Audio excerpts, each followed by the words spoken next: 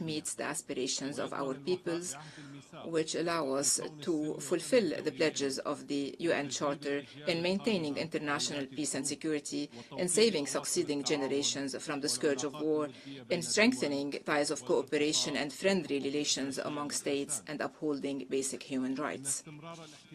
The ongoing Israeli occupation of Arab territories in Palestine, Syria, and Lebanon, and the persistence of the occupation powers to commit crimes of genocide, ethnic cleansing, and the ongoing acts of aggression against Palestine and Lebanon and against my country, Syria, represent an unacceptable grave violation of international law, of the principles and purposes of the UN Charter, and of all the human and civilizational norms and values. They also represent a major obstacle hindering our access to the common future we seek. Hence the need to unite our efforts as the United Nations and to intensify them to confront the aggression, end it immediately, and end the Israeli occupation of Arab territories. Mr. President, ladies and gentlemen, the future for the sake of which we convene this summit should witness a radical change, a change that serves our member states and all our peoples. This future requires some Western countries to abandon the mentality of the past and their ambitions of hegemony and colonialization. They should cease attempting to impose their will on other peoples and respect their independent national choices and their civilizational and cultural specificities. For years now, some Western countries have implemented policies aiming at depriving the Syrians from their future, at undermining their national choices, at depriving them from their national wealth and development achievements, besieging them through unilateral coercive measures, which are illegal measures. However, the Syrian people, with their rich human and civilizational heritage, is determined to move forward and build their future with their free will without allowing any external parties to dictate their agendas and their visions for the future of Syria. Mr. President, my country, Syria, looks forward to a future based on dialogue and diplomacy, on promoting multilateral action, on upholding the principles of the Charter and the rule of law on the international level, a future free from occupation, hegemony ambitions, terrorism, and UCMs, and free from the collective punishment of peoples.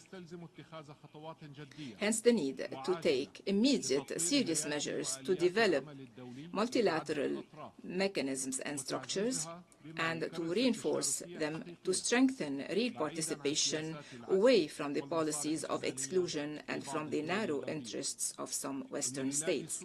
My country, Syria, joins the other states calling for the reform of global financial institutions to guarantee the participation of developing countries in the international economic decision-making process, to address the global debt crisis, and to provide the financial support and resources as well as the ODAs necessary to implement the 2030 Agenda.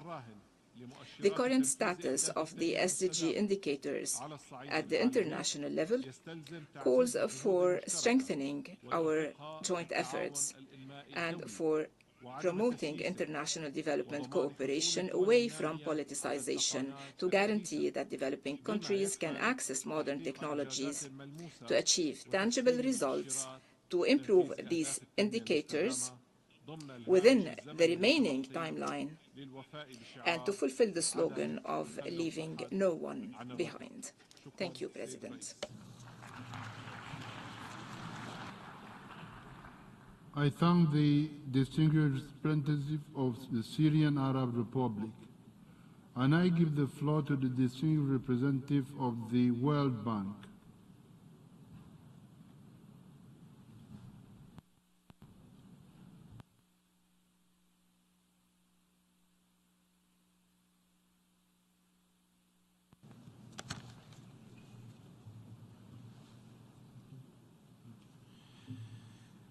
Excellencies, we have gathered today at a pivotal moment. The challenges of climate change, conflict, and economic instability are intensifying, yet we also stand on the cusp of unprecedented opportunities. Advances in finance, technology, and governance empower us to shape a sustainable and equitable future. The pressing question is, how do we harness these tools effectively to address and rise above the challenges? At the World Bank Group, sustainable development means addressing today's immediate needs while fulfilling the aspirations of future generations.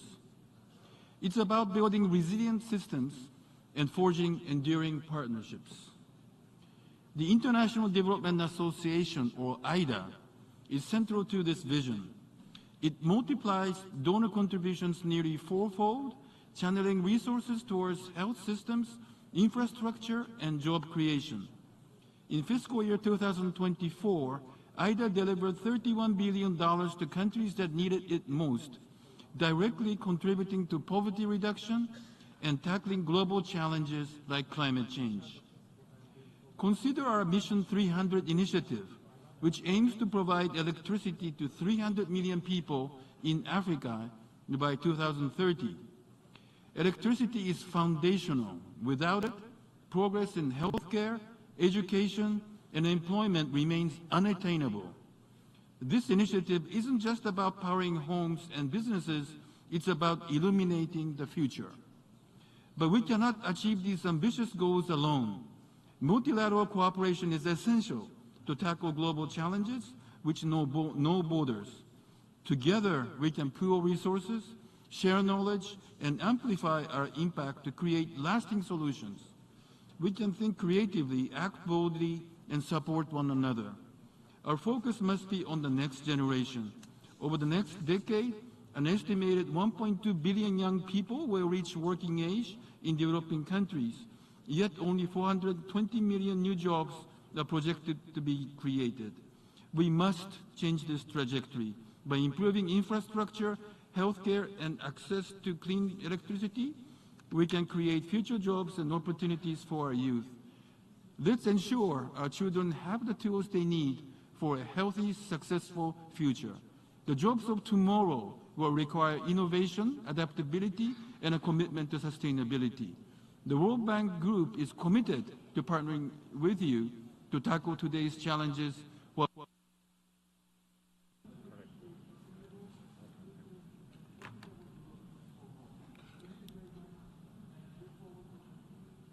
I thank the distinguished representative of the World Bank.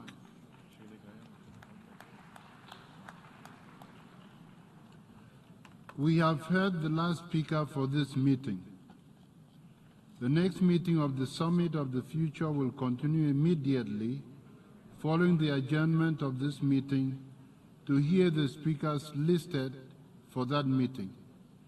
The closing segment of the summit will begin at 8:30 p.m.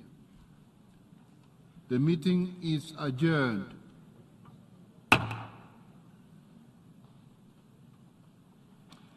The 6th plenary meeting of the General Assembly is called to order.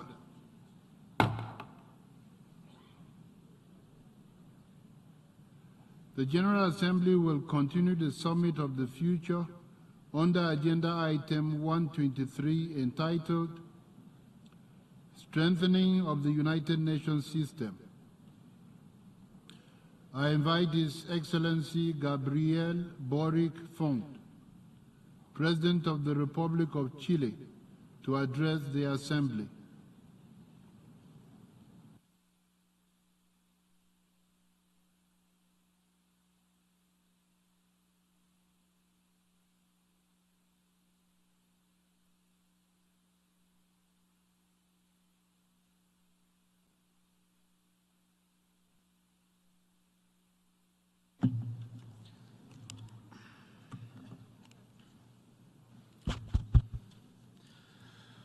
Muy buenas tardes.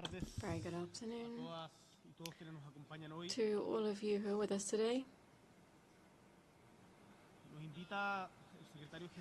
The Secretary General has invited us to talk about the future when, without any doubt, I imagine that for the vast majority of us it's very difficult to even do and think about the present.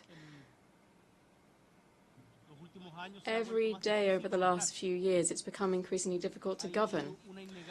There's an undeniable democratization of information, which is obliging us as those in government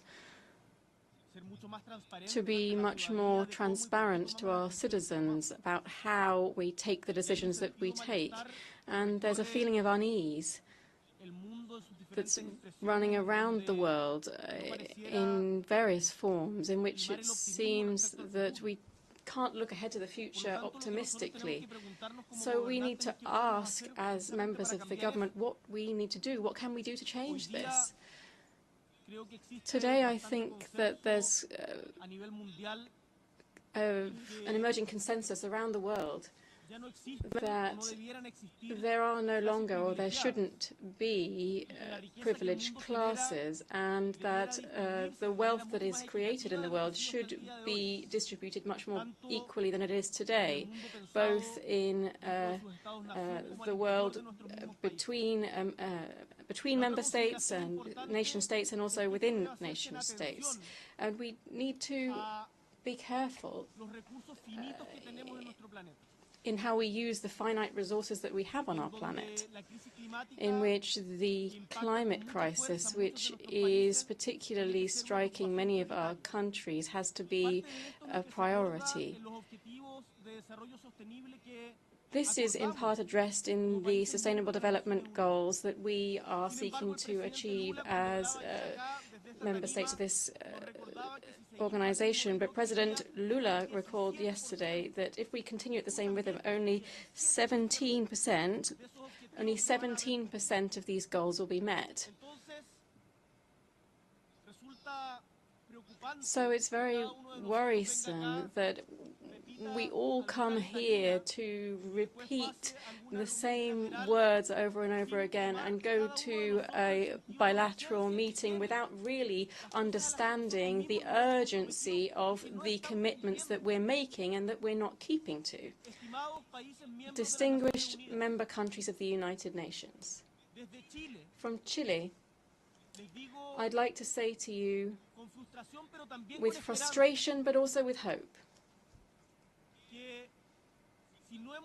that if we haven't yet done what we need to do to build a better world, we still have time to do so. This means that we need to change our institutions. We need to ensure that there's a conversation that's always on the table but never concludes. We need to ensure that we have enough space, that ensure that the United Nations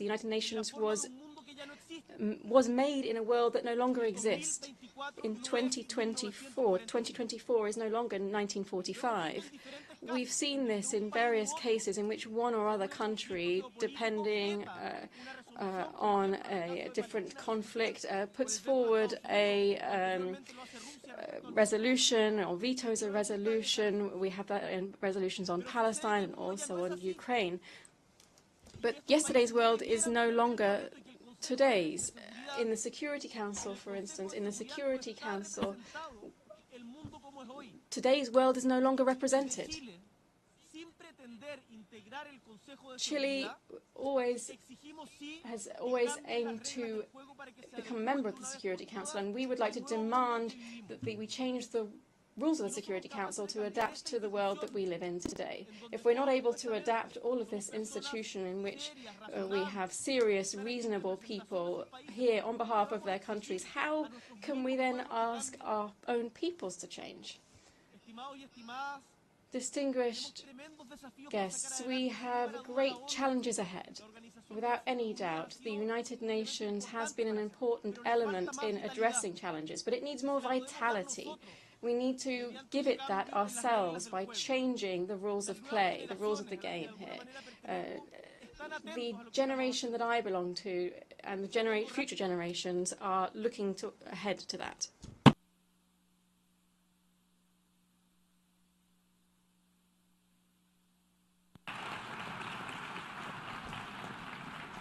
I thank the President of the Republic of Chile.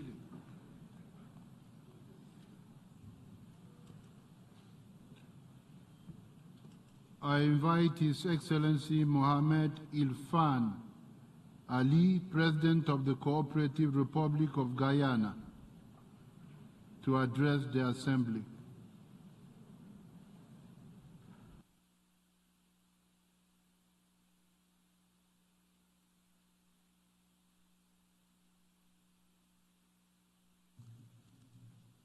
Mr. President, Excellencies, ladies and gentlemen, yesterday we adopted the Pact for the future. The task for us now is to move from ambition to action. Actions that create an ecosystem of harmony between the environment, people, planet, and technology. But most of all, one that promotes human dignity. Poverty has been a constant for hundreds of millions for this and past generations. This we must change now. Ensuring climate security, food security, and energy security is paramount. Let us not rehash the climate story. We know it. We must act now. Meeting the climate finance commitments can no longer be postponed. Forests are an integral part of the climate solution, and it is time that a global market-based mechanism for carbon credit be put in place. Our global food security continues to deteriorate, and the projections are alarming. It is estimated that $90 billion in annual global financing will be needed between now and 2030 to provide a basic social safety net. If we are not able to meet the basic need of feeding our people, the entire Agenda 2030 is in peril. It is our collective responsibility to provide the $300 to $500 billion needed to transform our global food system. Technology transfer, insurance for farmers, access to finance, and fair trade rules are all part of the solution. On energy security, this must be built on a platform of equity and access to technology. We must not be divided on addressing the digital divide. Too many still lack the basic of connectivity. AI can be a positive game changer for humanity, but also has the potential to widen the gap between countries and people if we do not bridge the digital divide. Our global community has a responsibility to ensure that AI is a force for good that benefits everyone. Excellencies, to do all of this, our public policies and global strategies must be aligned, and our global institutions responsive. Outdated and broken global systems must be fixed. We must reform the international financial architecture and make it more inclusive and conducive to sustainable development for all. But sustainable development cannot flourish without peace and security. We must end and prevent wars. The Security Council must also be reformed to be more representative, responsive, and democratic. If not, it will lose both its credibility and relevance. Excellencies, as we seek to create a fair and just world, we must focus on including all our people. No region, no country, or no group must be left behind. We must do more so that our women and youth are integral in all our decisions and actions. The future we envision must target directly the more than 340 million women and girls projected to live in poverty by 2030. It must also address the 110 million young women and girls projected to remain out of school by 2030. The 24% of women and girls projected to be food insecure, and the 245 million women and girls that will experience sexual or gender-based violence by 2030. The sustainable future we build must meet the needs and aspirations of the 1.3 million additional youths the world will have by 2030, ensuring sustainable development in which access to education, health, housing, and energy must be provided. Excellencies, we must now define an implementation plan for the Pact for the future to address the challenges in building a life of dignity for every global citizen. I thank you.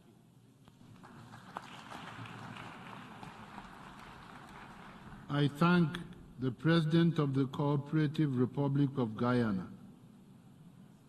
I invite His Excellency Masoud Pezeshkian, President of the Islamic Republic of Iran, to address the Assembly.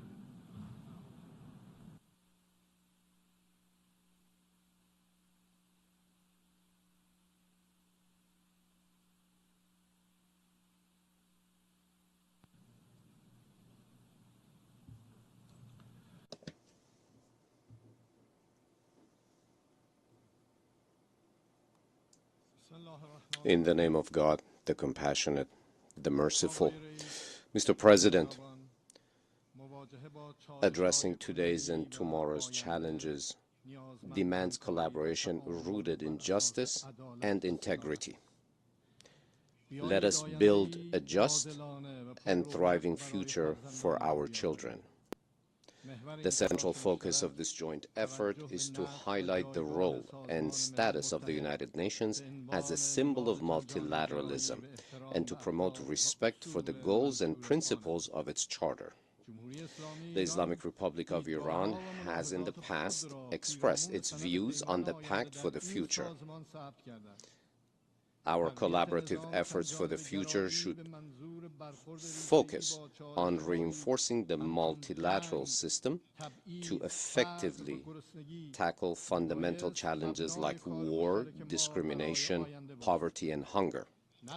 The role of culture and family values, the necessity of intergenerational dialogue to preserve cultural values, and the attention to the role of women, girls, and youth, as well as their empowerment, are undeniable.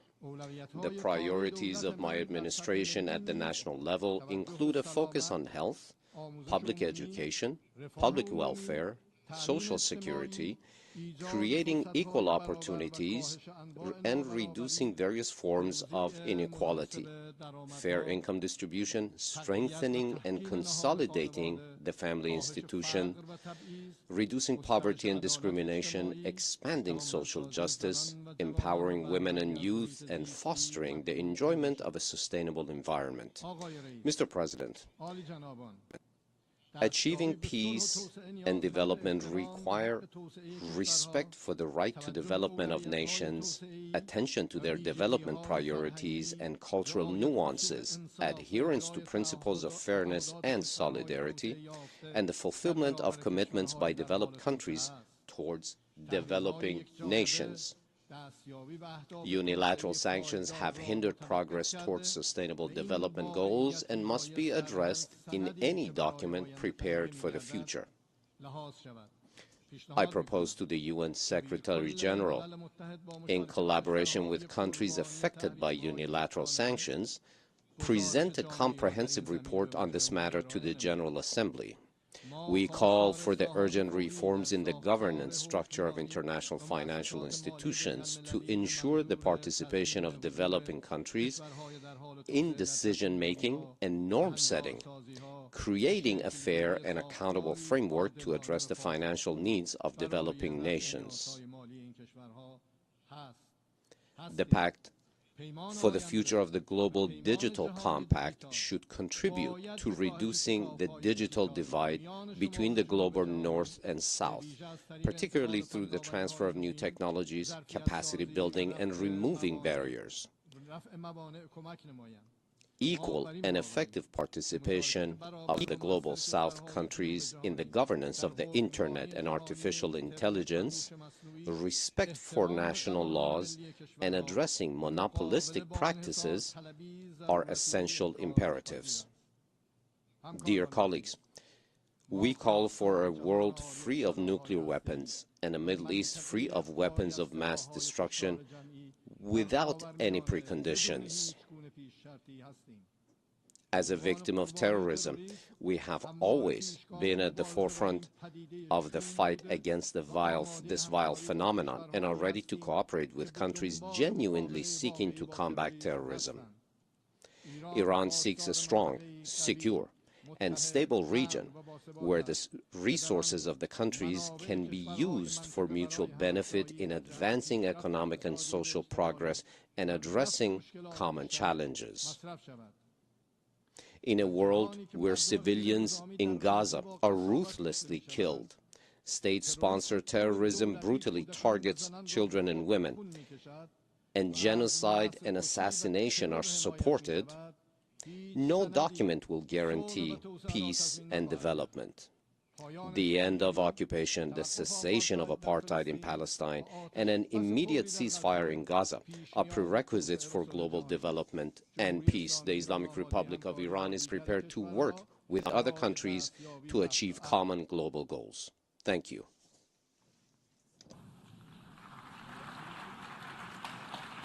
I thank the President of the Islamic Republic of Iran.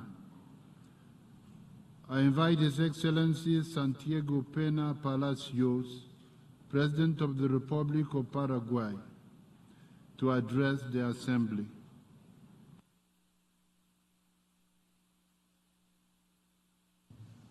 Excellencias. Excellencies, heads of state and government, ladies and gentlemen, it's an honor to address you today at this Summit of the Future. I believe that this is a singular space where, as a military hero and a statistician of my country said, the future is the son of the present. So what we have adopted at this summit will have a direct impact on the lives of our children and grandchildren. The consensus that we've reached doesn't mean necessarily that we have agreed on all matters. However, it's a step forward to ensure that the system carries on working. Paraguay, as a small but active country, supports international principles that are positions that are principles-based, not based on pragmatism or convenience. We're convinced, therefore, that the basic principle of international relations in the future should be as follows. We should ensure that the most fair is powerful and the powerful are fair. The principle of equity should be the fundamental pillar of our multinational system.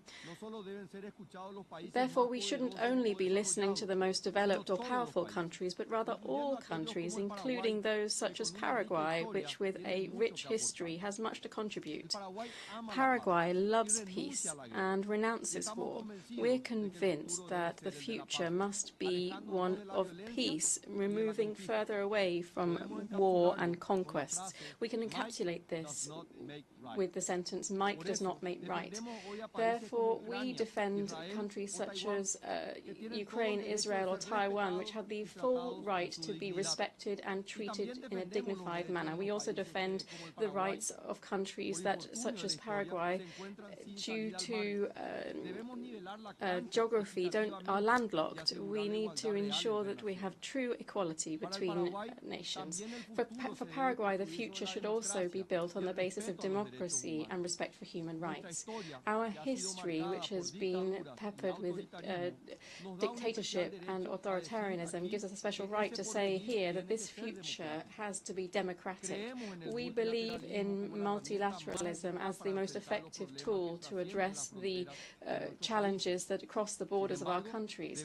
However, we need to recognize that the current multilateralism has shown that it has serious shortcomings. We need to take action, not merely speak words, and we need to favor collective work. I therefore propose that in the crisis of multilateralism, we should respond with a better multilateralism. We are aware that food insecurity that is afflicting many regions of the world should mean that we focus on this issue. The measures to address climate change shouldn't punish the smallest, but rather strengthen them to work towards a more sustainable future. Paraguay has 100% clean, green, renewable energy. That's 100% is showing the path ahead. Within the United Nations, we have the responsibility to ensure that the digital revolution and emerging technologies are within reach of all and are used ethically and in a balanced manner, making sure that developing countries can have access to the same opportunities. We need to consolidate an international financial system that guarantees equitable access to necessary resources to promote the well-being of all countries, particularly developing and most vulnerable countries. We are concerned that the ability of emerging economies to address global challenges is hamstrung by effects on their growth. We need a solid system which is able to overcome the crises afflicting the most neglected. We are well aware that this Pact for the Future is a result of intensive negotiations in which states have had to balance their own interests and their own pretensions. We need to underscore our lack of agreement with some of the substantive aspects of the document that's agreed. I therefore need to think that we should say that this declaration is based on a non-binding document, will be aligned with our national legislation. It's therefore fundamental for Paraguay to preserve our values and our culture and ensure that they will always be respected in our country. The productive capacity, the microphone has been cut off. I thank the President of the Republic of Paraguay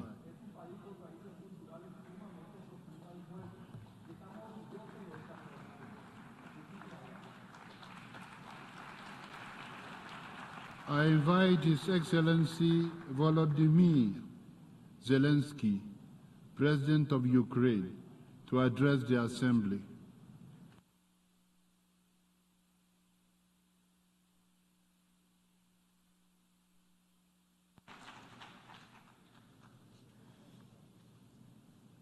Thank you so much, ladies and gentlemen. It's important that the world is working to develop a shared vision for the best future for humanity.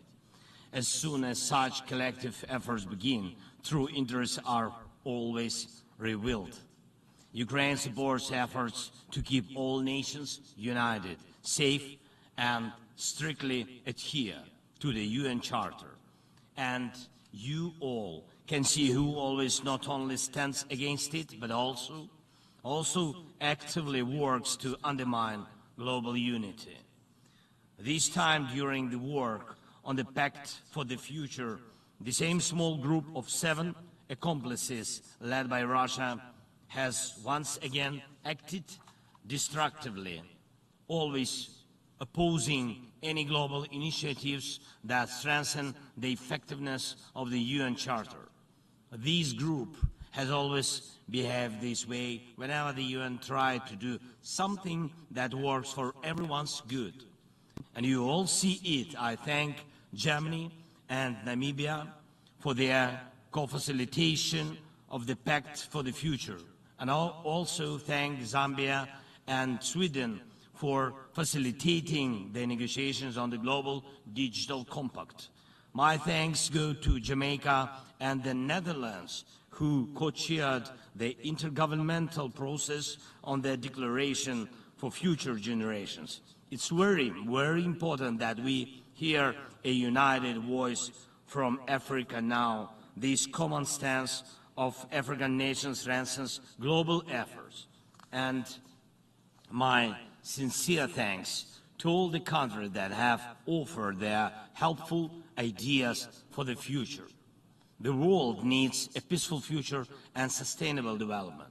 And I say this as the President of Ukraine, a country resisting Russia's brutal colonial aggression. And we know exactly how much global unity can achieve both here at the UN and through the peace summits for Ukraine, where we aim to overcome the destructiveness of Russia and its accomplices. We are now preparing for the second peace summit, moving forward with our partners step by step according to the peace formula. And we are working on food security, energy security, and holding Russia accountable for its terror. Next, we will address all other points of the peace formula, including the release of prisoners, the restoration of territorial integrity, and more. And we are preparing a document to present at the second peace summit. I invite all leaders, nations to continue supporting our joint efforts for a just and peaceful future. Putin has stolen much already, but he will never steal the world's future, I'm sure. Thank you. Slava Ukraini.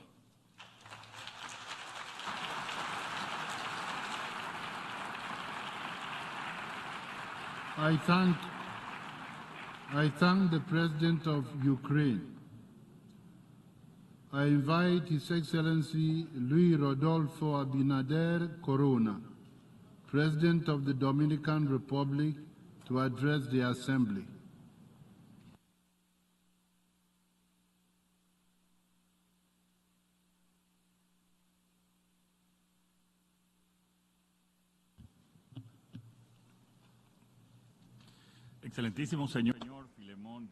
Excellency, Mr. Philemon Yang, President of the 79th Session of the General Assembly of the United Nations.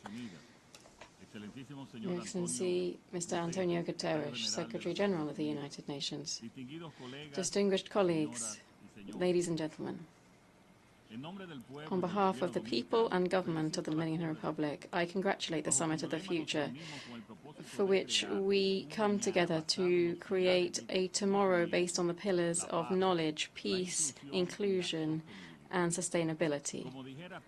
As Peter Drucker was saying, the best way of predicting the future is by creating it. The first appeal for this summit should be to leave aside what is dividing us and seek what unites us. This is the best approach to come up with joint solutions which will have a direct impact on present and future generations. It also means taking seriously the decarbonization of our economies to address the climate crisis. And even though all countries need to contribute, nations such as the Dominican Republic will have a limited impact unless the main producers of greenhouse gases contribute in a proportionate manner, proportionate to their resources and impact. Both green funds and the commitments made in climate change must be prioritized. To fully harness the potential of artificial intelligence, we need to make it accessible and inclusive for all within the context of ethical digital sovereignty, enabling us to transform manufacturing, education, health, and environmental care, and also ensuring that it isn't turned into a tool of exclusion or exploitation. We are seeing in real time the suffering of hundreds of thousands of people who are suffering disproportionate, unjustified violence for which they are not responsible. We need to seek incentives to avoid the nations violating the basic principles of coexistence and the peaceful settlement of disputes. At the same time, we must redesign the norms underpinning international institutions so that they can fully comply with their fundamental aims, safeguarding peace and international peace and stability. We reaffirm once again the unwavering commitment of the Dominican Republic to multilateralism, renewed effective multilateralism. We appeal for respect for and abidance by international law so that all states can have effective means to be able to ensure their security. President, none of this can be done without resources. We need to speed up the building of a new international financial architecture, guaranteeing available resources for investment in development, well-being, environmental protection, and climate resilience. The future is here. It's our present. It's the very cement on which we build today through all of the daily decisions that we take. The Pact for the Future is our opportunity to redefine a fairer, a more equitable and sustainable future in which everyone, anywhere around the world, can prosper in peace, with dignity and in harmony with the environment. Thank you very much. I thank the President of the Dominican Republic. I invite His Excellency Mauritius Eric Kabetrwe Masisi, President of the Republic of Botswana, to address the Assembly.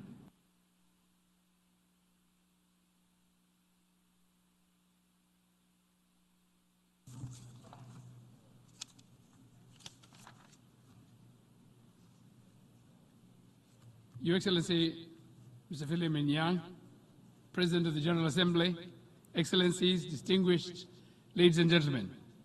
From the outset, Botswana aligns herself with the statement made by Uganda on behalf of G77 and China, and by Singapore on behalf of the Forum of Small States, and has the honor to deliver the statement in its national capacity. Allow me to join other delegations in congratulating and commending Namibia and Germany for the exceptional job of overseeing the intergovernmental negotiations of the Summit of the Future. It could not have been an easy feat to comprehensively balance the divergent views and negotiate the Pact of the Future, an action-oriented and concise document. We are proud to join others during this historical moment as a demonstration of our shared political will and unity. Today is therefore a clear testament to the power of collective action and unity of purpose. We are pleased that the summit offers an opportunity to redirect focus and chart a path towards the realization of our shared goals and aspirations as contained in SDGs. As the summit reignites hope, we owe it to succeeding generations to demonstrate that no matter how bleak any situation may present itself, with renewed focus and vigor, no challenge is insurmountable. This historical moment will be remembered as a demonstration of our shared commitment to multilateralism and equally of our shared commitment to inclusivity. Mr. President, Botswana concurs and fully endorses the timely theme of the Summit of the Future, multilateral solutions for a better world, tomorrow, which reaffirms the need for addressing global challenges collectively. Botswana further welcomes the adoption of the Pact of the Future and its annexes, Global Digital Compact and declarations for future generations. Mr. President, my delegation wishes to highlight some of the issues of great importance to us as contained in the Pact for the Future and its annexes. We welcome the emphasis that the three pillars of the United Nations Charter, being sustainable development, international peace and security, and human rights, are mutually reinforcing as well as critical under international law. Botswana further wishes to underline the sustainable development and financing main the primacy of developing nations. I cannot state in any stronger terms that poverty eradication in all its forms and dimensions should be prioritized. We need to pay attention to the most pressing of our needs, and as such, we should fully commit to reform of the international financial architecture under the auspices of the United Nations, close the digital gap between the developed and developing countries, address issues of youth and future generations by ensuring that what we do will not deny any of them the benefits and opportunities, and ensure generational equity, reform the Security Council, revitalize the General Assembly, ensure unimpeded access to humanitarian aid, and lastly, promote cooperation. Mr. President, I recall that in my statement during the 78th session of the United Nations General Assembly, I highlighted the need for the United Nations to consider appointing a female candidate for the Secretary General position. I note that the Pact acknowledge that we do not. I note that the Pact acknowledges we have not done enough on this front, and I concur unashamedly. It is imperative that we do our utmost to advance gender parity, that my administration has placed this goal at the forefront of its key national appointments, and I will continue to ensure that appointments for the empowerment of women and girls remains a central pillar of my administration. Mr. President, I am also delighted and welcome the different review mechanisms contained in the Pact for the Future, including its annexes, which aim to ensure that concrete deliverables are outlined, whilst ensuring a commitment to tenets of multilateralism. It is, however, key that we acknowledge that slow progress towards achieving these goals. Mr. President, allow me to conclude my remarks by assuring you and reaffirming Botswana's commitment to making every effort to contribute to meeting the goals that we have set ourselves for the benefit of succeeding generations. I thank you.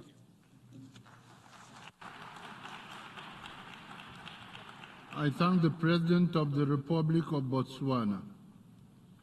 I invite His Excellency Mohammed Ould Sheikh El Ghazouani, President of the Islamic Republic of Mauritania, to address the Assembly.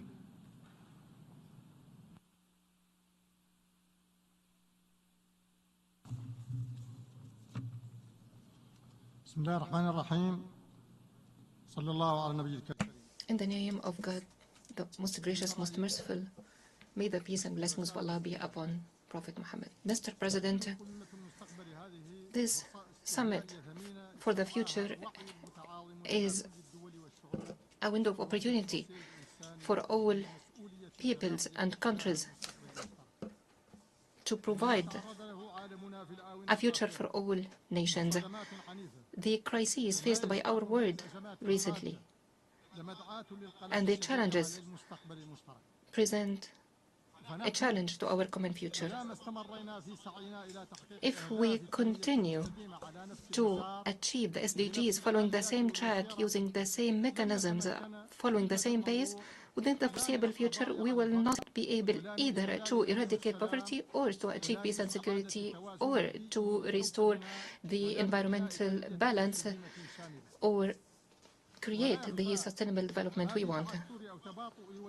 The slow pace of our progress in achieving SDGs have a negative impact on our present and future. Therefore, the African continent, as a union and the individual states, have made tremendous efforts to achieve the 2063 agenda, which is consistent with the 2030 agenda of the UN. In this connection, Mauritania has endeavored, like all other African countries, to fight violence, terrorism, vulnerability, and poverty. It contributed to ensure the economic integration of Africa, yet the results achieved regionally and internationally are not up to the standard. Even worse, the development and security gains have been regressed because of the wars, conflicts, climate change, the debt burden, imbalances in international governance systems. To address all these challenges, it has been incumbent on the international community to find solutions, effective and efficient solutions that will establish a common agenda to accelerate the implementation of SDGs, to restore trust and regain solidarity among nations and countries, and to present a new dynamic to ensure multilateral cooperation and to reform the international financial structures. Mauritania, that is currently chairing the AU, welcomes the Pact for the Future that has been just adopted. We reiterate our call to reform the United Nations, in particular the Security Council, to allow our continent to have a voice, so its priorities will be given the due consideration in the international agenda. We also call to address the debt issue and address the environmental needs and enhance international cooperation and ensure international peace and security, so together we can take our planet away from the collapse that is experiencing. Thank you. I thank President of the Islamic Republic of Mauritania. I invite His Excellency Mohammed Yunus Amenfi, President of the Presidential Council of the State of Libya, to address the Assembly.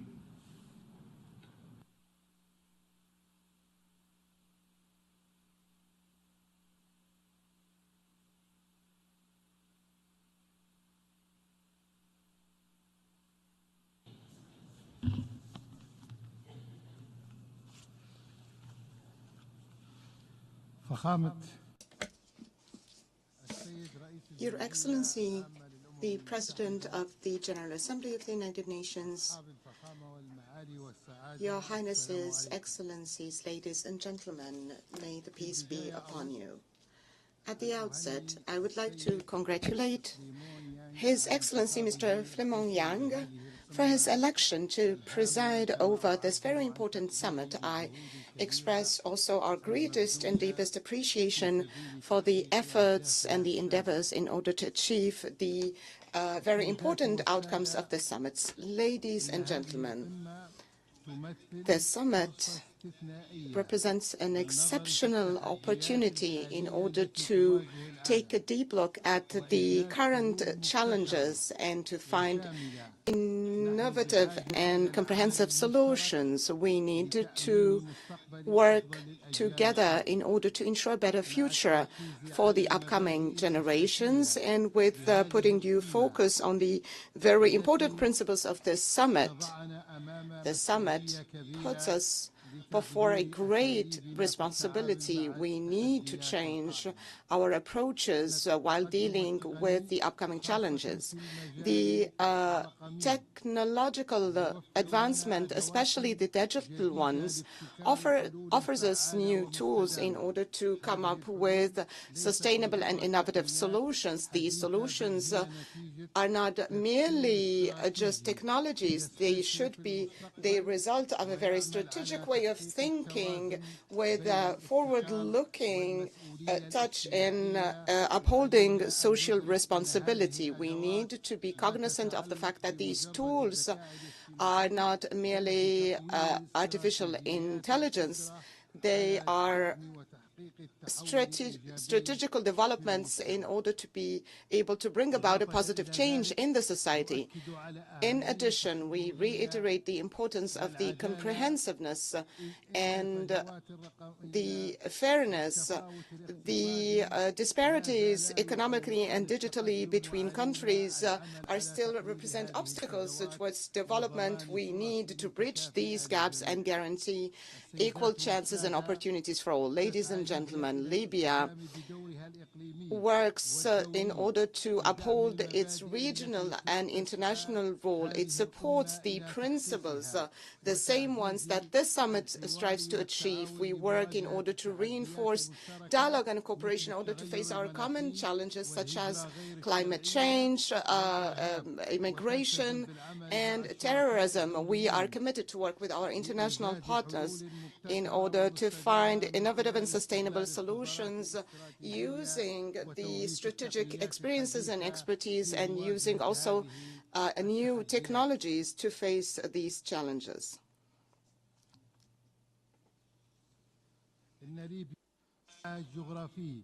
The geographic location of Libya as a transit country makes us cognizant of the challenges of the unregulated migration. We try to come up with sustainable solutions in order to face this phenomena. We reiterate in this context the importance of international cooperation to deal with the root causes of the migration and to provide development in the countries and in alignment with the principles of the Summit of the Future. Ladies and gentlemen, this summit has a main objective is to build a future where everyone has equal opportunities. We need to work together and overcome the regional disagreements and to unite our efforts in order to achieve this very noble objective. The cooperation between countries is not an option, it is a necessity in order to achieve sustainable development and social justice. We need also to focus on the intergenerational responsibility. This is a historical opportunity, and we need to guarantee that our decisions, the ones that we are making today, takes in account the upcoming generations and guarantees a sustainable future for them. We can no longer go on exploiting the natural resources in a very irresponsible way. In conclusion, we reiterate the importance of adhering to the principles of the Summit of the Future, the one that is calling for adopting sustainability, justice, and innovations in all walks of life. Through our joint efforts, we can overcome the upcoming challenges and to build a world where opportunities are for all and we can all be prosperous and live in dignity and peace. Thank you, Mr. President. I thank the President of the Presidential Council of the State of Libya. I invite His Excellency Gustavo Petro Urrego, President of the Republic of Colombia, to address the Assembly.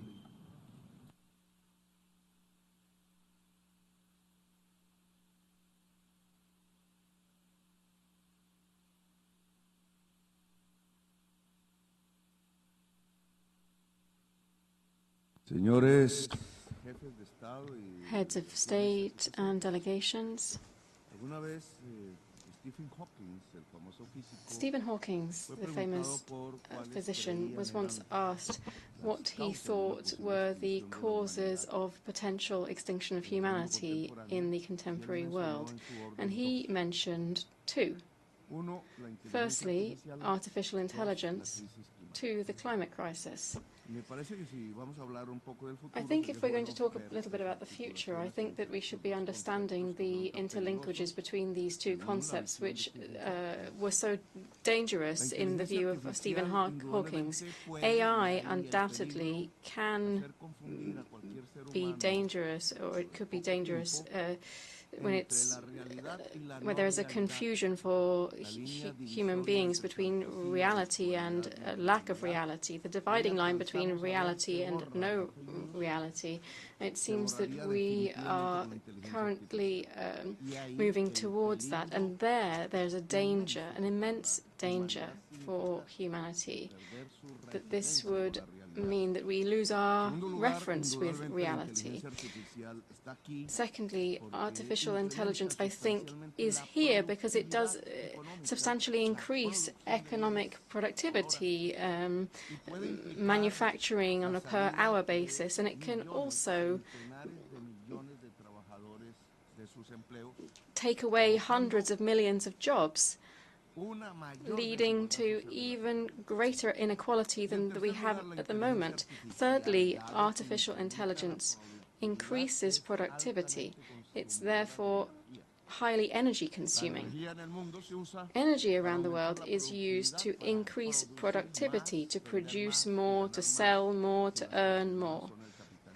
And the only winner is capitalism. These three elements that we could see as negative, these three elements of artificial intelligence, use enormous amounts of energy, much more than we use today, will therefore contribute to the climate crisis. If artificial intelligence uses fossil fuel as a source of its energy, we would then, as Stephen Hawking said, be facing an Armageddon, the end. A world in this way would only politically lead us to the destruction of democracy and general barbarity, which we're already starting to see. In Gaza, for example, control of humanity through artificial intelligence confuses mankind. They can no longer see what's real and what's unreal.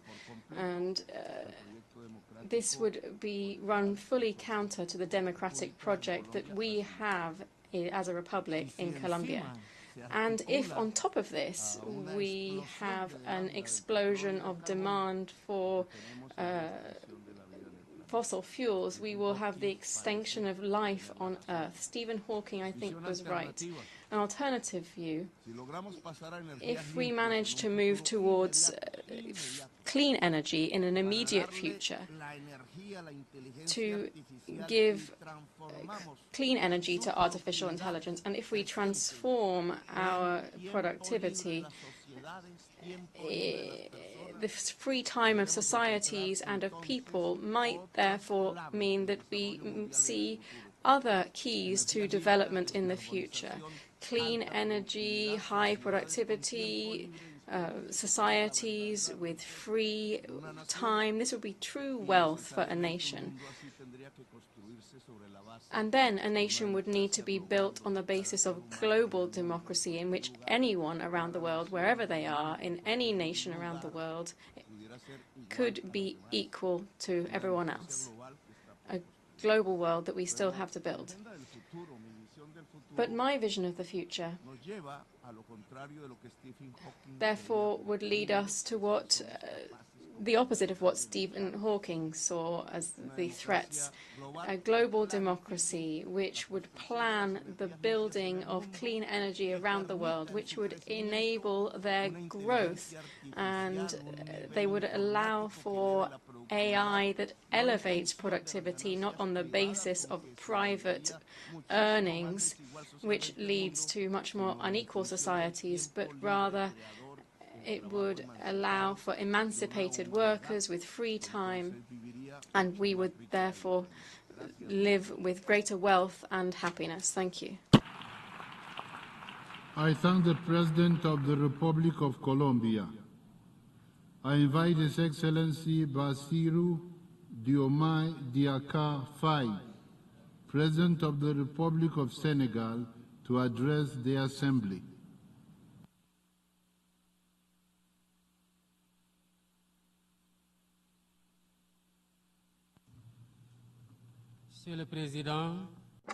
Mr. President, dear colleagues, ladies and gentlemen,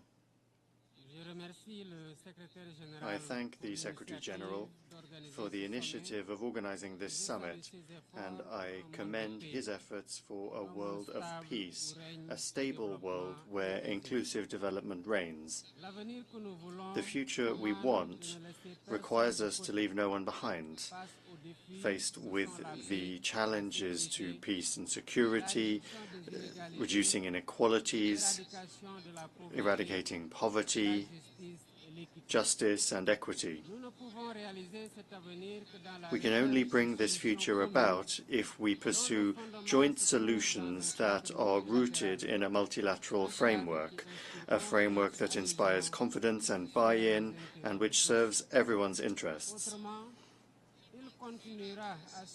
Otherwise, it would continue to give rise to mistrust from some and scorn from others, and would thus lose the credibility and legitimacy that are attached to its authority. In this regard, I would like to share 4 observations with you. Firstly, it is clear that our future cannot be built upon the current model, which is dominated by injustices, extreme poverty that affects 10% of the world's population, high-intensity geopolitical tensions, and unprecedented global warming, which is seriously affecting our countries. All of this is alarming, and as underscored in reports by the UN Secretary General. If the current trends continue, 575 million people will still be living in extreme poverty in 2030. This will further hinder any hope of sustainable development. And in the face of this situation, it is essential that we attack the vicious cycle of debt, the abnormally high interest rates of which are suffocating many countries of the South. This system of iniquity that is underscored in the recent UNCTAD report constitutes a growing barrier to global prosperity, in particular in developing countries, whose borrowing interest rates are between 2 and 12 times higher than those accorded to developed countries. To achieve better debt sustainability, we must reform conditions of access to credit, above all export credit, by easing the rules relating to loan interest rates and the length of grace periods and the terms of those loans. Secondly, the need to reform global political, economic and financial governance so that it reflects the realities of the present.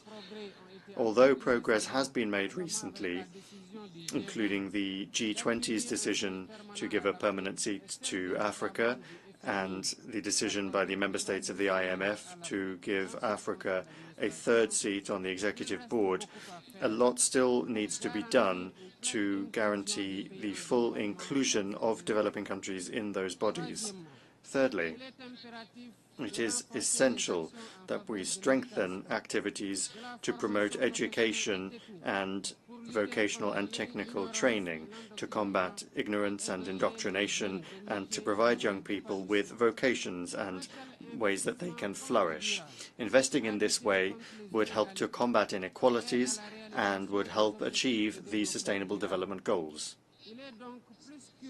It is therefore more than urgent that we accelerate the implementation of the SDG relaunch plan that was initiated by the Secretary General. Fourthly, it is essential that we invest more in connectivity and digitalization by strengthening digital infrastructure, innovation, and support for the creative industry of young people, upon whom the future will rely. We must provide young people with the means to learn, to succeed, and to flourish. They must be at the heart of our activities and be involved in management and decision-making as drivers of peace and of development. Thank you for your kind attention. I thank the President of the Republic of Senegal.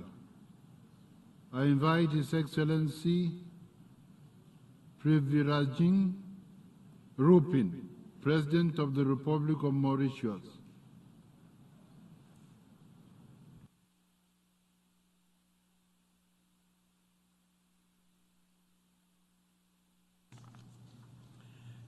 Excellencies, distinguished delegates, we convene today at this Summit for the Future, not merely as representatives of individual nations, but as custodians of humanity's collective destiny. We find ourselves in an era of unprecedented potential when human ingenuity offers lots of promises. Yet, countries are grappling with challenges that threaten to unravel the very fabric of our society. Climate-induced calamities, conflicts, the scourge of poverty and hunger, epidemics are not isolated occurrences. They form threads in the complex weave of our global agenda. It is this interconnectedness that brings us together under the theme Multilateral Solutions for a Better Tomorrow, which should also serve as a clarion call for action. The Pact for the Future is a covenant with posterity, a solemn promise to generations yet unborn that we, the stewards of today, will not falter in our duty to safeguard their inheritance. This pact must serve as a cornerstone upon which we build a more equitable, sustainable and resilient world. It must breathe life into our collective aspirations. Mauritius joins the international community in reaffirming our shared commitment to the principles enshrined in our pact. Mauritius has always prioritized inclusiveness and built a strong social protection system to create equal opportunities for each and every citizen. This commitment extends to our collective pursuit of equitable development, where we acknowledge the paramount importance of ensuring equal access to economic opportunities and resources for all. Excellencies, distinguished delegates, SIDS stands as sentinels of climate change. Our challenges are a microcosm of the global struggle against climate emergency and economic fragility. As the tides rise along our shores, so too must our collective resolve to address these existential threats.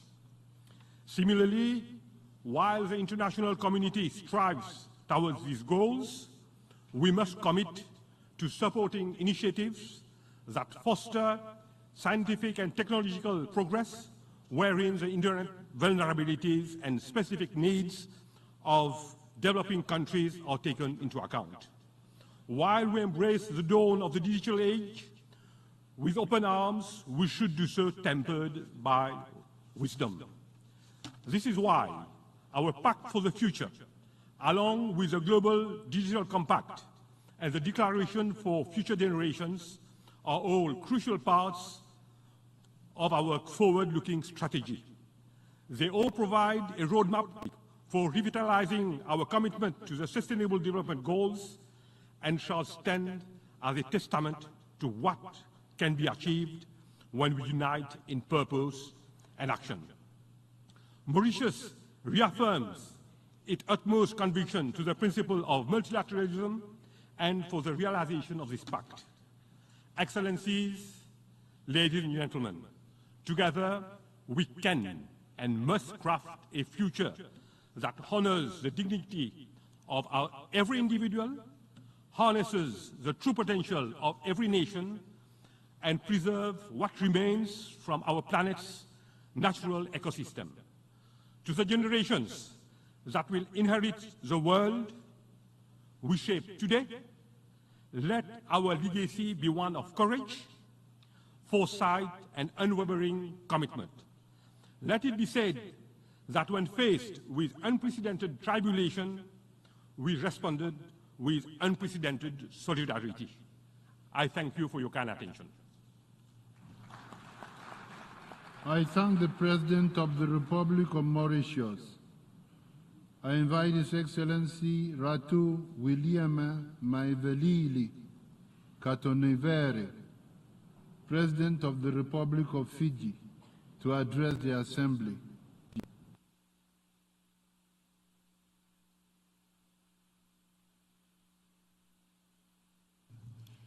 Mr. President, heads of state and your excellencies, the world is in peril. Conflicts are raging, the climate crisis is escalating, development is faltering, our ecosystems are failing, whilst inequalities and injustice are everywhere.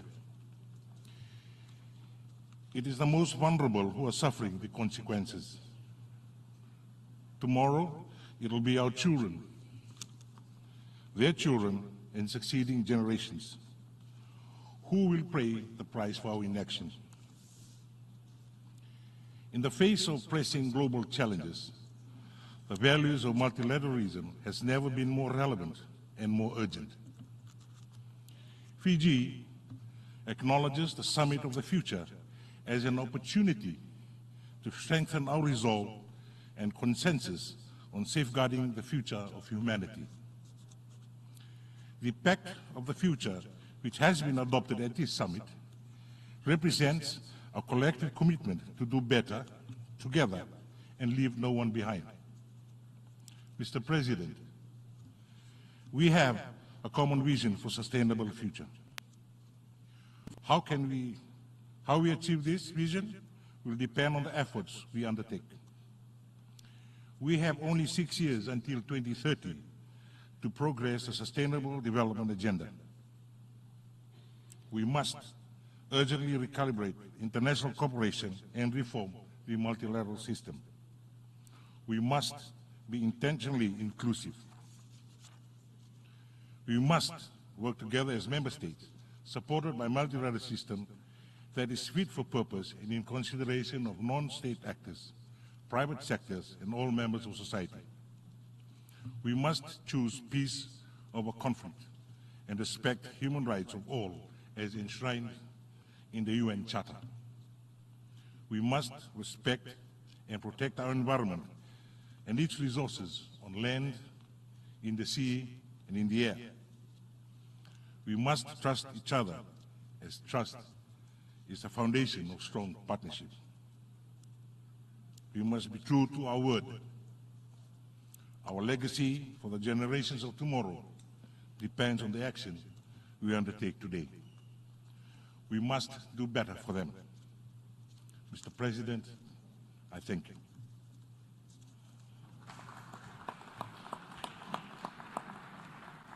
I thank the President of the Republic of Fiji. I invite His Excellency Xavier S. Port Samora, Head of Government of the Principality of Andorra, to address the Assembly.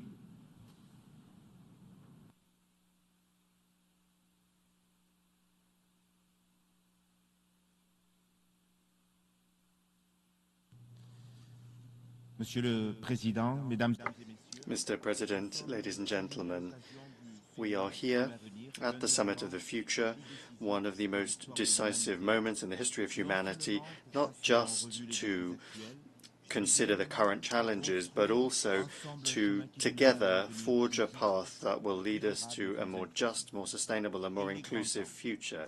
And it's high time that we do so.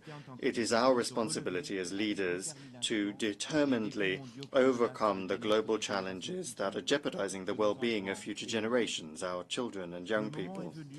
The time has come for us to govern with greater modernity, humanity, empathy, and integrity. Andorra stands ready to participate in a new stage in the history of the United Nations, where the spirit in which this organization was founded resurfaces. We commit to adhering to the Pact for the Future, a pact between peoples and for peoples. Following many attempts, it is urgent that we send a message to the citizens of the entire world and show them that multilateralism is the best tool, indeed the only tool that we have to address universal challenges. Time has taught us that some challenges cannot be overcome unilaterally or by some groups of states alone. Climate change remains the most urgent crisis of our age. We cannot ignore this threat. We cannot leave the responsibility of resolving this problem to our children. The consequences have been felt for years, and they are devastating. They require immediate action, unconditional cooperation, and firm commitments. The transition towards a green economy is not a choice, but rather a necessity. There is no other choice. We are also living in an increasingly interconnected world in which digital progress is transforming every area of human life. Artificial intelligence, gene manipulation, the increasing collection of biometric data, personalized medicine, and robotic manufacturing are undoubtedly advances that are generating confidence in human progress, but they could also have pernicious or harmful consequences depending on how they are used or the goals that are pursued with them. That is why, if we want technology to be a positive force, we must regulate it according to inclusive ethical criteria, making sure that nobody is left behind in this digital revolution. Data protection and the protection of private life also must become a global priority, and Andorra's premise is this indeed, that it has adopted thanks to an ambitious digital transformation agenda. This is an agenda that includes an ethical and legal framework for the storage of citizens' protection of citizens' digital rights, protection of the private life, and the security of data and free access to digital information. Andorra has also set up an action plan aiming to improve the digital well-being of children and young people, and it was one of the first states to sign the Council of Europe Convention on Artificial Intelligence, thus affirming its firm determination to strengthen human rights protection systems in the age of technological progress. Ladies and gentlemen, the triumphalist stance some experts have adopted, certainly sometimes justified, depending on the world that we live in that has changed from 100 or 200 years ago, cannot be an excuse. We cannot allow ourselves to reject empathy and remain indifferent to the suffering that surrounds us, to the conflicts, wars, and to terrorism which is undermining global security. As the world changes, the security mechanisms that have protected us for decades need to be adapted. We must strengthen multilateralism, make its decision-making mechanisms more representative and more effective, and consolidate and build the capacities of conflict prevention and mediation.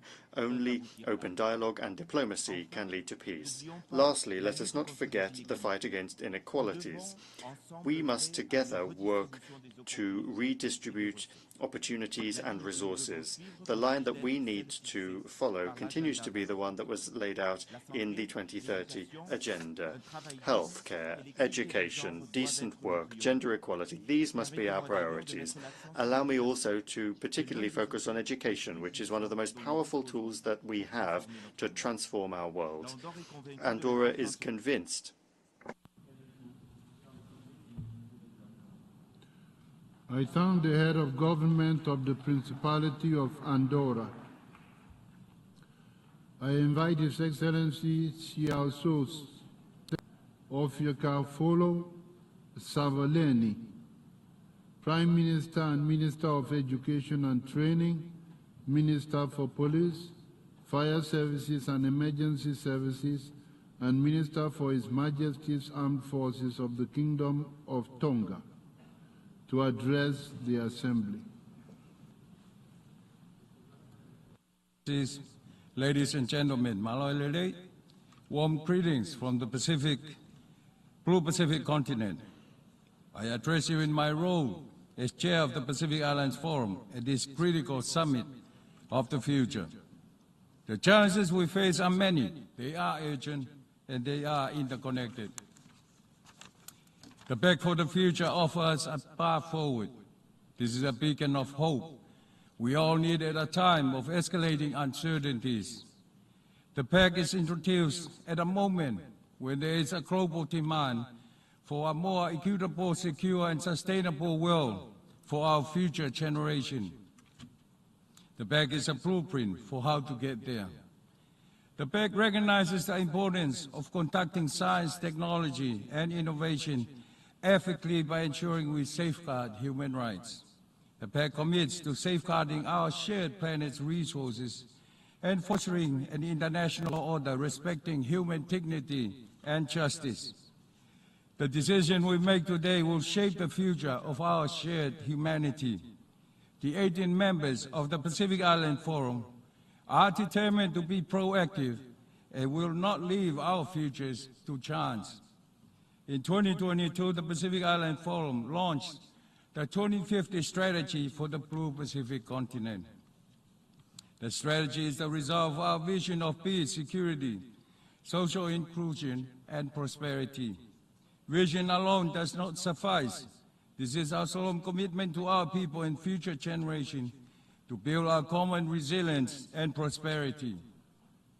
The Blue Pacific continent, our home, is under threat. Climate change, geopolitical tension, and ever-growing financial and economic disparities are testing our resilience. We are determined to do everything necessary to move this vision to reality for our people. but this depends largely on a stable, open, and prosperous international order based on the UN Charter. Peace is the foundation for security. We in our Blue Pacific never have and never will take peace for granted. The reform of the Security Council must encompass the security challenges of the 21st century and beyond, including issues like climate change in its agenda. Further representation in the Security Council must include the voices of small island developing states. As far back as the last decade of the last century, we have sounded the alarm that climate change is a threat to the people of the Pacific. The situation has worsened over time, and what was once a threat has now become a crisis which demands immediate and decisive action, and words are no longer sufficient. The Pacific Islands as frontline states are bearing the brunt of climate change. Yes, we are victims, but importantly, we also are leaders in the fight against this global challenge. We call for urgent, transformative global action to limit warming to 1.5 degrees Celsius. The Pact for the Future rightfully insists on the link between climate change and peace and urges the fulfillment of commitments to help vulnerable countries adapt and build resilience. We call for the reform of the international financial institution to reflect the realities of today and to be fit for purpose. For such MVI is essential for precisely assessing the challenges that we face. Let me turn for a moment to the Pacific Islands Forum. We have taken steps to build resilience. This includes pioneering the Pacific Resilience Facility, our first Pacific-led climate and disaster initiative. We have established key declarations, such as the Declaration on the Continuity of Statehood and Protection of Persons amid sea level rise, and the 2021 Declaration on Preserving Maritime Zone against Climate Impacts. We have also developed and endorsed the Pacific Regional Framework on Climate Mobility and introduced a framework for resilient development in the Pacific. Incidentally, the latter is the world's first regional framework linking climate change and disaster risk. I firmly believe that the Pact for the Future is a vital catalyst for the 2030 agenda. The Pact for the Future must be our commitment to a fairer and safer future for all. The Global Digital Compact is crucial for fostering a safe, inclusive, and sustainable digital.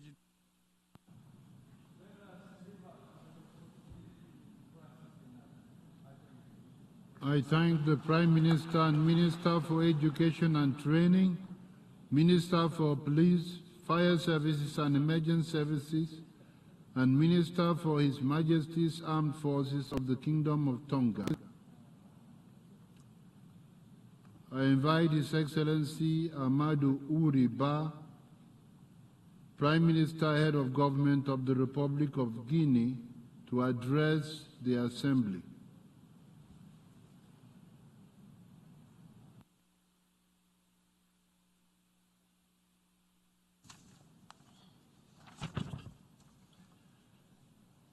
Monsieur le Président, Mr. President, ladies and gentlemen, heads of state and government, Mr. Secretary General, distinguished guests. Our deep-rooted conviction is as follows. The future is not simply something that we achieve, it is something that we build together. On behalf of His Excellency General Mamadi Doumbouya, President of the Republic, the people of Guinea and their government, I express to you our fraternal greetings and our congratulations to the co-facilitators of our summit, the Republic of Namibia and the Federal Republic of Germany. This summit represents a unique opportunity to transform our collective commitments into concrete and decisive action. The Pact for the Future is an ambitious framework for responding to the challenges that our planet faces, be it inequalities, climate threats, or the need to reinvent our approaches to sustainable development. We applaud the role of international cooperation in providing adapted responses. Investing in young people and in future generations must be at the heart of our action. We need to provide them with what they need so that they can fully realize their potential in a context where illegal migration is in the process of emptying our countries of their resources.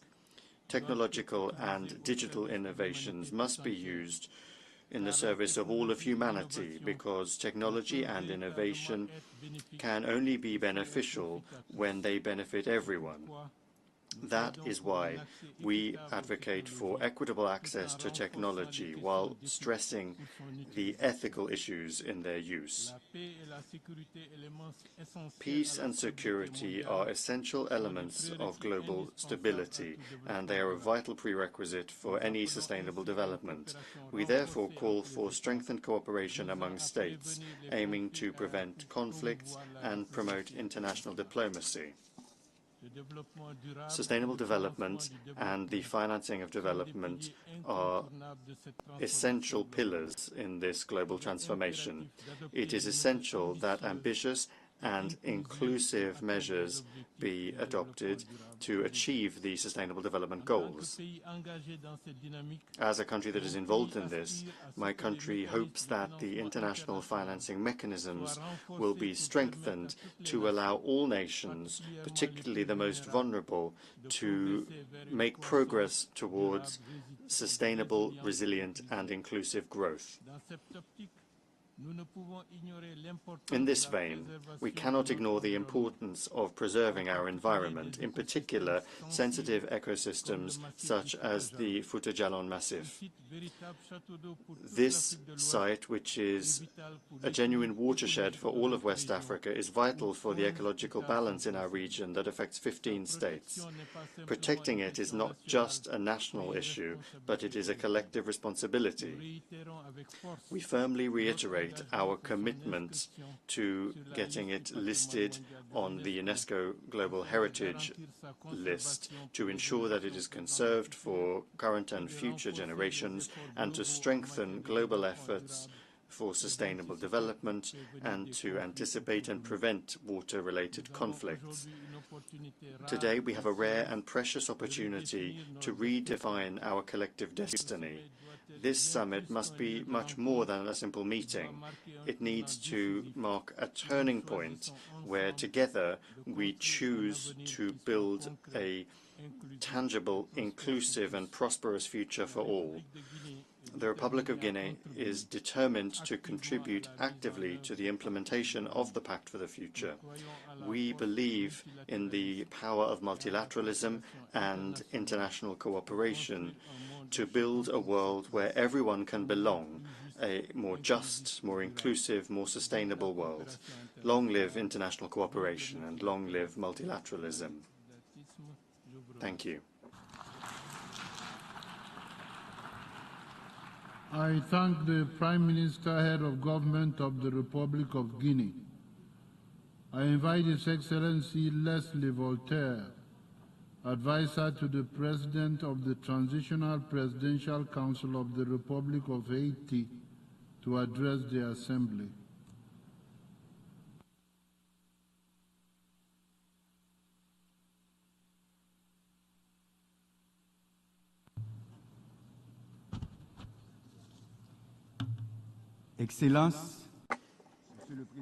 Excellencies, Mr. President of the General Assembly, Your Excellency, Mr. Secretary General of the United Nations, ladies and gentlemen, heads of state and government, distinguished guests, ladies and gentlemen. It is with a great sense of responsibility that I address you today at this Summit of the Future. This event does not just represent a meeting of world leaders, it is also a critical moment in building a shared future based on the principles of solidarity, equity and justice. As the President of Haiti, a country facing many complex challenges, I wish to underscore the importance of the Pact for the Future, which we envisage adopting today at this summit. This pact represents not just a historic commitment to renewed multilateralism, but also a unique opportunity to strengthen international structures so as to respond to the different economic, social, and environmental realities that we face. The world is currently faced with unprecedented challenges that require stronger, more inclusive international cooperation.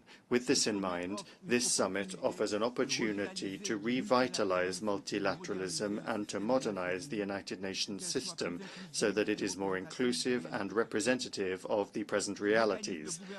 Global governance mechanisms need to be adapted to new economic and political dynamics and make sure that every nation, big or small, has a voice in settling global crises. This major event is also an opportunity to rethink global governance by addressing subjects such as financing of sustainable development, gender equality, and the protection of biodiversity. In particular, reform of the international financial architecture is crucial in order to support the transition of some countries, in particular the least developed countries, the LDCs, towards sustainable development. It is essential that we make sure that the benefits of growth be equitably shared around the world. One of the cornerstones of the Pact for the Future is the inclusion of young people and the protection of future generations. Today, more than 1.9 billion young people live on our planet, and their participation in decision-making processes is essential in order to ensure lasting peace and equitable development. All too often, young people are left behind or left out of economic and political discussions, even though they have vast potential to resolve global crises, be it climate change or social inequalities. In Haiti, the Transition Presidential Council and the government is working to integrate young people in all aspects of national reconstruction. In collaboration with the international community, we will make sure that future generations do not bear the burden of the mistakes of the past, but rather that they benefit from progress towards lasting peace and social justice. This summit is an opportunity to reiterate this by making young people central actors in change rather than simple observers. Mr. President, Excellencies, ladies and gentlemen, Haiti faces a multifaceted crisis that is jeopardizing the very foundations of the state. The security crisis fed by organ trafficking, drug trafficking, arms and munitions trafficking, on top of a humanitarian crisis, requires an urgent solution from the Haitian authorities with the assistance of the international community. Climate change, which is intensifying natural disasters such as hurricanes and droughts, is seriously affecting our country. These challenges go beyond our borders and require a collective global response. The stability of Haiti is essential not just for the region, but also for the global balance. In order to overcome these challenges, Haiti needs the support of everyone. Direct foreign investment, the fight against inequalities, and the bolstered support in security, climate justice. These are all essential in order to ensure a prosperous future for our country. This Summit of the Future is a crucial stage in reiterating our collective commitment to multilateralism. International institutions must be reformed in order to become more inclusive and be better adapted to current challenges. The voice of developing countries such as Haiti needs to be heard in major international bodies where major decisions are taken. Security Council reform is needed in order to better reflect current geopolitical dynamics. Haiti advocates for genuinely equitable multilateralism where every continent and every state, regardless of its size or influence. I thank the advisor to the President of the Transitional Presidential Council of the Republic of Haiti. I invite His Excellency Mohamed Mustafa, Prime Minister and Minister of Foreign Affairs of the State of Palestine, to address the Assembly.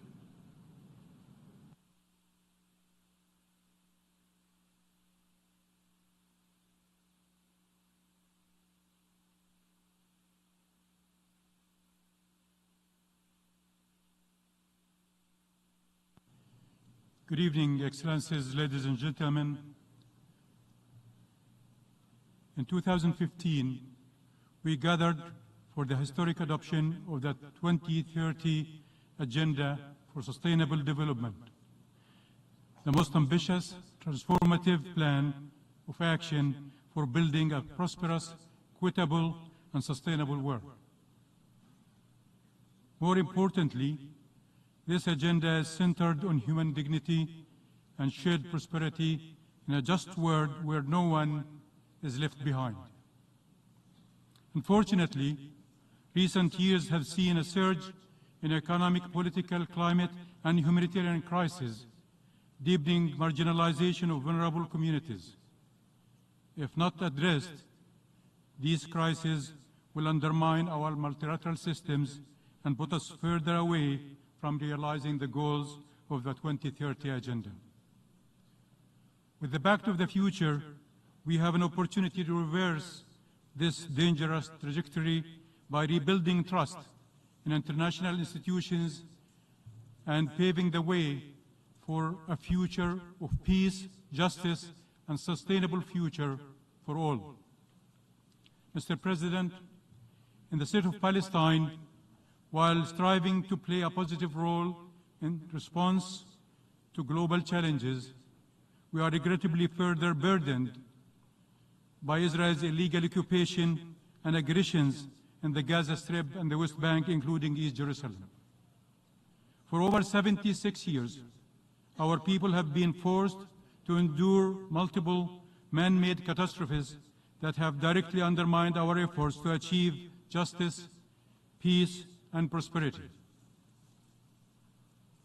As I speak to you, before you, our people in Gaza are enduring one of the darkest chapters in modern history. For nearly a year now, Israel's genocidal war has caused unprecedented loss and suffering and humanitarian catastrophe. At the same time, our people in the West Bank, including East Jerusalem, continue to face systemic threats driven by the escalating settlers' violence, military raids, movement restrictions, and financial siege, withholding of Palestinian tax revenues. Excellencies, despite long years of oppression and occupation, our people remain steadfast.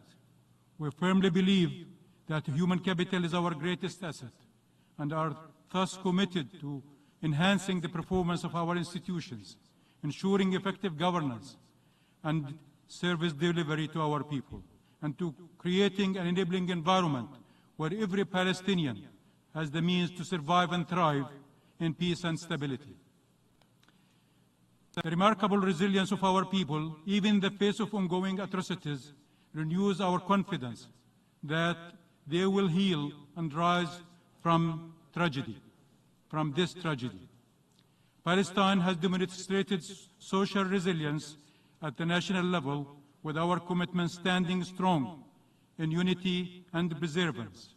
It's now our collective duty to stop the aggression and to extend this resilience beyond the social sphere in our economy, in our infrastructure, and all areas of development. We must ensure that Palestine is equipped to cope, adapt, and transform in the face of diverse challenges, preparing ourselves not only to withstand future challenges, but also to build stronger, more resilient nation. Central to this goal must be a just transition, an essential framework in the 2030 Agenda. As proven in the past, Palestine can achieve economic growth and sustainable development, but this time we must ensure their pursuit is just, fair, and inclusive, ensuring every citizen benefits equitably, guaranteeing a prosperous, sustainable future for all. Let us act together with the global solidarity and cooperation inherent in the 2030 Agenda and Pact for the Future to overcome the challenges threatening humanity. Let us remain faithful to the principles we have affirmed in this summit by restoring hope to future generations, including the Palestinian people who must.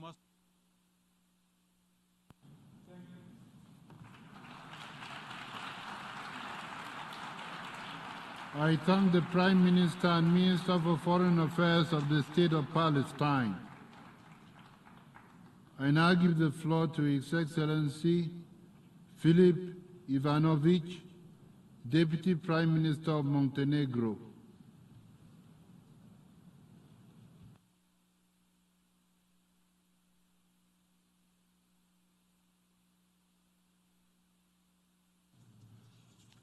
Honorable President of the 79th session of the UN General Assembly, Excellencies, distinguished colleagues, ladies and gentlemen, we have gathered here today to embrace the adoption of a new and ambitious agenda, the Pact for the Future, with the aim to make the UN more effective, credible and relevant for the 21st century and multiple global challenges we are faced with.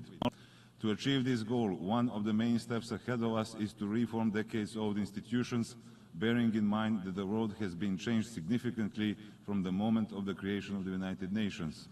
Such includes the Security Council reform, revitalization of the work of the General Assembly, and enhancement of the cooperation with regional organizations, private sector, CSOs and other stakeholders.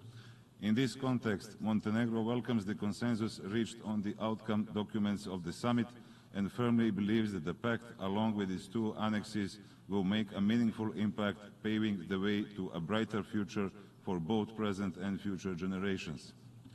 Another important step towards a prosperous future for all citizens is to work together on accelerating the implementation of the Agenda 2030 and Sustainable Development Goals. Along this journey, we must ensure that no one is left behind. It is of utmost importance that we continue to mobilize resources for the least developing countries which will enable them to make substantial impact. Dear colleagues, Montenegro was among the first countries to adopt the National Strategy for Sustainable Development until 2030. In this context, I would like to emphasize that Montenegro has already presented two voluntary national reviews in 2016 and 2022 on the implementation of the Agenda 2030. Furthermore, Montenegro is one of the 32 UN member states that has adopted the National Statement of Commitment to the implementation of the Sustainable Development Goals, which outlines specific pledges and benchmarks to focus on and enhance SDG actions in the coming years.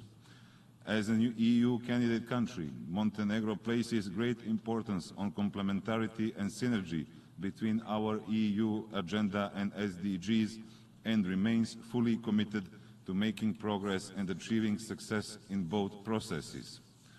A revitalized role of the United Nations in the field of disarmament, an updated approach to collective security that could better prevent conflicts, the responsible use of artificial intelligence in military domain, and the adaptation of UN peacekeeping operations to new realities and threats, including enhanced protection of civilians in armed conflicts, are all crucial for ensuring more just, secure and peaceful future for all.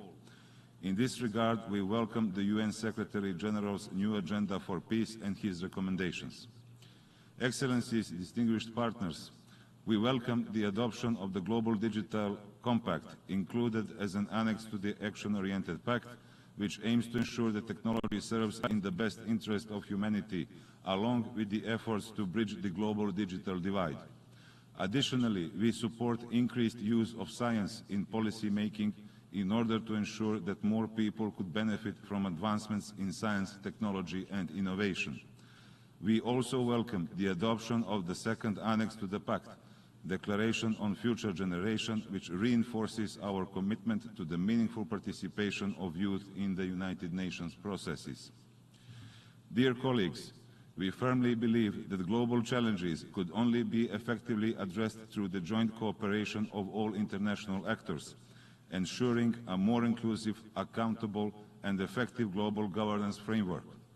In this context, allow me to reiterate that Montenegro remains a constructive partner in addressing these global challenges through revitalized and a more effective multilateralism, strengthened by closer cooperation, unity and solidarity among countries, and reinforced by stronger international institutions. I look forward to working with all of you for the benefit of both present and future generations, and I am sincerely grateful for your attention. Thank you. I thank the Deputy Prime Minister of Montenegro. I invite His Excellency Aziz Akanovic, Head of Government of the Kingdom of Morocco, to address the Assembly.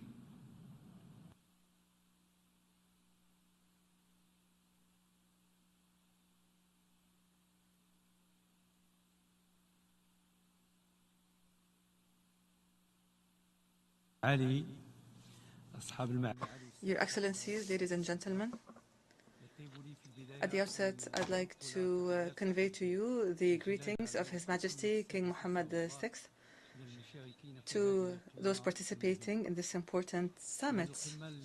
This is a summit that is being held in an international context that is full of complex challenges.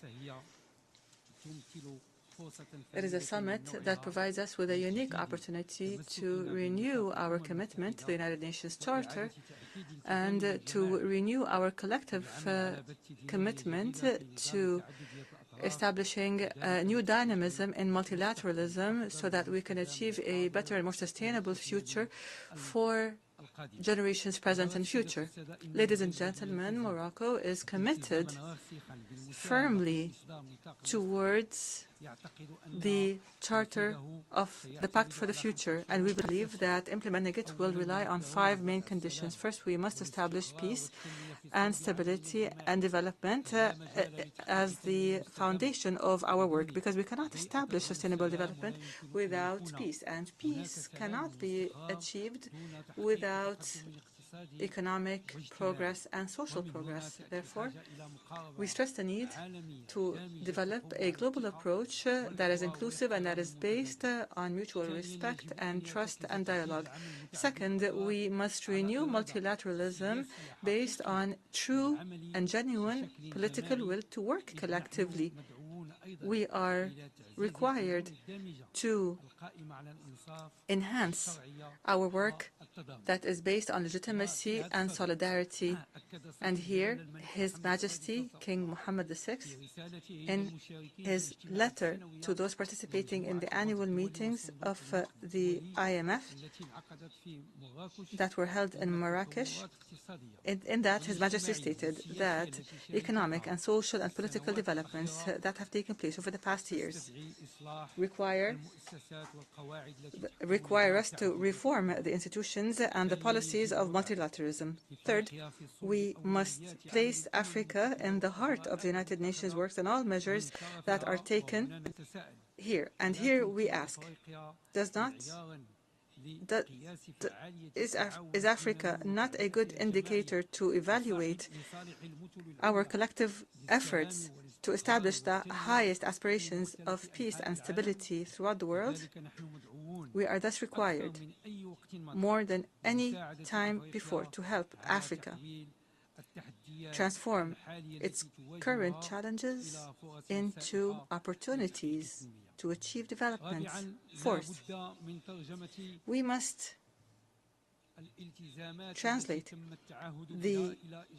these commitments into tangible actions that are measurable, especially since combating climate change and combating terrorism and extremism and human trafficking and combating poverty and social inequality and food insecurity. All of these require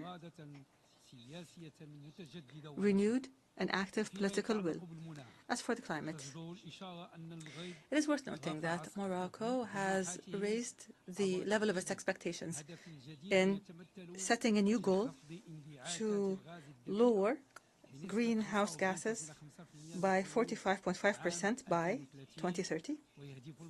And Morocco aims to enhance the level of investment in renewable energy, including green ecology, to achieve the objective of a 52% of clean energy in its energy basket by 2030.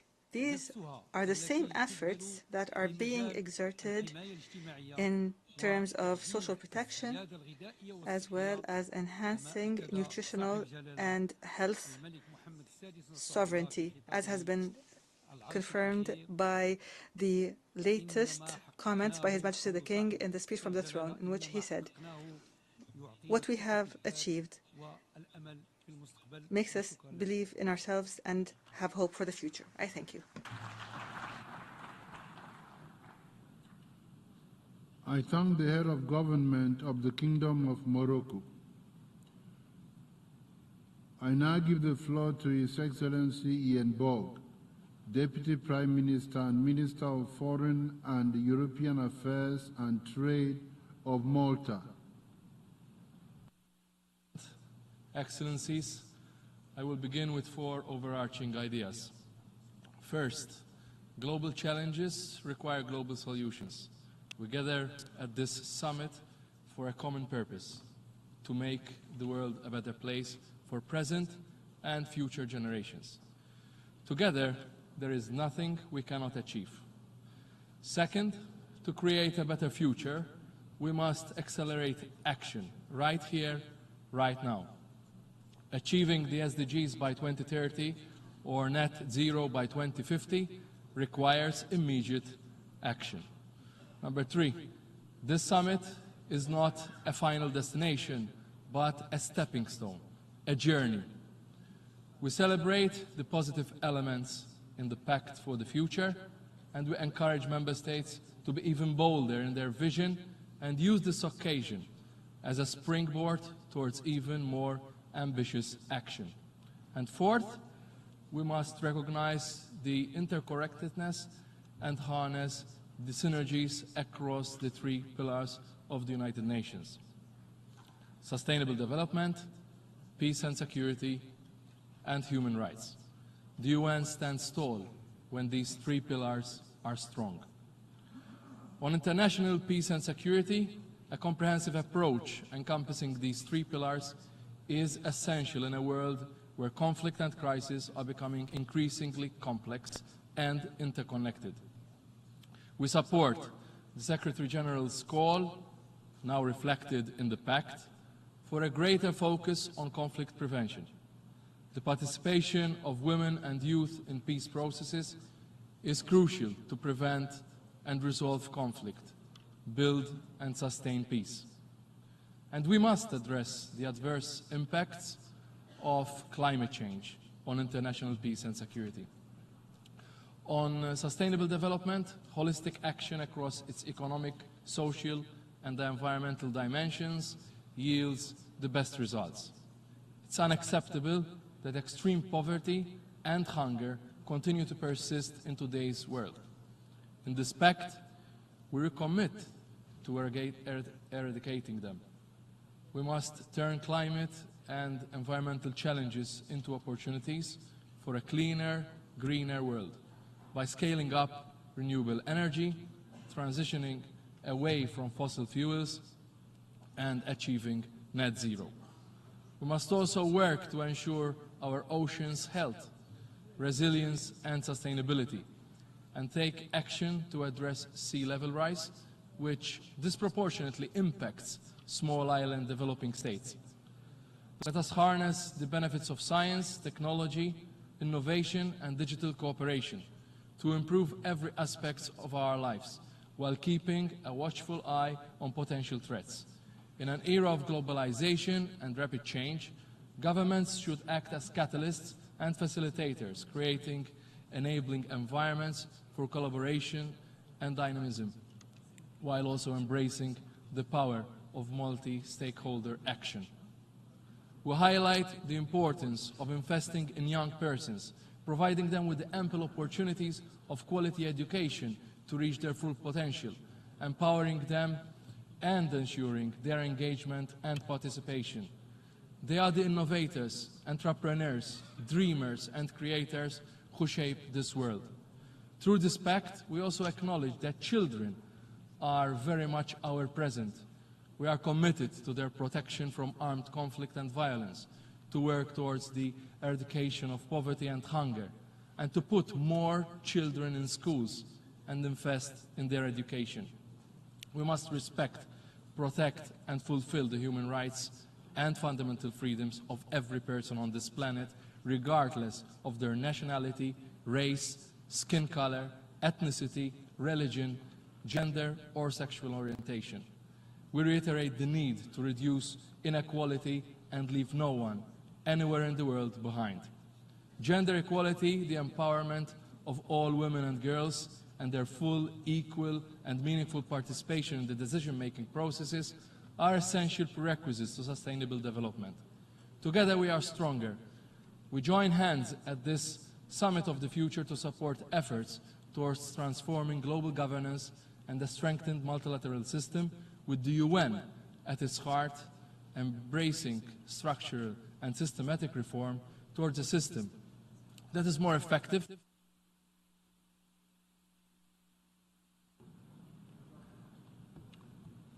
I thank the Deputy Prime Minister and Minister for Foreign and European Affairs and Trade of Malta.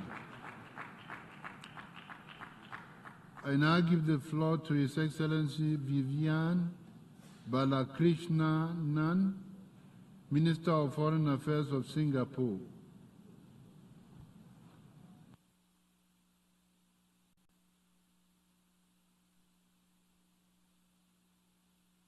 Excellencies, a stronger multilateral system where rules are applied universally is vital.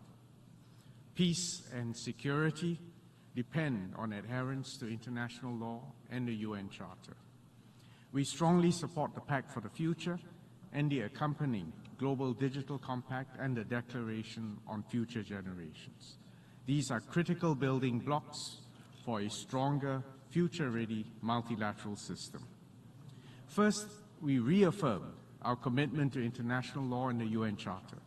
This is vital amidst the intensifying conflicts and geopolitical tensions today. We must all recommit ourselves to peaceful resolution of disputes through diplomacy. A world in which respect for sovereignty, for territorial integrity, and international law that is being eroded will become a very dangerous world for current and future generations, and especially for small states. Second, we adopted the groundbreaking Global Digital Compact.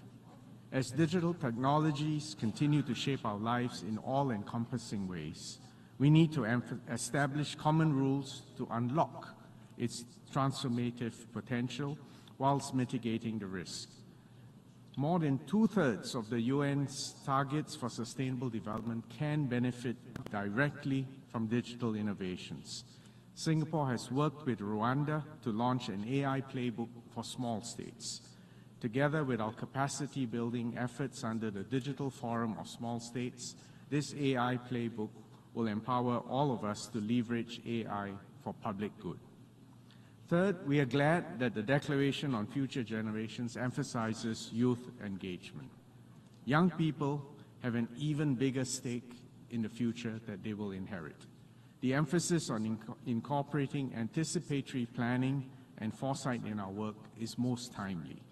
We must ensure that the policies we make today are future-ready to build a better world for successive generations. Excellencies, the adoption of the Pact represents the start of a long and essential journey to reinforce and renew our multilateral system. We need to summon collective commitment to stay the course. We need to embrace the spirit of compromise to find common solutions. We must also have the courage to take the bold action essential for the long-term well-being of future generations. We must forge a future that is fair, just, equitable, and inclusive. Thank you, Excellencies. I thank the Minister for Foreign Affairs of Singapore. I now give the floor to His Excellency Arnoldo Ricardo André Tinoco, Minister of Foreign Affairs of Costa Rica.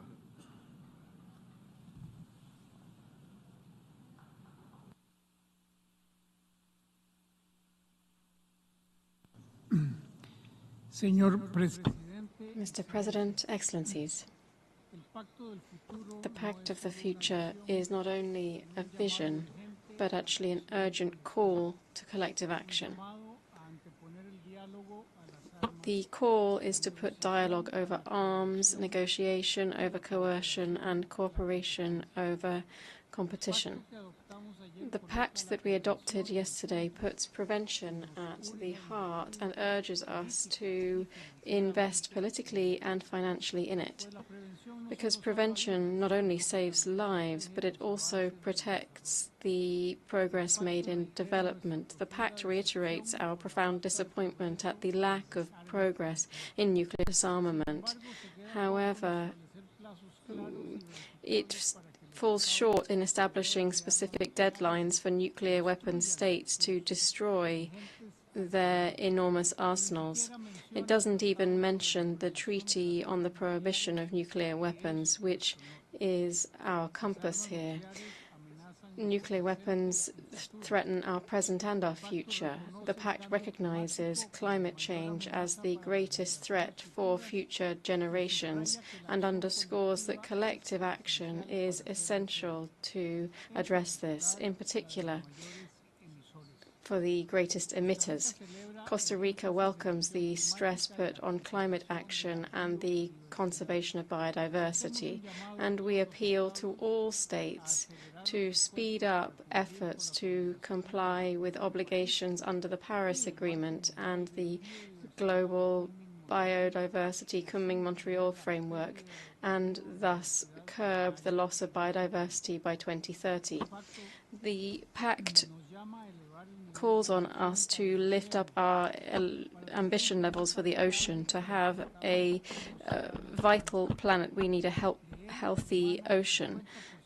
From it, we get 50% of the oxygen that we breathe. It is the greatest source of protein around the world, the greatest source, carbon sink and climate regulator, and its biodiversity sustains 3 billion people around the world.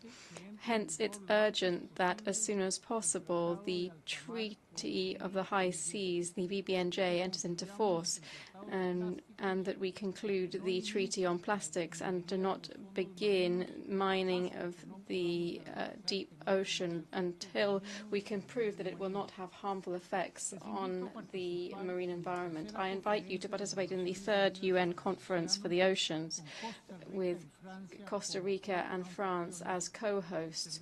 This will be held in Nice in June 2025. We hope there to be able to seek common solutions there for the challenges that we face. We welcome the fact that the Pact focuses on science, technology and innovation as facilitators of sustainable development, establishing governance frameworks for artificial intelligence is one of its most important agreements. Costa Rica supports the establishment of a scientific international independent panel on artificial intelligence, and the United Nations can and must develop international consensuses to address the challenges that the planet and artificial intelligence are raising and thus protect future generations. The Pact also sends out a political sign at the highest level that it is time to start having urgent conversations, particularly for those who need an international financial architecture that is fairer, more equitable and more representative, that meets the needs of the most vulnerable countries and those that are most affected by economic and environmental crises. This would be a system that guarantees access to finance for all, including concessional financing. Excellencies, we hope that by the end of this, it is thought that by the end of this century, the planet will be home to more than 10 billion people, majority of whom will be in developing countries. ensuring equity and the involvement of women and young people in decisions that will guide their future is fundamental to build fair and sustainable societies in which their voices are heard and their rights are respected. The Pact calls on us to overcome our differences and to take decisive steps to protect our planet.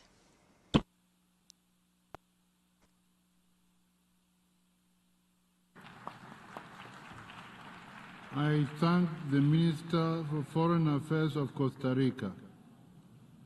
I now give the floor to His Excellency Mary Brown, Minister for Foreign and CARICOM Affairs of Trinidad and Tobago.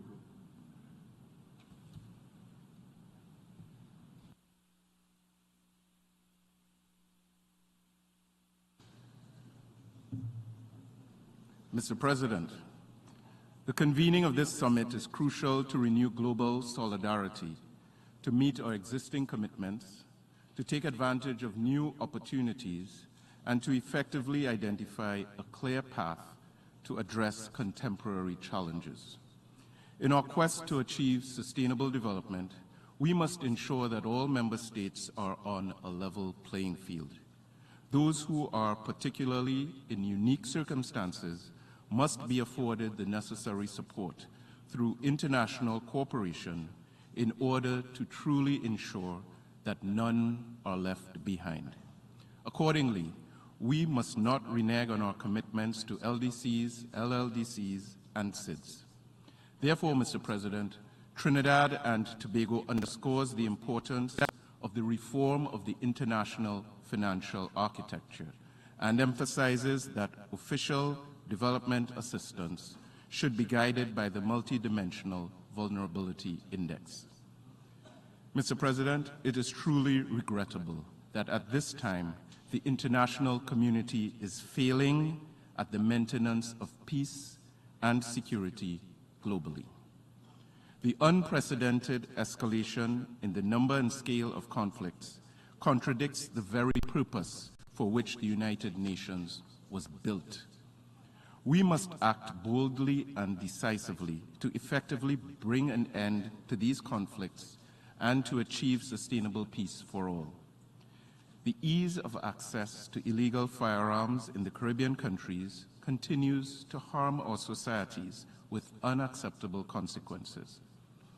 In this context, it is imperative that there is better cooperation within and amongst national, regional, and global stakeholders to combat, prevent, and eradicate the illicit trade in small arms and light weapons.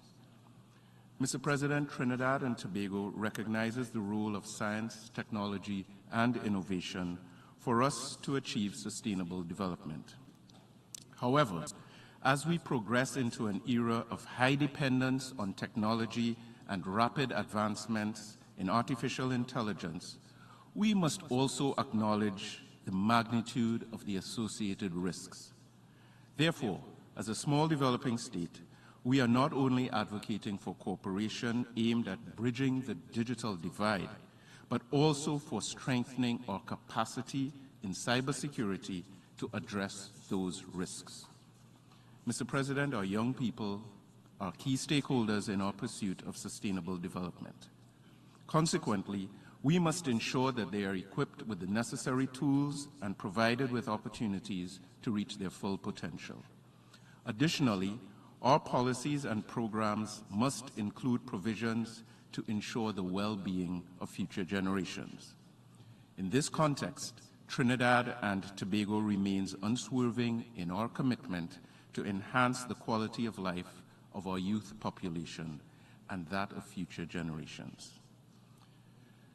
Mr. President, the father of our nation and first Prime Minister of Trinidad and Tobago, Dr. Eric Williams, in a statement in 1968, affirmed that the central responsibility of the UN is the maintenance of world peace, not only through conciliation and discussion, but also through the promotion of human development. His words remain relevant even today in reminding us of the importance of fulfilling our obligations as responsible members of our United Nations. Mr. President, I thank you.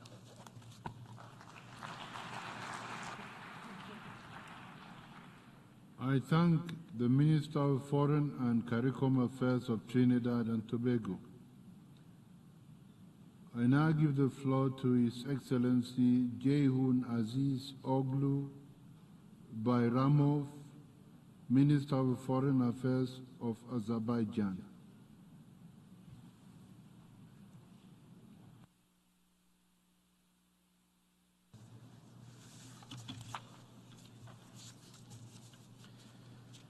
Mr. President, Excellencies, distinguished delegates, ladies and gentlemen, the world stands at a crucial crossroads, facing unprecedented challenges, including climate change, ravaging conflicts, geopolitical tensions, and rising inequality.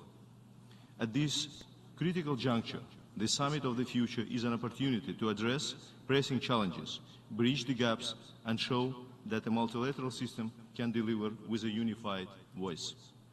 Azerbaijan as itself lives through the most tragic consequences of violations of international law, including humanitarian law, and had been subject to injustice of non-implementation of the Charter and series of resolutions of main organs of the United Nations. It is against this background that Azerbaijan fully recognized the call of this summit for strict compliance with international law and reversal of the erosion of international norms. The Charter, as well as all the instruments and mechanisms set out therein, must be applied unreservedly, without any double standards, political, geographical, or whatsoever preferences. Excellencies, we meet the halfway mark for the 2030 Agenda for Sustainable Development, with only 17% of the SDG targets on track. There is an urgent need for turning our political commitments into decisive action to achieve progress. In this regard, Azerbaijan fully supports Secretary General's efforts to galvanize progress on the SDGs and remains committed to the pledges made in the 75th anniversary declaration. At the national level, we are making progress prioritizing 17 goals, 88 targets and 119 indicators, and setting an example for others to follow. This has been achieved through a collaborative and inclusive process involving civil society, the business community, women, youth, and other key stakeholders. Liberation of our territories from occupation opened a new page also in terms of attainment of SDGs. The government has embarked on a large-scale reconstruction and rehabilitation efforts worth of tens of billions US dollars, covering all aspects of implementation of SDGs. Moreover, Azerbaijan has introduced a national goal, SDG 18, focusing on mine action. We call for greater international support and solidarity, as demining is crucial for addressing immediate humanitarian needs, restoring livelihoods, and revitalizing communities. We are also among the few countries worldwide and the first in our region to submit 4 voluntary national reports on the 2030 Agenda. In the 2024 Sustainable Development Report, Azerbaijan ranks ahead of the 2/3 of the countries. Excellencies, Azerbaijan has entered into a new era, having restored its rights to sovereignty and territorial integrity safeguarded under the Charter. By putting an end to the illegality of the use of force, Azerbaijan has initiated a post-conflict normalization agenda with Armenia, fully based on mutual recognition of and respect for each other's sovereignty and territorial integrity. Building upon the progress that was made through bilateral negotiations, we call for expeditious actions to address the remaining impediments and underline the importance of exercising necessary political will and responsibility. Ladies and gentlemen, it is imperative to address climate change as the greatest transnational challenge of the century. It is not a future risk, but a present danger to billions of people worldwide. In November 2024, Azerbaijan will host the 29th Conference of the Parties to the United Nations Framework Convention on Climate Change. Guided by the call in solidarity for a green world, Azerbaijan will spare no effort to strengthen collaboration for a more climate-resilient and sustainable world. We aim to bridge both developed and developing countries and foster collaborative spirit to tackle climate challenges as a common commitment and moral duty. As the COP29 incoming presidency, we have been working inclusively with all parties and non-party stakeholders.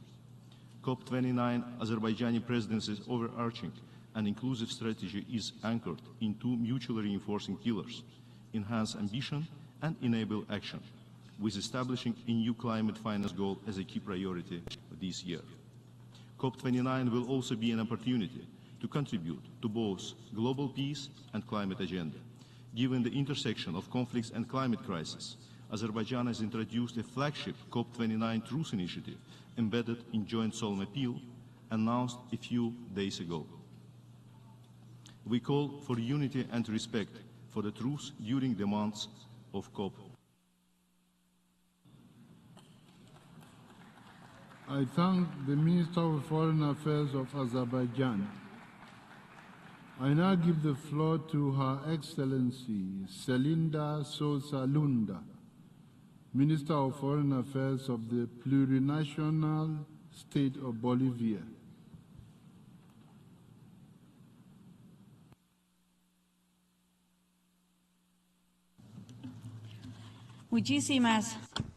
Thank you very much, President.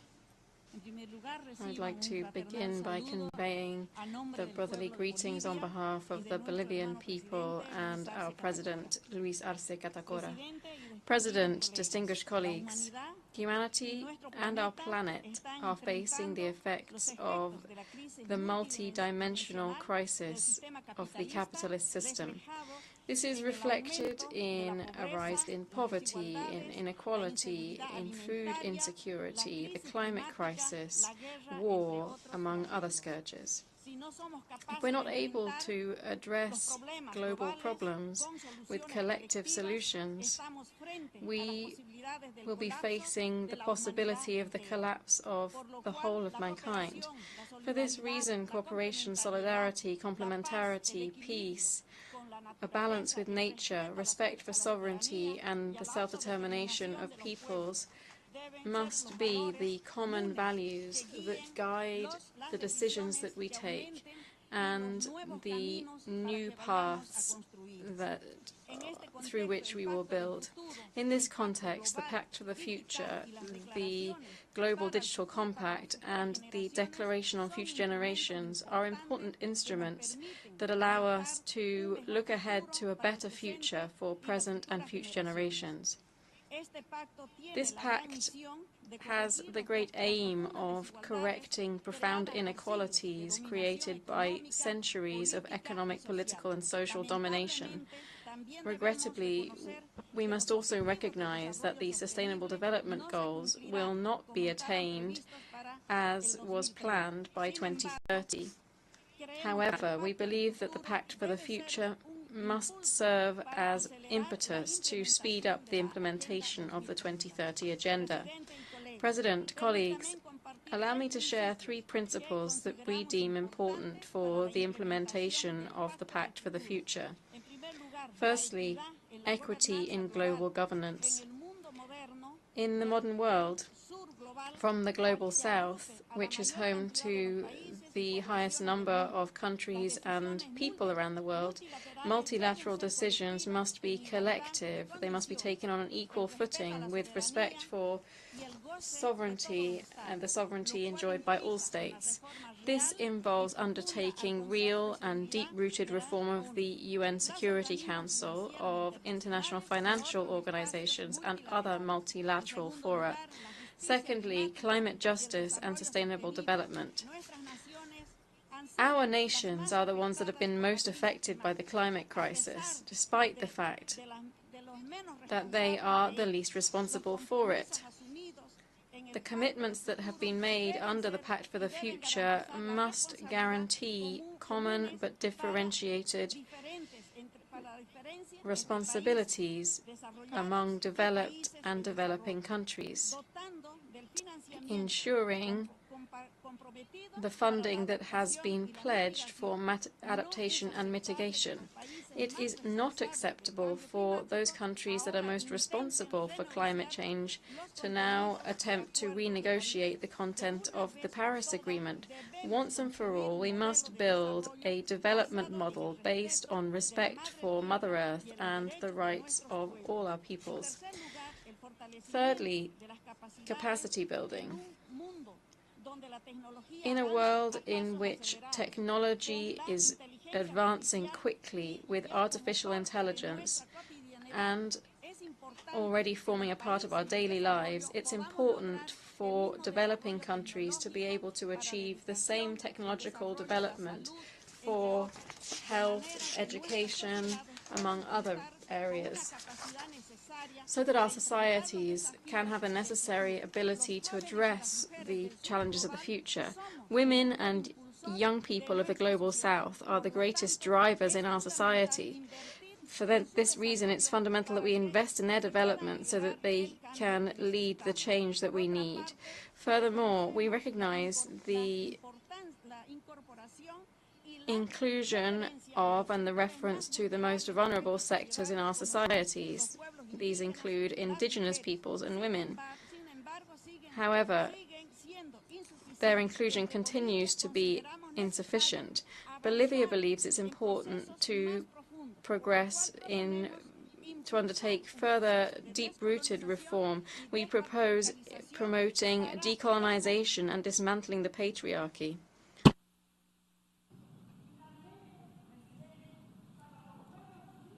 I thank the Minister of Foreign Affairs of the plurinational state of Bolivia. I now give the floor to His Excellency David Lammy, Secretary of State for Foreign, Commonwealth and Development Affairs of the United Kingdom.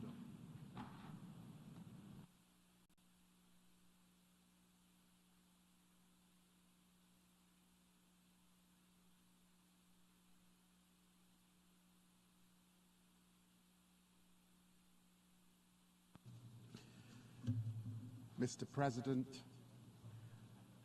I stand here as a man of multiple identities, a Londoner, a patriotic Brit, a lawyer, proud of my African, Guyanese, Caribbean, and Indian heritage, a committed multilateralist who believes in the importance of the United Nations. I agree with my great predecessor, Ernie Bevin, when he said in 1945, "Our eyes should be fixed upon the United Nations. All nations of the world should be united to look that way." The purposes and principles of the UN remain as indispensable today as in Bevin's time. Our task is to recapture that founding spirit so that when we reach the UN centenary, their legacy endures. But we cannot ignore the challenges we face. More conflicts than at any time since 1945, costing the global economy over $900 billion and creating the most refugees and displaced people on record. Geopolitical tensions are rising, progress against the Sustainable Development Goals stalling, trust in multilateralism faltering. The Pact for the Future and this summit offer a chance for member states to show responsible global leadership, to engage with the rapid changes of our age and go further in meeting the needs of everyone, especially the most vulnerable. As I know all too well, countries of the Global South suffered great injustices in the past, and I've heard repeatedly how frustrated partners are by the unfairness of the global system. We cannot ignore these frustrations. We must act. First, as the Secretary-General has said, we need greater collective efforts to prevent and end conflict. For Britain, that means upholding Ukraine's sovereignty, urging an immediate ceasefire in Gaza and Lebanon, and supporting an end to the fighting in Sudan. It means robustly challenging member states who violate the Charter, rejecting a world in which might makes right. It means a more representative Security Council. It means supporting the international rule of law and applying it equally and fairly which is why Britain has proposed the outstanding Professor Dapo Akande for election as a judge at the International Court of Justice.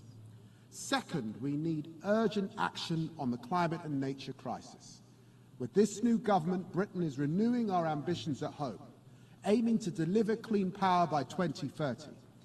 And I am determined that we also reconnect abroad, building a global clean power alliance, championing creativity and reforms to unlock international climate and nature finance, particularly from the private sector, and bolstering efforts to protect at least 30% of the planet's land and ocean by 2030.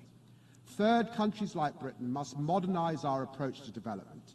This government believes partnership, not paternalism, is the way to deliver the Sustainable Development Goals, making best use of technology, putting indigenous people and local communities, including women and girls, at the center of decision-making on development programs, driving faster reform of the global financial system to strengthen the voice of the most vulnerable and tackle unsustainable debt. Friends, action on conflict, climate and poverty, delivered by a reformed multilateral system. This is the path to peace and prosperity on a livable planet all over the world, in every war zone, every refugee camp. The UN is there, a beacon of hope and humanity, to which, as Bevin said, the gaze of all nations should turn. This summit must direct the world's eyes towards that beacon once again, and Britain is proud to support it. Thank you very much.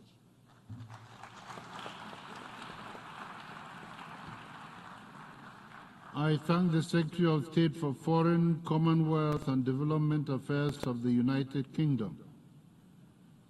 I now give the floor to His Excellency Antony Blinken, Secretary of State of the United States.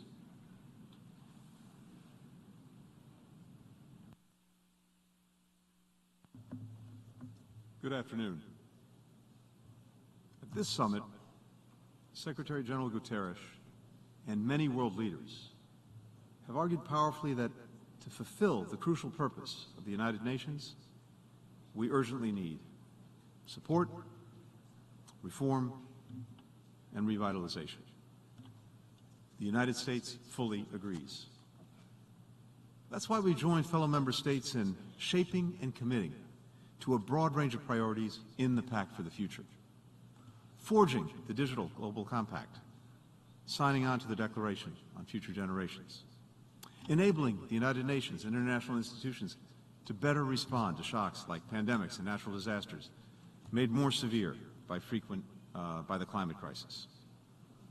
Addressing growing and diverse threats to international peace and security, on land, the sea, the air, in outer space, and in cyberspace. Ensuring that universal human rights are respected equally online and offline. Empowering women and girls across the UN's efforts. Reforming the UN Security Council to better represent the developing world and, more broadly, the world as it is today. The United States believes that this should include 2 permanent seats for Africa, 1 rotating seat for small island developing states, permanent representation for Latin America and the Caribbean, in addition to the permanent seats for countries we've long endorsed, Germany, Japan, India. The United States supports starting negotiations on Council reforms immediately. The Pact for the Future does not include every priority, every reform that we believe the UN needs, but it is a significant step towards strengthening and evolving this institution that every member state should get behind and work to achieve. We're also pursuing reforms in other international institutions, as well as in our own country, that advance the bold goals and the aspirations of many member states, particularly those we've heard directly from developing countries. We strongly supported the African Union joining the G20 so that African voices are better represented in that group. We're leading efforts to strengthen the ability of multilateral development banks to deliver on the Sustainable Development Goals. We're making the biggest investments of any country ever to accelerate the transition to clean energy at home while dedicating billions to help people in developing countries adapt to and manage the impacts of the climate crisis. And As the world's leading humanitarian donor, we are forging new partnerships across public and private sectors to meet what are unprecedented needs around the world. These are important steps, but more must be done because simply preserving the status quo is not an option. The United States is committed to adapting the UN system to reflect this world of today and tomorrow, not the one that existed in 1945. But we are, and we will, remain resolutely opposed to revisionism. We will not accept efforts to tear down, dilute, or fundamentally alter the core principles of the UN Charter: sovereignty, territorial integrity, independence. We will continue to affirm that no member state has the right to redraw borders by force or repress their own people. We'll continue to oppose the idea that nations can assert spheres of influence or dictate who other countries ally or partner with. We will push back fiercely against attempts to undermine the Universal Declaration of Human Rights and related international human rights treaties. It's one thing to revitalize, to reform, to adapt the organization to meet the challenges of the future. It's quite another to try to change its core purpose and principles that are essential to avoiding repeating horrors of the past. In this Pact for the Future, reform has pride of place, revisionism should have no place at all. At a time of great testing for the multilateral system, that's an accomplishment we can and we must build on in the years to come. The United States is committed to this collective effort. We know that we're stronger, we're better off, we're more effective when we're all working together in common purpose. This is what the world needs in this moment, and it needs a strong multilateral system if it is going to meet the goals and aspirations of the people that we all represent. Thank you very much. I thank the Secretary of State of the United States. I invite Her Excellency Mette Frederiksen, Prime Minister of Denmark, to address the Assembly.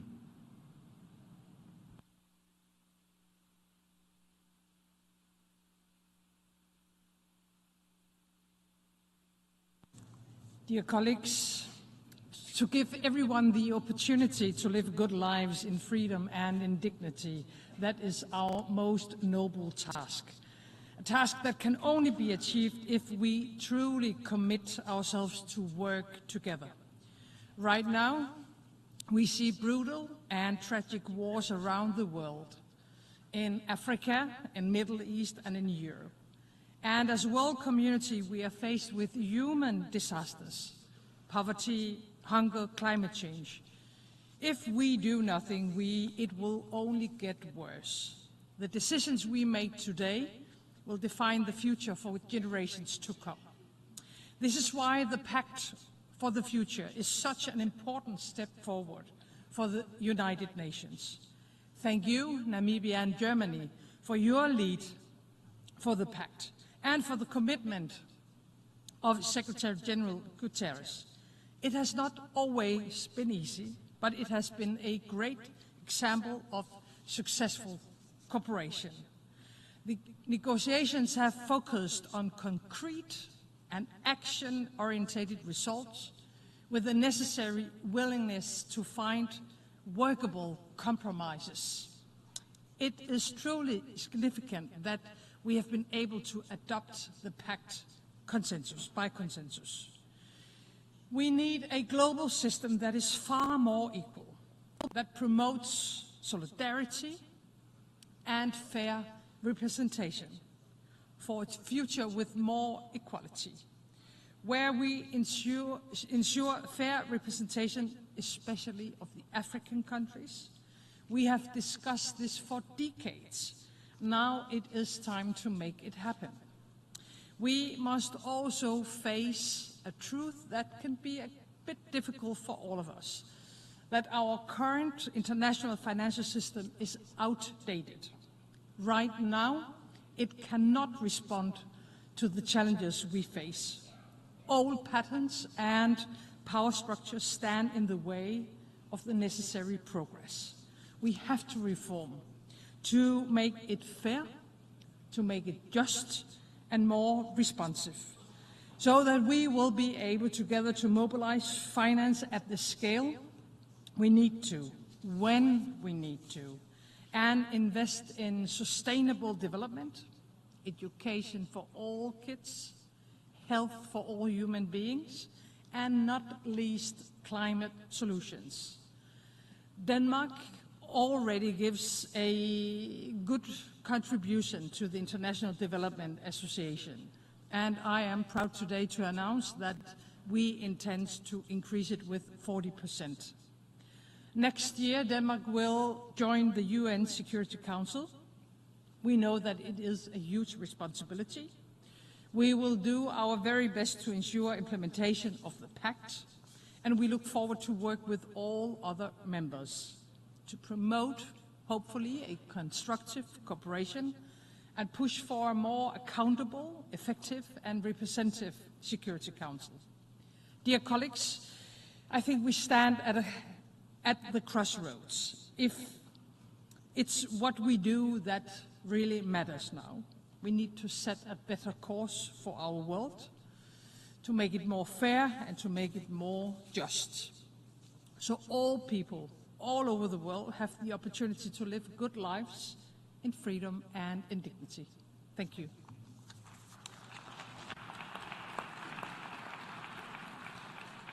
I thank the Prime Minister of Denmark. I now give the floor to His Excellency Stéphane Séjourné, Minister for Europe and Foreign Affairs of France.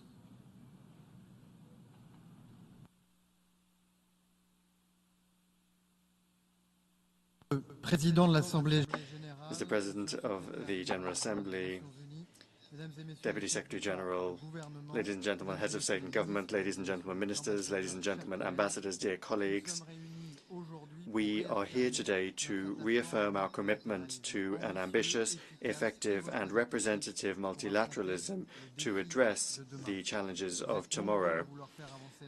Many of you want to advance our multilateral system, a system founded on respect for the rules of law and clear principles established following the Second World War, founded also on respect for the United Nations Charter, a system based on cooperation among nations, sustainable development for all, and solidarity between countries.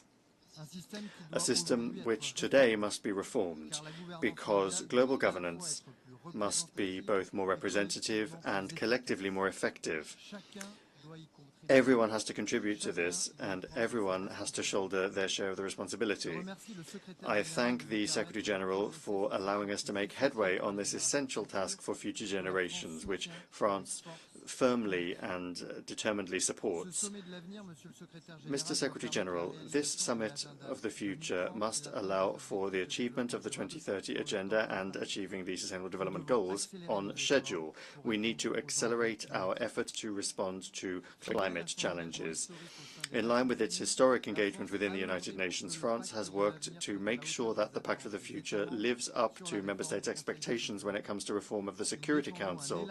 We call for an expansion in the two categories of members and a heightened presence of Africa, including among the permanent members.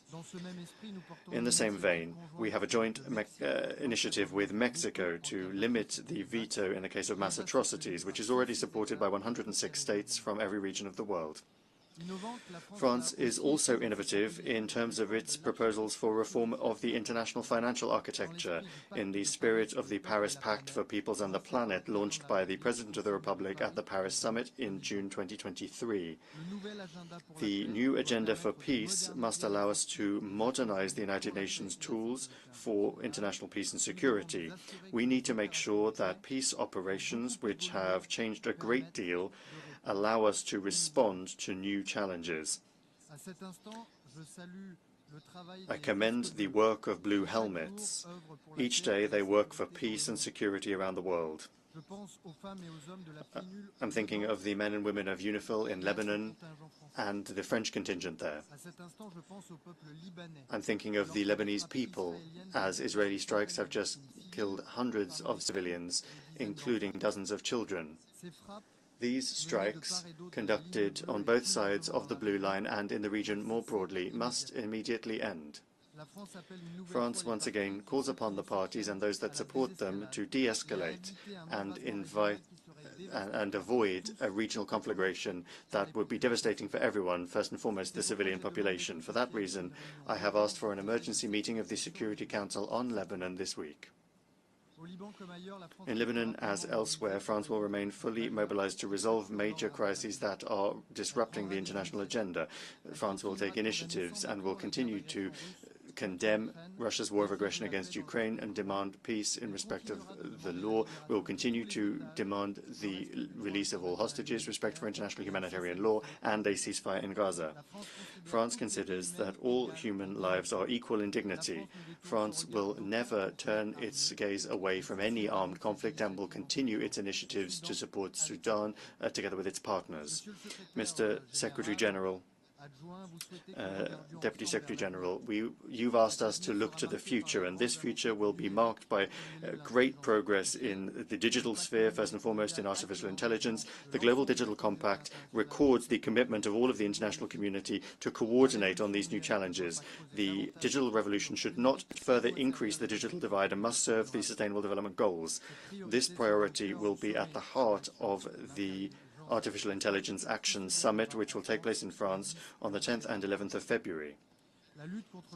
The fight against climate change and for the protection of the environment is not a subject of the future, but rather a challenge of the present. The climate threat is running rampant, and inaction and a lack of ambition are at fault here. We owe our populations determined, tangible, immediate, and effective action. It is with this in mind that the President of the French Republic, the President of Kazakhstan, and the President of the World Bank will this year co-organize the One Water Summit. Thank you. I thank His Excellency Jean-Noël Barrot, Minister for Europe and Foreign Affairs of France.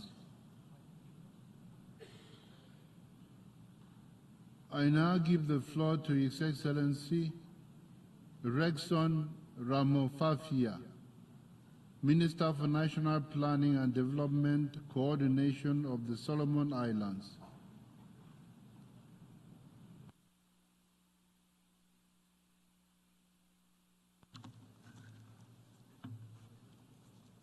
Mr. President, on behalf of the people and the government of Solomon Islands, I am honored to address this high forum. This summit is convened against the background of SDG. Progress is prevalent. The multilateralism and the international financial architecture being out of touch for our global realities. Mr. President, Solomon Islands has relatively small and open economy, which makes us highly susceptible to extreme shocks. Our dispersed economic geography tightens the cost of connecting and bringing service to our people. So as the cost of domestic and international trade, we also challenge with twin disease burden of communicable and non-communicable disease. Mr. President, in July this year, Solomon Islands reported through our second voluntary report that we are off track against the SDG as well as the objectives of our national development strategy. This underscores the importance of our decision yesterday on the Pact of the future. Mr. President, partnership and collaboration are indispensable to our development. However, we also recognize that we need meaningful partnership. Mr. President, climate change remains a dividing issue for Solomon Islands and the Pacific region. It is an external crisis that is already impacting us. Our ecosystem and ocean economy are risks from climate change. Weather extremes driven by climate change are already causing fatality and impacting our infrastructure, economic development, and indigenous culture. Mr. President, for those of us at the front line of climate change and sea level rise, it is frustrating to experience that climate finance is still being mobilized in modality with conditions that are not matched with climate change emergency we are confronting. We recognize that the future of our world will be increasingly shaped by technology and digital transformation. The Global Digital Pact offers the opportunity to bridge digital gaps and ensure that no one is left behind in the digital age.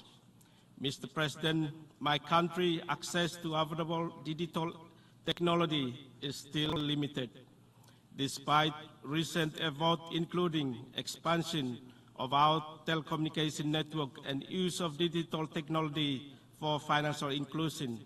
Solomon Islands launched its first ever national cyber policy last month, positive step for digital technology governance. We cannot ignore the urgent need for peaceful and secure world. We are deeply committed to global peace, rule-based multilateralism, and principle of the United Nations Charter. However, the UN system must be reformed to reflect and respond effectively to realities we face on the ground. Global cooperation and diplomacy are pathway to peaceful resolution of conflict. Mr. President, as we talked about the future, we must remember that it belongs to our youth and future generations to come. Over 60% of Solomon Island population is under the age of 30. Our youth people are full of potential, but they face immense challenges, including impact of climate change. We are engaging efforts to empower youth through human development and economic transformation. In conclusion, Mr. President, let us move forward with sense of shared responsibility, ambition, and commitment to Pact of the future. Let us choose future of prosperity for all and resilience and peace. I thank you all. I thank the Minister for National Planning and Development Coordination of the Solomon Islands. I now give the floor to His Excellency Elma Ciala Salcedo, Minister for Foreign Affairs of the Republic of Peru.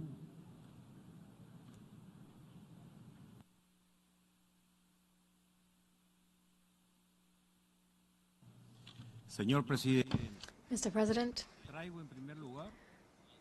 I bring the respectful greetings of the President of Peru, Dina Boluarte Serrar, who would have liked to be in this great assembly with us today.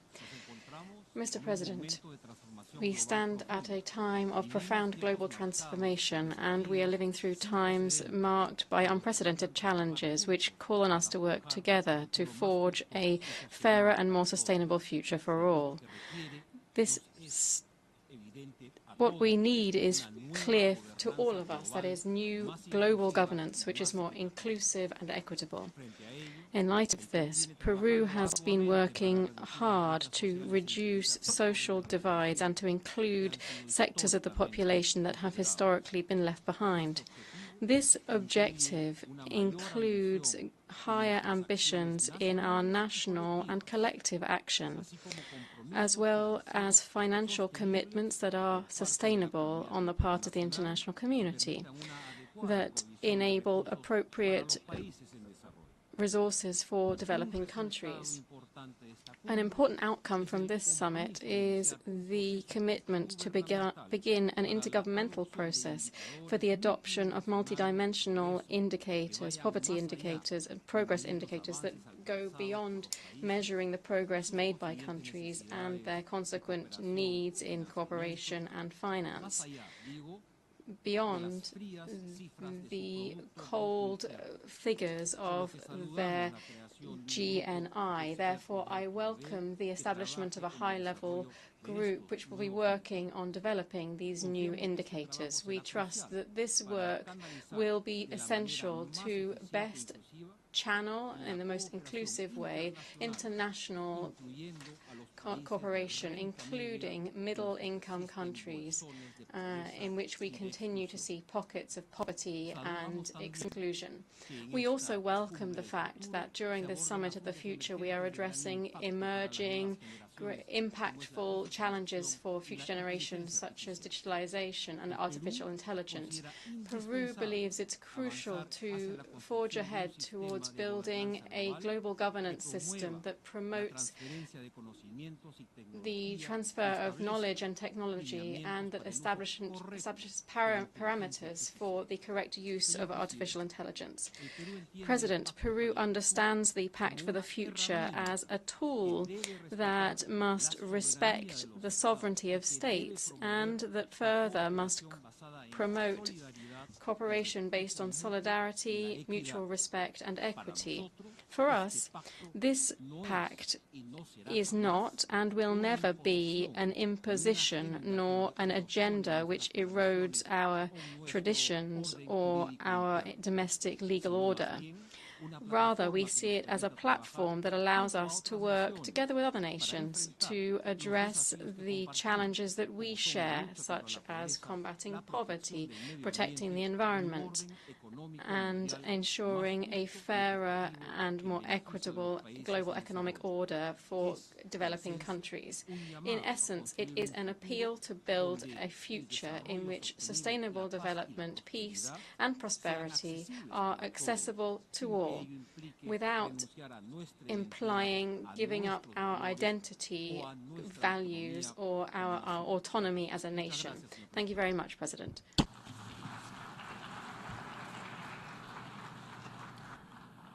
I thank the Minister for Foreign Affairs of Peru. I now give the floor to distinguished representative of the Minister of Foreign Affairs and State and Foreign Affairs of Portugal, His Excellency Paulo Rangel.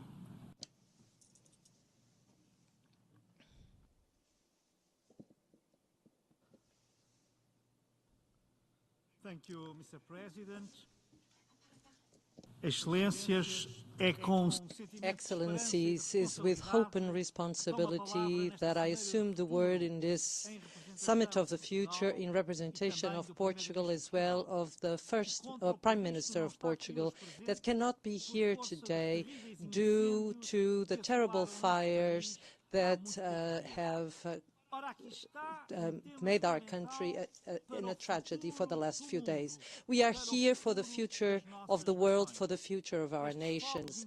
These completely uncontrollable fires are connected to the climate changes, to the sustainable development, to the planning of cities. This city shows well the reason why the Secretary General of the United Nations, when he presented our common agenda and launched an ambitious process to reconstruct and rebuild the trust in a multilateral efficient system focused and centered on the United Nations. Aligned with this ambitious and broad initiative of a more efficient multilateralism, Portugal participated effectively and actively on the negotiations for the Pact for the Future, the Global Pact for the Future, Digital Global Pact, in a clear expression of our determination in promoting peace, sustainable development, and respect for human rights. Peace and international security start with the guarantee that each person in each corner of the world has the opportunity to have a life with dignity in a sustainable planet and a prosperous planet. The commitment of Portugal with this multilateral agenda is not something new. In peace, security, education, health, dignified employment, we also have been committed to seek collective solutions for all. We will maintain this ambition for the next year's summit, global summit, to increase the partnerships that increase the resilience of the global challenges, investing in preventing and perspective capacity, to supporting the good governance of the world, the digital world, the external space, promoting innovation and the responsible use of science and the digital transformation. Portugal is a country deeply connected to the sea, and we recognize the vital role of the oceans in the global economy and in the fight against the climate change, because we support effervescently a sustainable management that aims at the next ocean conference side by side with our partners, in particular with small island states in development, the SIDS. We are committed to reforming the global governance, including the international financial architecture. We are still committed towards this goal as an invited country by the G20 Brazilian presidency, which call to action we subscribe, and we have the 4th International Conference about Development, which preparatory process is co-presided by Portugal and Burundi. Ladies and gentlemen, in the beginning of the summit, we celebrate the International Day of Peace. And it was precisely to maintain and promote peace and security that we created the United Nations. It is also this one of these goals for the Pact for the Future to which we commit, including towards our candidacy to the Security Council for 2027-2028. We live in a world of geopolitical crises and that affect the confidence of the citizens in multilateralism, not forgetting the ones who live in Gaza, Sudan, the conflicts of Sahel, inequality, gender violence, and in the terrible impacts of climate change. What's happening in the Pacific Islands and Caribbean islands, the forest fires also in Portugal and so many other parts of the world. The challenges that we face today do not know borders and deserve a pact for the future. It is now up to each country, each leader, each one of us to choose the path for the future. Portugal chooses the collective action path, and collective action, multilateralism, peace dialogue, and unwavering commitment to a future for all. Thank you.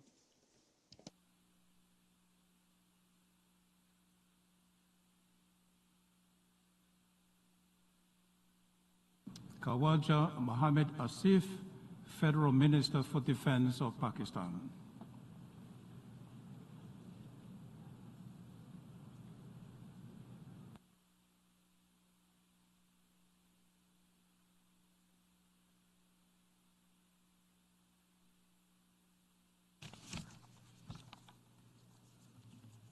Bismillahirrahmanirrahim. Mr. President, let me state at the outset that no sustainable development can take place till tragedies like Gaza are perpetuated by the developed world. Mr. President, the adoption of Pact of the Future is an expression of our collective determination to respond to the global challenges of security and development that threaten the present and future generations. For the over 100 developing countries, the Pact offers an opportunity to revitalize development and to reform unequal international financial economic system. The Pact will be transformative only if we translate the commitments undertaken into concrete actions. To bridge the 4 trillion SDG financing gap, we must fulfill the long-standing ODA commitments, implement the Secretary General's SDG stimulus proposal, rechannel 50% of the unused 2021 allocation of SDRs, deliver a bigger, better, and more ambitious IDA by ensuring a robust $100 billion replenishment in December this year, enlarge lending by the multilateral development banks, and lower bank borrowing costs of developing countries.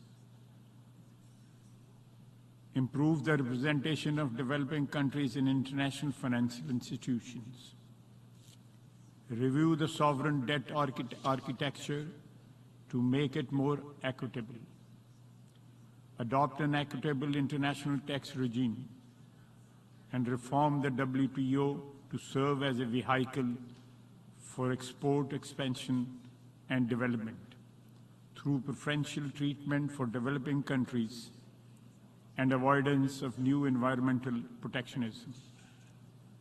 The UN, by virtue of its universal membership and mandate, remains an indispensable platform to propel and monitor implementation of these commitments.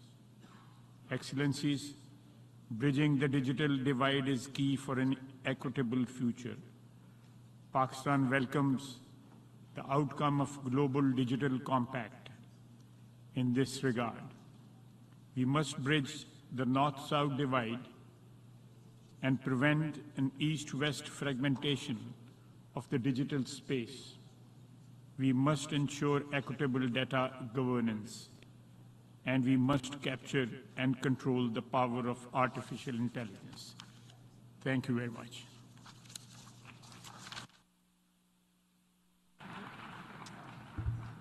I thank the Federal Minister for Defense of Pakistan.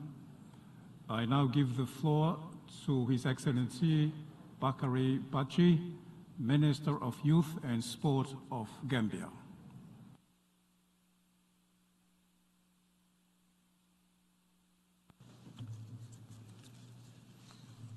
Mr. President, distinguished delegates and participants, the government of the Gambia expresses sincere gratitude to the United Nations Secretary General for convening this significant summit, which aims to foster sustainable multilateral solutions to advance the 2030 Agenda for Sustainable Development and beyond.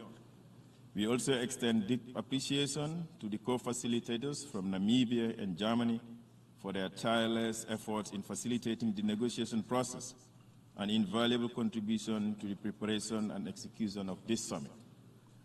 The Summit of the Future demonstrates our collective will to strengthen multilateralism as it presents a significant opportunity to reaffirm our commitment to addressing shared global challenges as we engage in discussion on enhancing multilateralism and transforming global governance in the coming days.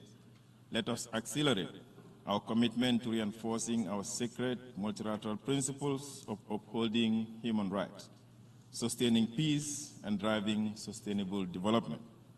Solidarity and respect for human dignity must underpin our collective action and commitments at all levels, be it regional or global. These are and should remain the bedrock of our efforts. The theme, Multilateral Solution for a Better Tomorrow, is both timely and relevant. It is particularly relevant at the critical moment when the world, especially the Global South, is grappling with persistent existential challenges, including escalating regional tension and instability such as the ongoing crisis in Ukraine, Palestine, and the Sahel region, have to increase displacement of people, particularly women and children, thereby further depressing the economies of the developing countries. Mr. President, as a developing country, the Gambia is deeply concerned about the disproportionate impact of global challenges on small countries, especially the negative socio-economic dimension of the COVID-19 and the recovery efforts, increasing climate vulnerabilities, food insecurity, poverty, and emerging health threats, which continue to exacerbate existing inequalities, pushing millions further into poverty. Majority within this poverty bracket are women who continue to face considerable barriers to education, economic resources, and deeply entrenched gender norms, hindering their participation in the workforce and decision-making process. These challenges have stalled progress on the SDGs and the 2030 Agenda, with the deadline looming and many targets unmet. We urgently need bold actions, comprehensive solutions, and significant resources to tackle these pressing global issues. Youths continue to face structural shortage of decent employment opportunities, compounded by global economic uncertainty, making it challenging for government to tap into their potential. In our collective response to these complex challenges, the need for multilateral cooperation with a holistic approach built on dialogue, common understanding, solidarity, and shared responsibility are essential for safeguarding global stability and ensuring that the SDGs are achievable within this decade. In this regard, the government of the Gambia, with the support of the United Nations, organized a two-day national youth consultation to prepare a position paper and select young delegates to attend this summit. During these consultations, young people from all over the country demanded and asked for our governments to champion for the restructuring of the international financial system to better address their needs. They advocate for increased access to climate funding, the development of technical skills for climate innovation, and robust measures. The young people have also asked that they become participants in the decision-making at the political level as well as at the international level. Mr. President, the Gambia fully welcomes the adoption of the Pact of the Future, recognizing it as a commitment to actionable solution that places further generation at the core of our concern. We reaffirm our commitment to strengthening international cooperation to ensure that the goals of this summit are realized and built upon for a better future. I thank you, Excellency, and thank you all. I thank the Minister of Youth and Sport of the Gambia. I now give the floor to Her Excellency Adriana Mira, Vice President of Foreign Affairs of El Salvador.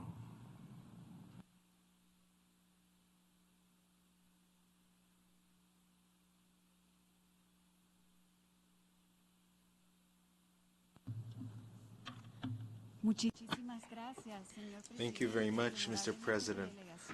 Honorable heads of delegations, friends, El Salvador acknowledges enthusiastically the importance of this summit for the future, which is a milestone in the history of our international community. The instruments that we have negotiated to arrive at this summit represent a great opportunity to promote greater international cooperation and revitalize multilateralism that will lead to future discussions that will allow us to go beyond agreements towards true mechanisms and sectoral actions to support the development of all. We hope that the entire world will welcome the outcome of this summit with hope, especially at a time when developing countries require access to greater financing and resources to confront global challenges to which we face. This meeting also is an opportunity to increase trust and solidarity among countries. The current multilateral system will continue to regress if we allow the objectives and the power of the few to prevail over the rules established for the benefit of all.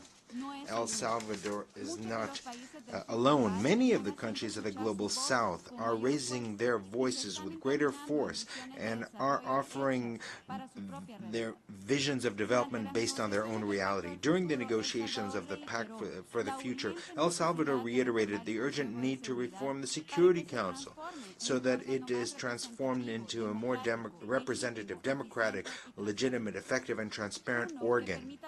An organ that allows for the participation of more countries, which today are underrepresented in this forum, in which important decisions are taken for the maintenance of international peace and security. Present generations are increasingly concerned by the problems that affect their daily lives and make it more difficult to think about the future. This discussion compels us to ask whether the actions that we're taking are necessary to build a future that our people truly need. I am proud to say that the government of El Salvador, under the vision of President Nayib Bukele, has restored hope as it has become the safest country in the Western Hemisphere. For Salvador, security was the premise that was necessary to restore our faith in our future. And while we are not neglecting to sustain that achievement, now we can prioritize actions that address economic growth, investment, and participation in international trade.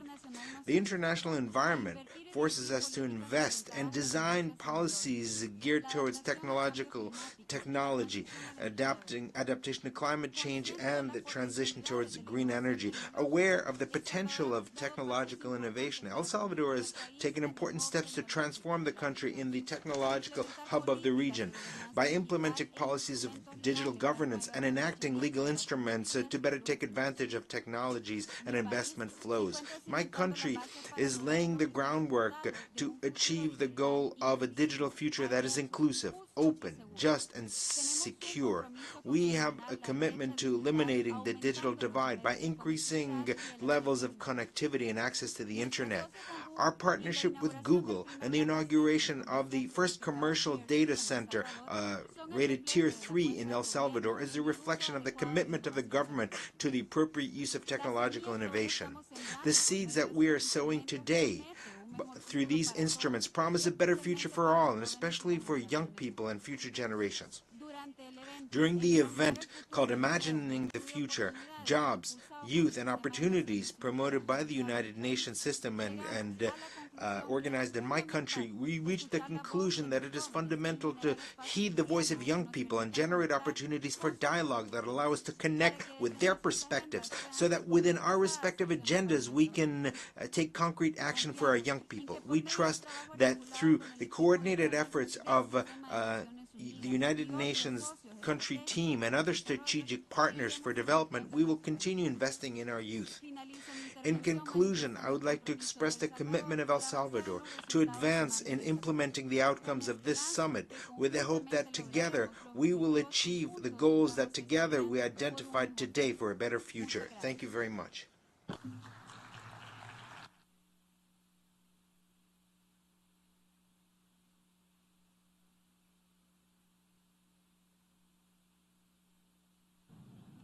I thank the Vice Minister of Foreign Affairs of El Salvador.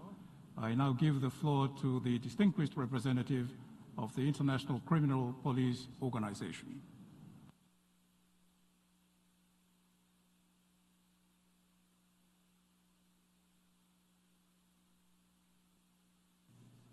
Mr. President, it is my great honor to address the General Assembly at this esteemed gathering of the United Nations Summit of the Future.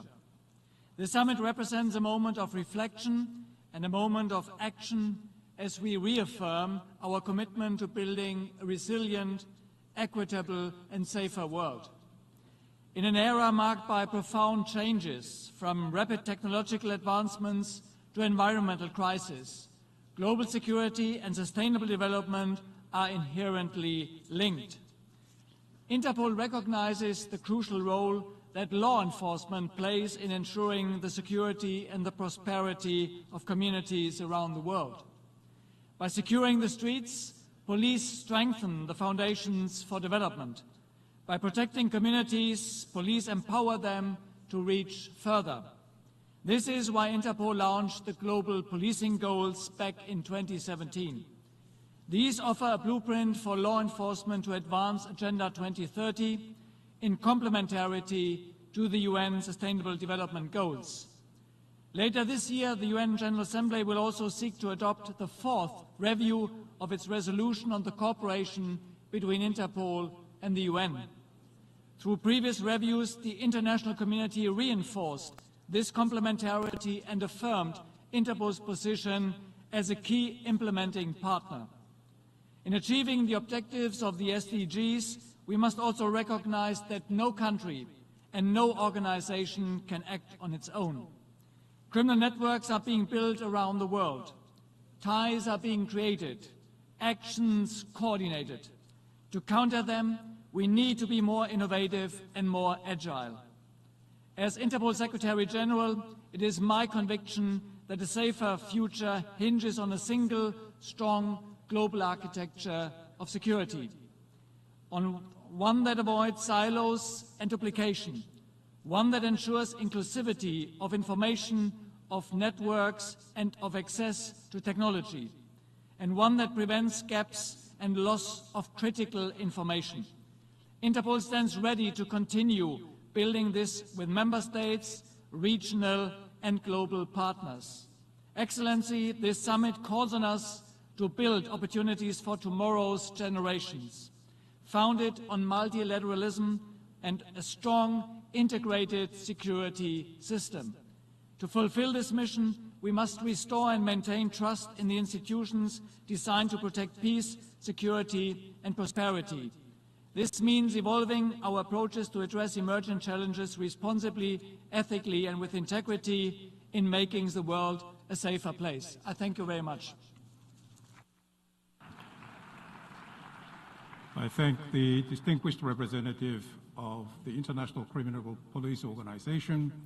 I now give the floor to the distinguished representative of the International Institute for Democracy and Electoral Assistance.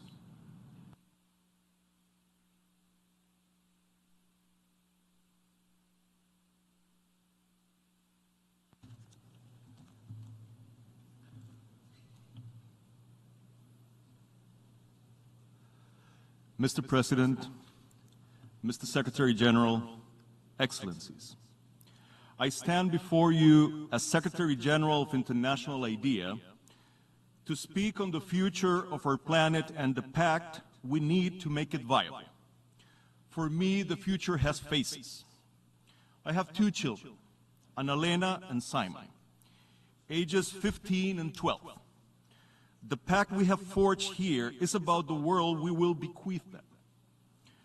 I want them to live in a world where women are not second-class citizens anywhere, where they don't have to wait on current trends, 46 years to achieve equal representation in parliaments, and many more to sit as equal partners in boardrooms.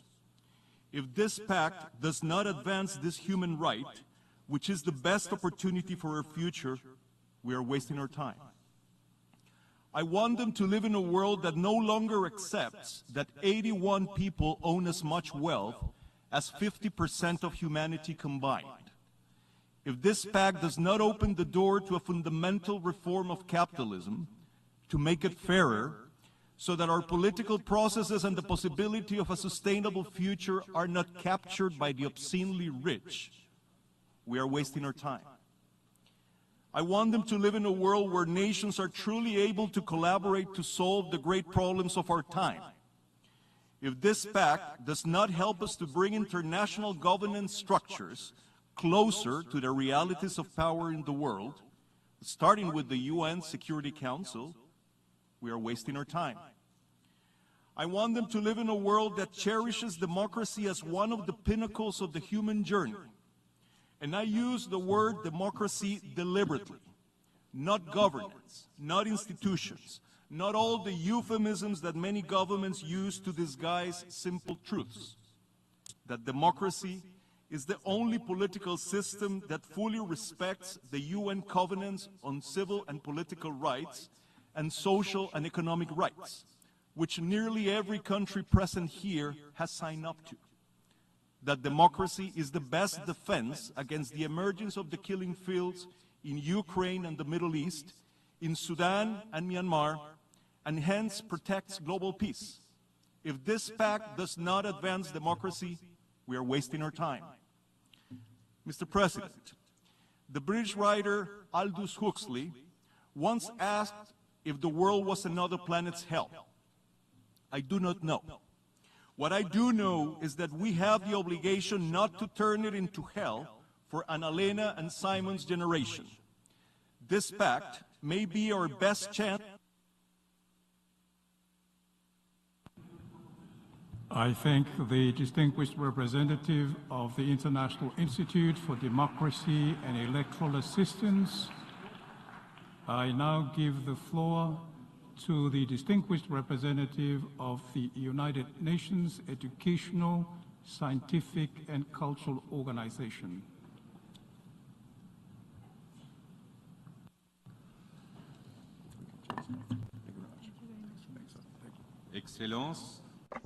Excellencies, ladies and gentlemen, the Summit of the Future is a call to build more just, prosperous, and peaceful societies.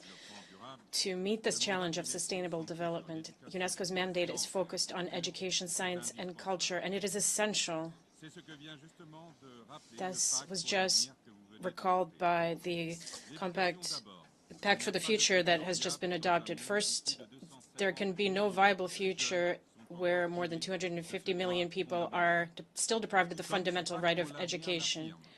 As the Pact for the Future reaffirms, we must carry out in-depth reforms in line with the work already carried out by UNESCO to achieve universal access to education, in particular for girls. Strengthening teacher training and access to digital learning technology is also essential.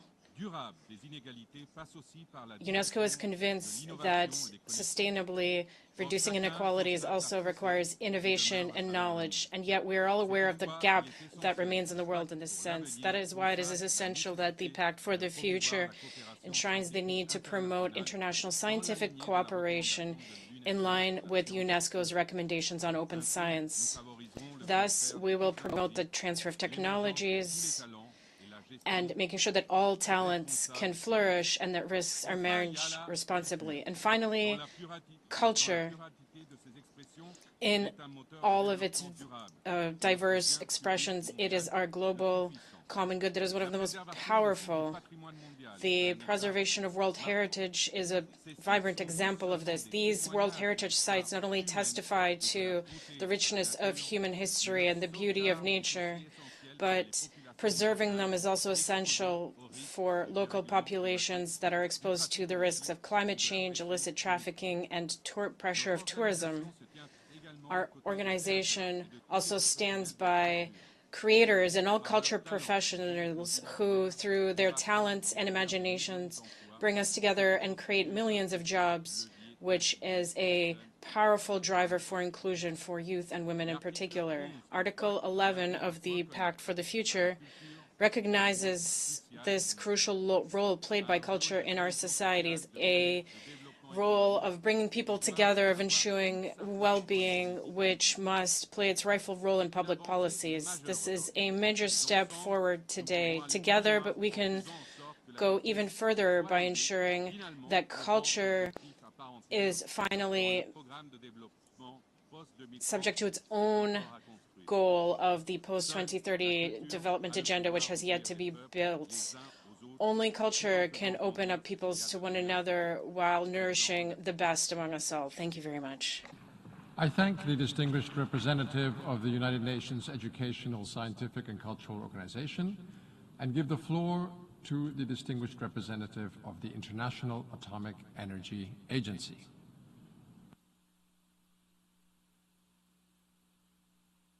Thank you very much, Mr. President.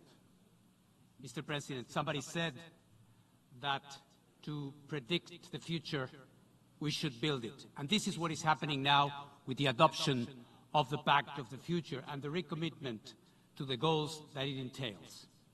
The IAEA, an institution born from an idea pronounced from this same rostrum 70 years ago, is doing just that together with you. It is doing that by underpinning the non-proliferation of nuclear weapons regime, which prevents thousands of nuclear material which is used all over the world to being diverted for hostile uses. It is doing so by preventing that more states add nuclear weapons to those that already exist. It is doing so by preventing, by deploying in a war zone that a nuclear accident with terrible radiological consequences adds to the misery of ongoing war. But importantly, it is also doing that through its programs like Rays of Hope, which is bringing oncology and nuclear medicine to places that do not have a single radiotherapy unit. It is doing so in places where food is scarce through the Atoms for Food project. It is doing that by protecting the environment through its nuclear techniques against plastic pollution and protecting the oceans from ocean acidification and other problems like this. It is doing that in all these ways. The world and the pact that you just adopted, importantly, needs instruments, concrete instruments to materialize those goals, including in energy, which through clean nuclear energy is allowing more and more states reach economic development without harming the environment. The IAEA is just that. It's an instrument of all the lofty goals and ideas that have been adopted here. And the IAEA will continue doing just that. Thank you very much. I thank the distinguished representative of the International Atomic Energy Agency and give the floor to the Joint UN Program on HIV/AIDS.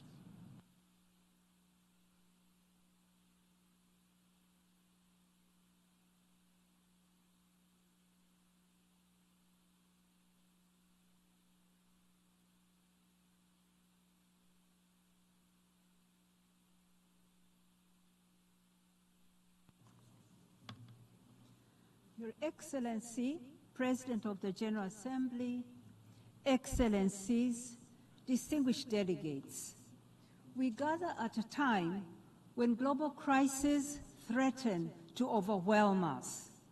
But we need not despair.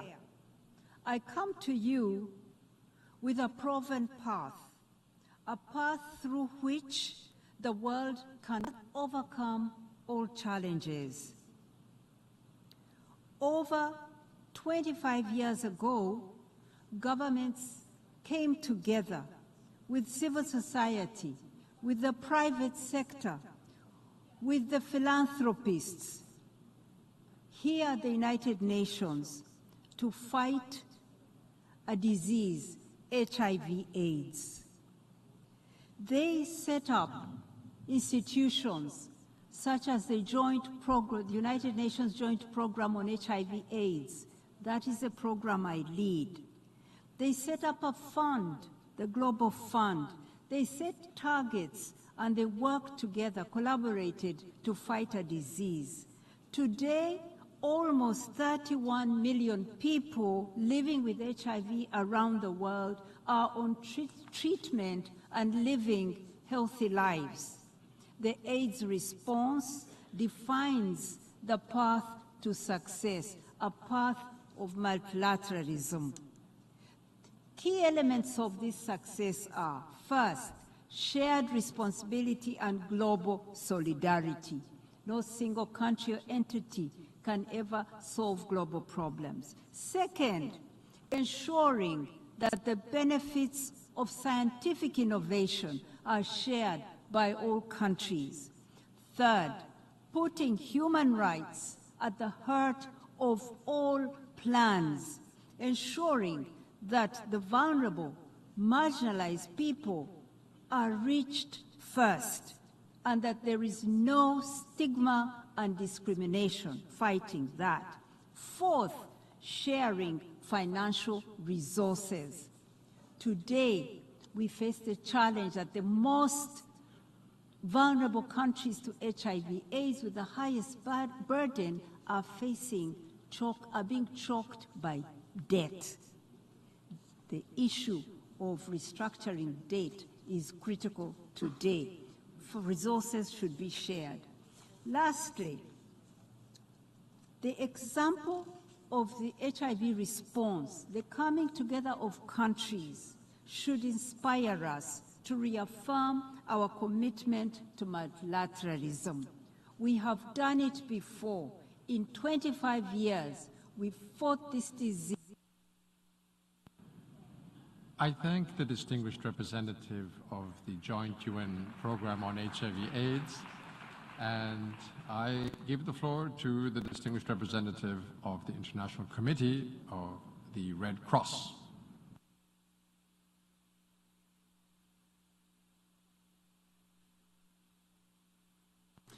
Thank you, Mr. President. Mr. President, yesterday, leaders of the world adopted the Pact for the Future. The ICRC is with you when you say in that pact that fellow human beings are enduring terrible suffering. We are also with you when you warn us of rising catastrophic and existential risks many caused by the choices we make. However, you are also right when you say that there is a path to a brighter future for all of humanity. That your formula for this brighter future includes international cooperation based on respect for international law resonates loudly with the International Committee of the Red Cross. This year, we mark the 75th anniversary of the 1949 Geneva Conventions, which regulate how wars are to be fought. Every state in this General Assembly has committed to respect and to ensure respect for these rules both in word and in deed. We are with you in Pact Action number 14. We will protect all civilians in armed conflict. International humanitarian law requires that fighting parties only attack military targets, take all precautions to minimize harm to civilians, and then actually do so. We encourage all states here today to use their influence to speak to warring parties directly to make sure that this happens. Last year, hundreds of thousands of civilians were killed or suffered appalling injuries, many as victims of deliberate or indiscriminate attacks. We can and must do better. We're also with you in Action number 15. We will ensure people affected by humanitarian emergencies receive the support they need. The rules for humanitarian assistance are set out in IHL. Parties to armed conflict must allow and facilitate passage of humanitarian relief. However, we are faced with a compelling reality. Millions of people in war zones are left out of basic humanitarian support due to a lack of humanitarian presence. Destruction of basic infrastructure could be avoided if attacks were restrained and based on proportionality and distinction. The reality of today is that the compounding effects of destruction, disinvestment, and abandonment are leading to unbearable costs for generations to come. We can and must do better. The path to a brighter future for humanity is available to us. You have said. In war, that path is lit by the Geneva Conventions. At the ICRC, we offer our hand to you along this path, and we ask, let's walk it together. Thank you, Mr. President. I thank the distinguished representative of the International Committee of the Red Cross and give the floor to the League of Arab States.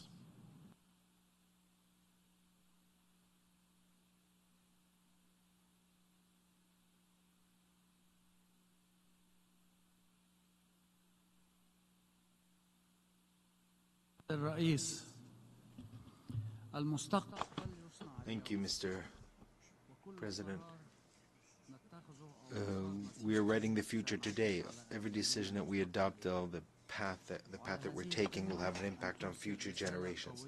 This summit must deliver a strong message. That is, that future generations deserve to live in a world free of conflict, from hunger, absolute poverty, and extreme threats. These are interdependent challenges. Their intersection means that multilateralism and joint international action is essential.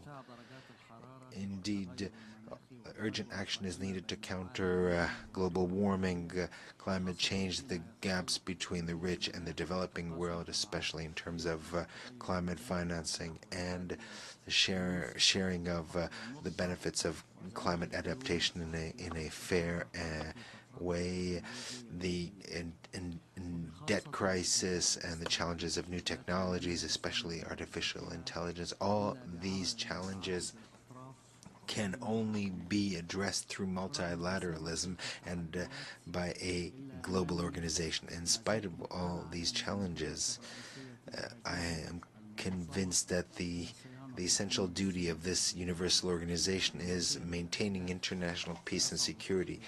The other objectives will be difficult to achieve in a world of conflict and fear. We must acknowledge that sources of tension have expanded. efforts at solutions have stagnated. Competition among major powers does not benefit a universal organization. This competition throws us back to a period of paralysis. Everyone now is convinced that the Security Council in its current configuration no longer reflects the world, does not serve multilateralism in an effective way, and where action can be taken on conflicts. Another example, if you look at the conflict in Gaza, the aggression of Israel against Gaza has continued for many months. There have been massacres, killings, destruction, hunger and displacement, without the Security Council being able to adopt any resolutions. At last, a resolution was adopted, but unfortunately the Security Council could not implement it. Today it's the turn of Lebanon. The international community and the international organization must work to save the situation, otherwise, to restore it. Otherwise, the conflict will expand and it will endanger peace and security. Thank you. I thank the distinguished representative of the League of Arab States. I now give the floor to the distinguished representative of the United Nations Human Settlements Program.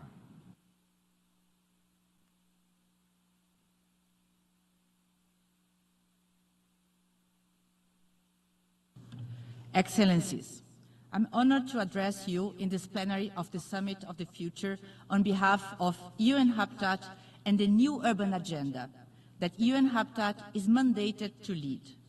The new urban agenda is a shared vision of the United Nations for a better and more sustainable future.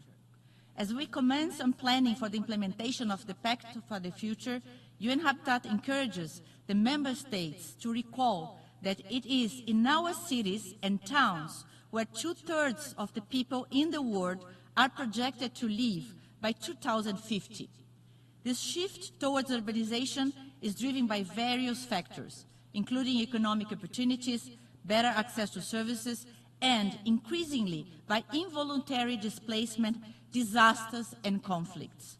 Combined with the overall growth of the world's population, this could add another 500 million people to cities every 5 years.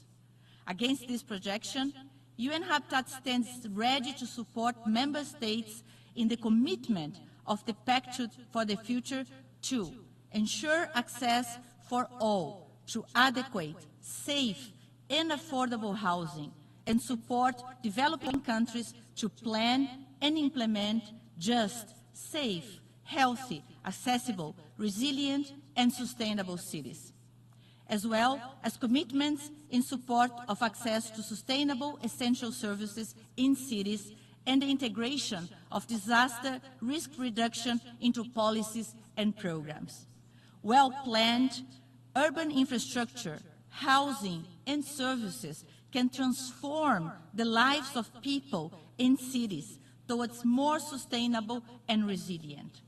Sustainable urban development is steered by inclusive, resourced local and regional authorities, and with participation of the young people in cities, will also provide the foundation for long-term stability, security, and peace building of societies by leaving no one and no place behind. In well-planned cities, climate and disaster risks can also be effectively managed, assisted by digital technologies. To achieve this, UN Habitat and the UN members of the Local 2030 Coalition encourage the member states to also seek for means to more closely engage with local and regional governments, as recommended by the Pact for the Future, to increase the opportunity to transition to sustainable development paths by 2030. Thank you. I thank the distinguished representative of UN Habitat and give the floor to the distinguished representative of the Economic Commission for Latin America and the Caribbean.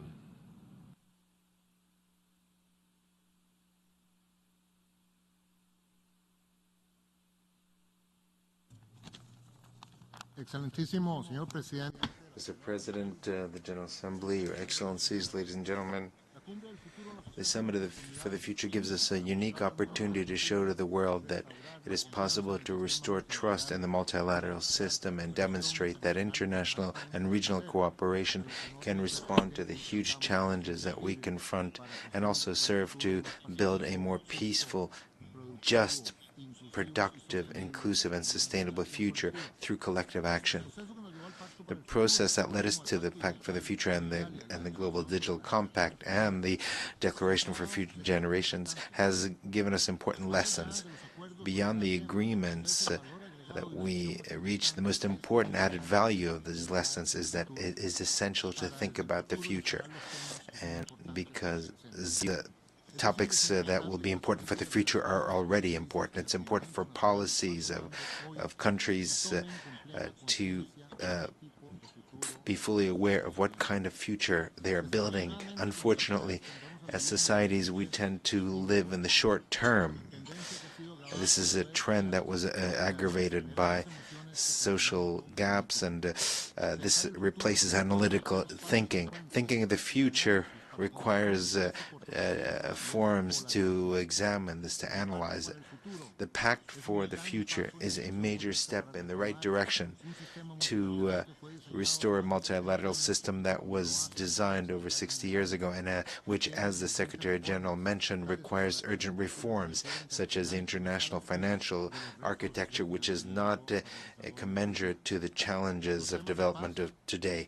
Topics of peace, security, science, technology, innovation, and digital cooperation, youth and intergenerational solidarity, and gender equality are fundamental topics for the world and for Latin America and the Caribbean. With this in mind, one of the priorities of our organization is to contribute to strengthening anticipatory, proactive governance in countries of the region. We are creating parliamentary commissions for the future in our region in order to discuss not only what should be the solutions, but how to achieve them.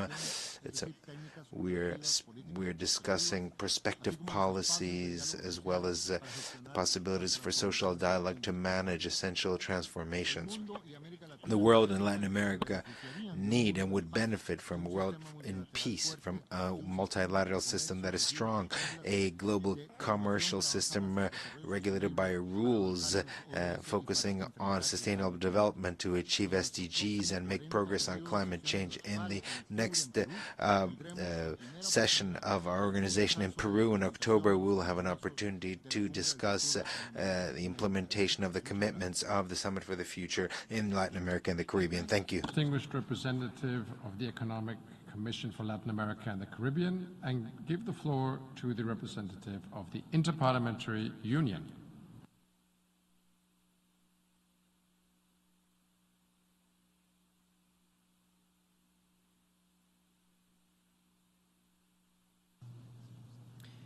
Mr. President, the Pact for the Future, that is the outcome of this summit, does provide a clear path forward to turbocharge the SDGs and to fix a multilateral system that is nearly broken. As President of the Interparliamentary Union, I am here to tell you that you can count on our organization, with a membership of 180 national parliaments, as a trusted partner in the journey ahead. No challenge is too big for those who are determined and willing to work together. IPU welcomes the strong acknowledgement of the role of parliaments at the United Nations provided in Action 55 of the Pact. This action line stresses the need to deepen the relationship between the United Nations and parliaments, and welcomes the contribution of parliaments through the IPU in supporting the implementation of United Nations agreements. We will have an opportunity to get into the fine details of this relationship during this 79th session of the General Assembly under the item Interaction between the United Nations, national parliaments and the IPU. We look forward to working with member states to find more concrete ways to engage parliaments in the work of the United Nations so that they are more aware of the discussions taking place here and more capacitated to provide input through their governments as well as the IPU. In the quarter century since the Millennium Declaration, The relationship between the United Nations and parliaments has grown steadily, year after year, never losing sight of its final aim, which is to make the United Nations more open, more accountable, and more able to deliver on its commitments. We are committed to strengthening that relationship. Today, most major United Nations meetings take place with at least some parliamentary components. As it was once said by the founding father of Tanzania, Mwalimu Julius Kambarage Nyerere, it can be done. Play your part. We at the IPU are doing our part to make the United Nations and multilateralism stronger through parliaments. We all need to scale up and be ready to seize the opportunity for improvement whenever it arises. Mr. President, dear colleagues, people everywhere expect change. This is the time, this is the place to make that happen. I thank you. I thank the distinguished representative of the Interparliamentary Union and give the floor to the distinguished representative of the International Fund for Agricultural Development.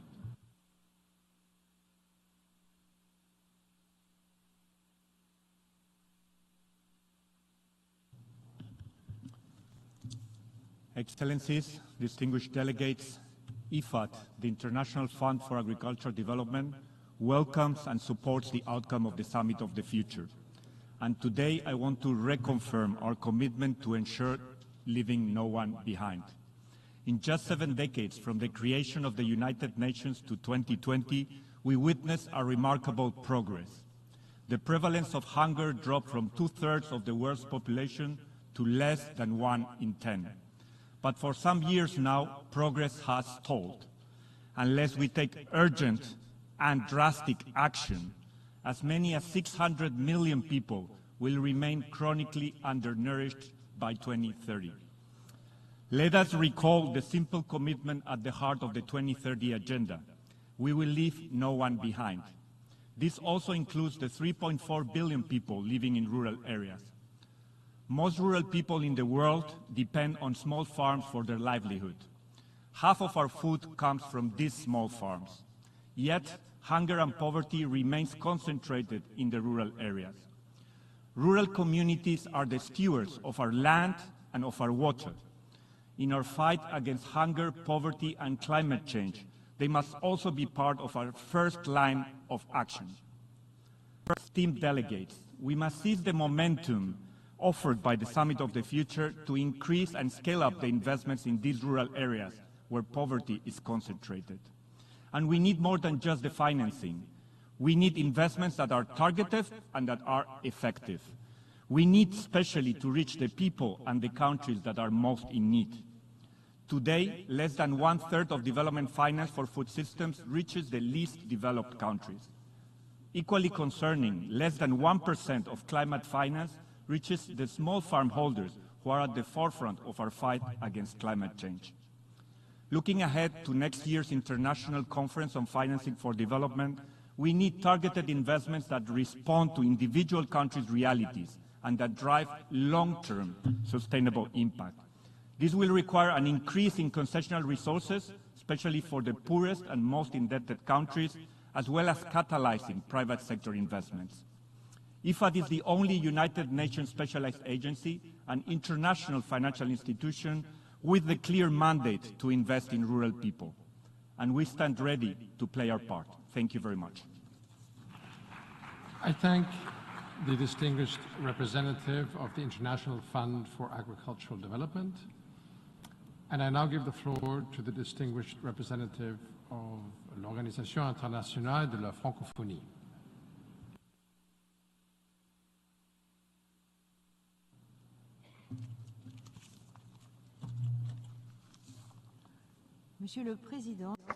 Mr. President, Excellencies, I have the honor to speak on behalf of Her Excellency Madame Louise Mushikiwabo, Secretary General of la Francophonie, and to convey her warmest congratulations on the holding of the Summit of the Future and the adoption of the Pact for the Future, the Global Digital Compact, and the Declaration on Future Generations. With its 88 member states and governments, the Organisation Internationale de la Francophonie has appreciated the inclusivity of this process. We have had the opportunity to present our organization's vision and contributions through our Secretary General, the group of Francophone ambassadors, and our experts. La Francophonie is constantly working for a reinvigorated multilateralism. To achieve this, it has urged the international community to reestablish the values to which our movement is so deeply attached: solidarity, equity, and full respect for diversity. That is the purpose of the advocacy that we have undertaken to ensure due consideration for cultural and linguistic diversity in the Global Digital Compact, which is the first instrument of global scope to enshrine the principles that will govern the digital space of tomorrow. That is also the thrust of our call for a reform of access to concessional financing for development that would take into account all dimensions of vulnerability, economic, social, and environmental. Driven by our duty of solidarity, we must now pursue our advocacy with international financial institutions. The next steps will be essential to make development opportunities both more equal and more sustainable. That is also the goal of the contribution that we have presented on the issues of peace and security in the context of the new agenda for peace. La Francophonie in the area of peacekeeping advocates for giving due consideration to multilingualism and intercultural skills, which are drivers of effectiveness in the implementation of the complex mandates of peacekeeping operations.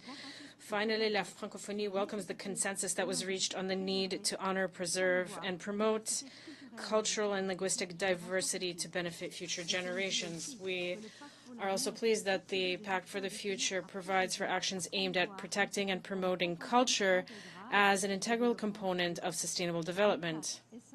On October 4th and 5th, La Francophonie will hold its 19th Summit of Heads of State and Government in France, at Villers-Cotterêts, and in Paris, on the topic of creation, innovation, and entrepreneurship in French.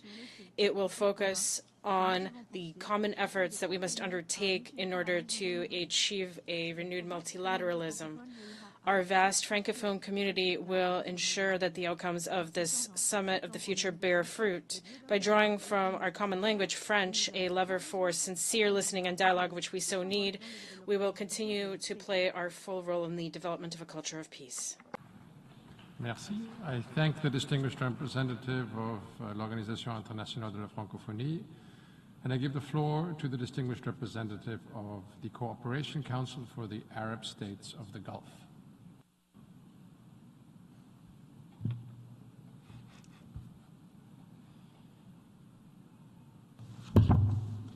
سيد الرئيس السلام عليكم ورحمة الله وبركاته.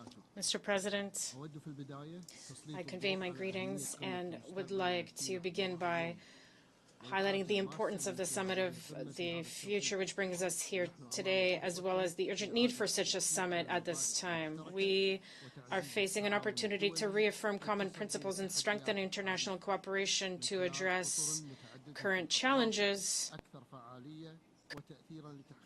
through effective multilateral action for peace, especially given that global challenges are having an impact on sustainable development at the global level. With this in mind, I would like to share briefly the GCC's position on the Pact for the Future. International indicators point to a slowdown in the implementation of the SDGs. More than 30% of them have not made progress. The Gulf Cooperation Council has prioritized sustainable development through the national visions of its member states, which reflect a commitment towards the 2030 Agenda Sustainable for Development and the Paris Agreement and the Addis Ababa Action Plan. The GCC member states are convinced of the importance of partnerships in the context of development, and the Council plays an important role in more than 90 countries across the world. I am proud, as a citizen of the Gulf, of the role that Gulf states play in the implementation of SDGs in a number of countries across the world. The Council reaffirms the importance of the principles of strengthening peace as reflected in the Pact for the Future, with a focus on international law, resolving disputes through peaceful means, and seeking a solution to the issue of Palestine that is in line with the Arab Peace Initiative and international law. We must also strengthen the international order to benefit future generations. As Antonio Guterres has said, we cannot build our future based on a system built for our grandparents. We must therefore pool efforts in order to ensure that needs of future generations are met in all areas. The GCC stands ready to make its contribution to this effort. I also reaffirm the vision that we share and which is in line with the Pact for the Future. Thank you. I thank the distinguished representative of the Cooperation Council for the Arab States of the Gulf, and I give the floor to the distinguished representative of the United Nations Population Fund.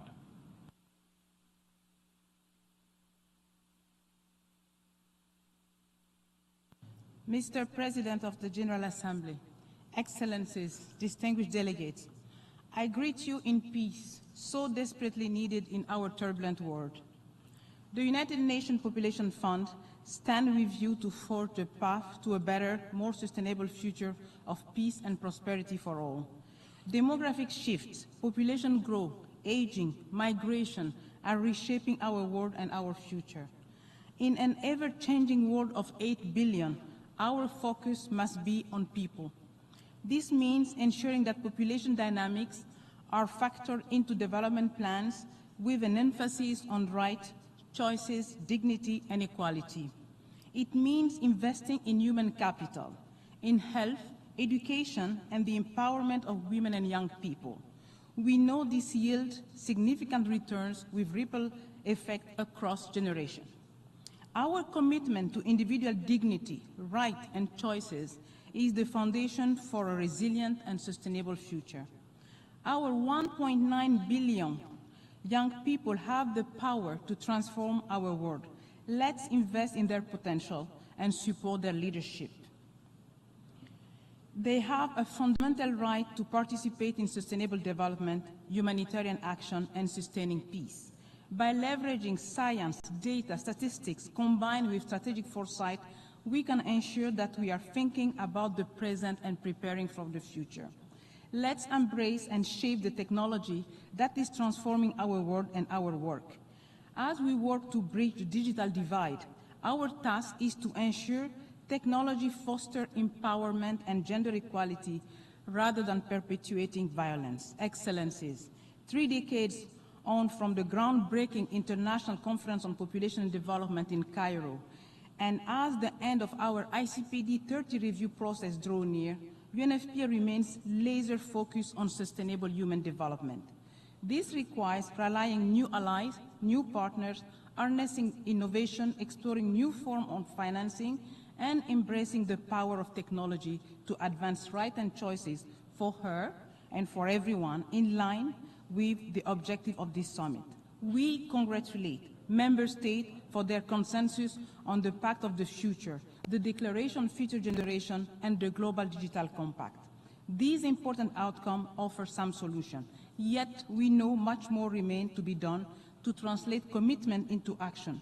By focusing our effort and strengthening our partnership and investment, we can overcome our common challenges and build a more inclusive, equitable, and sustainable future for all. I thank you for your kind attention. I thank the distinguished representative of the United Nations Population Fund and give the floor to the distinguished representative of the Digital Cooperation Organization.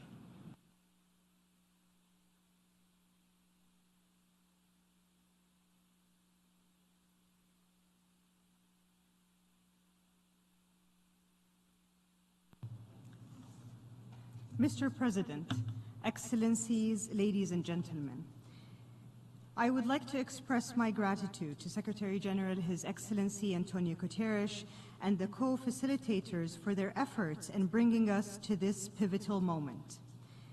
It is a privilege to address this assembly following the historic adoption of the Pact for the Future and also the Global Digital Compact. The GDC lays out a roadmap for an inclusive, sustainable, and a secure digital future for all. However, the real challenge lies in translating these ambitious goals into actions as we strive to achieve the SDGs. The digital divide is multifaceted, impacting the AI divide, computing divide, gender digital divide, and skills divide.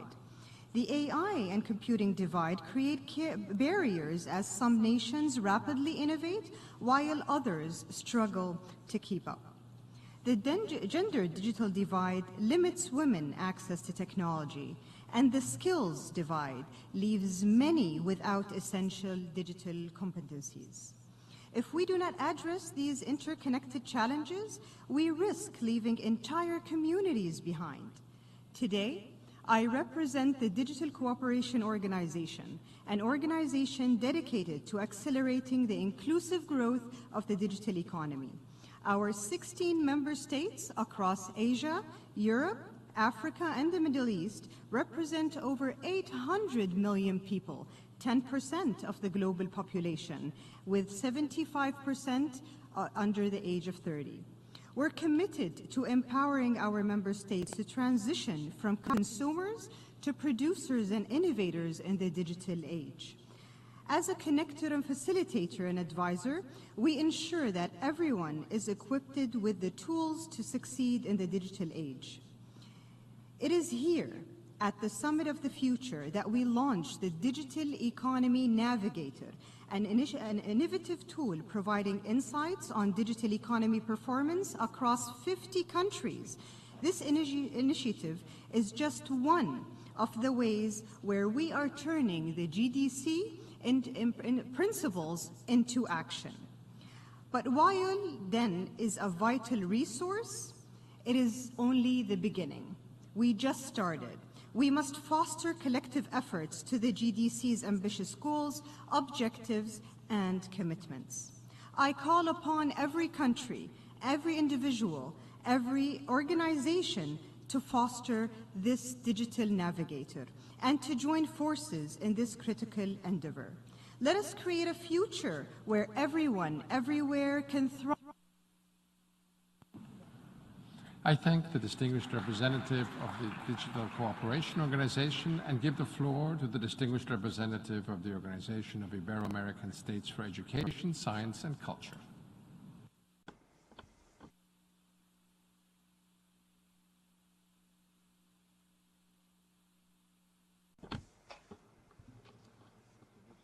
Mr. President, Secretary General, Your Excellencies, the Organization of Ibero-American States for Education, Science, and Culture would like to express its gratitude for the opportunity to participate in the Summit of the Future as a observer organization to the General Assembly. We're very honored to offer our vision on the situation and challenges in education, science, and culture in the Ibero-American region at a crucial moment.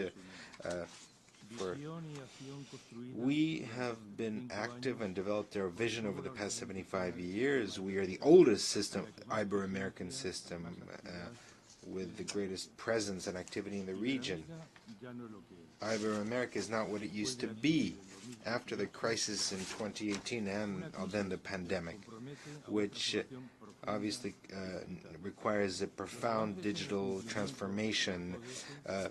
Progress in fulfillment of SDGs are only 22% of the targets compared to 15% at the global level. Obviously, various short-term urgent situations have led to delays. Now, it's important for us to be more effective and efficient in education, science, and culture. That is our commitment to make public policies possible, to make sure that public policies reach citizenship.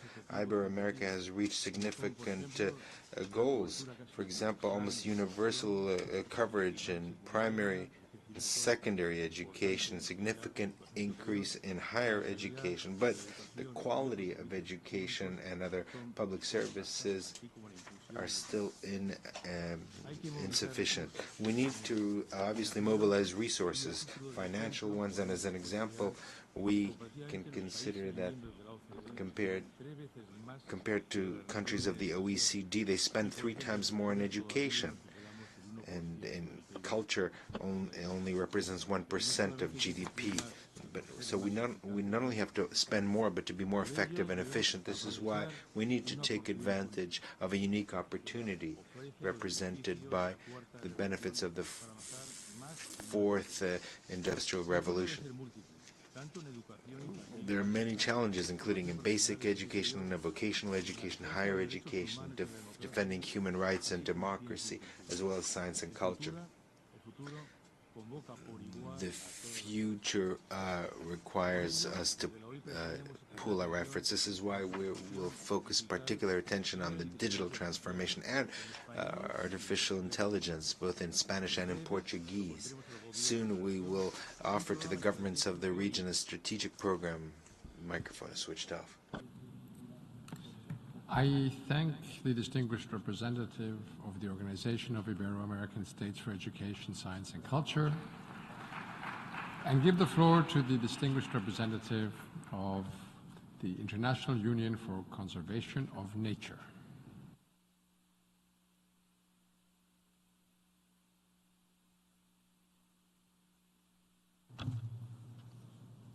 Excellencias.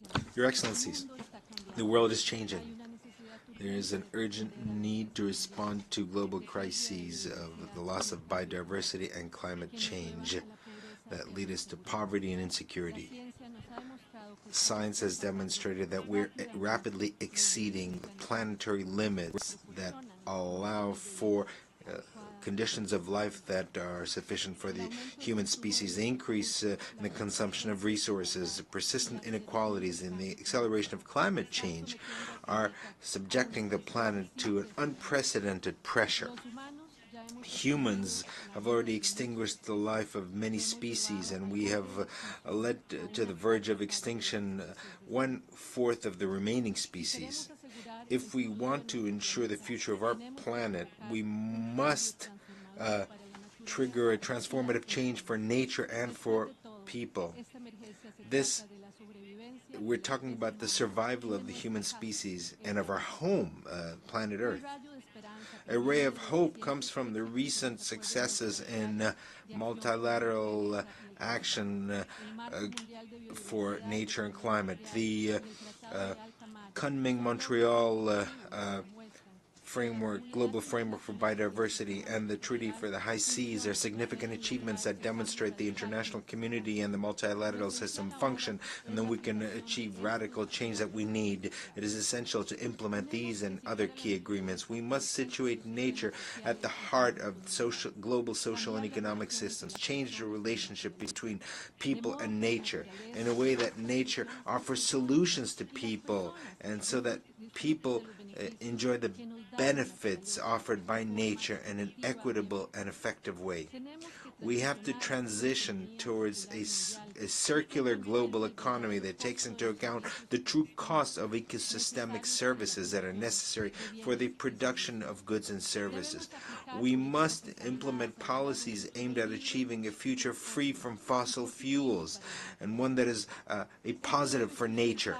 This must be based on inclusive decision-making processes that are participatory and that include in a meaningful way young people, indigenous people, and local communities, taking into consideration gender aspects, and that are backed by scientific tools and data. The IUCN, the International Union for the Conservation of Nature, welcomes the Pact for the Future as a renewed commitment to multilateralism by the member states. Although we regret the fact that the Compact has not achieved the transformative change that is necessary for nature and for the climate, the IUCN is committed to supporting the implementation of the Compact. And beyond this Compact, the microphone is switched off. I thank the distinguished representative of the International Union for Conservation of Nature and give the floor to the distinguished representative of the United Nations Relief and Works Agency for Palestinian Refugees in the Near East.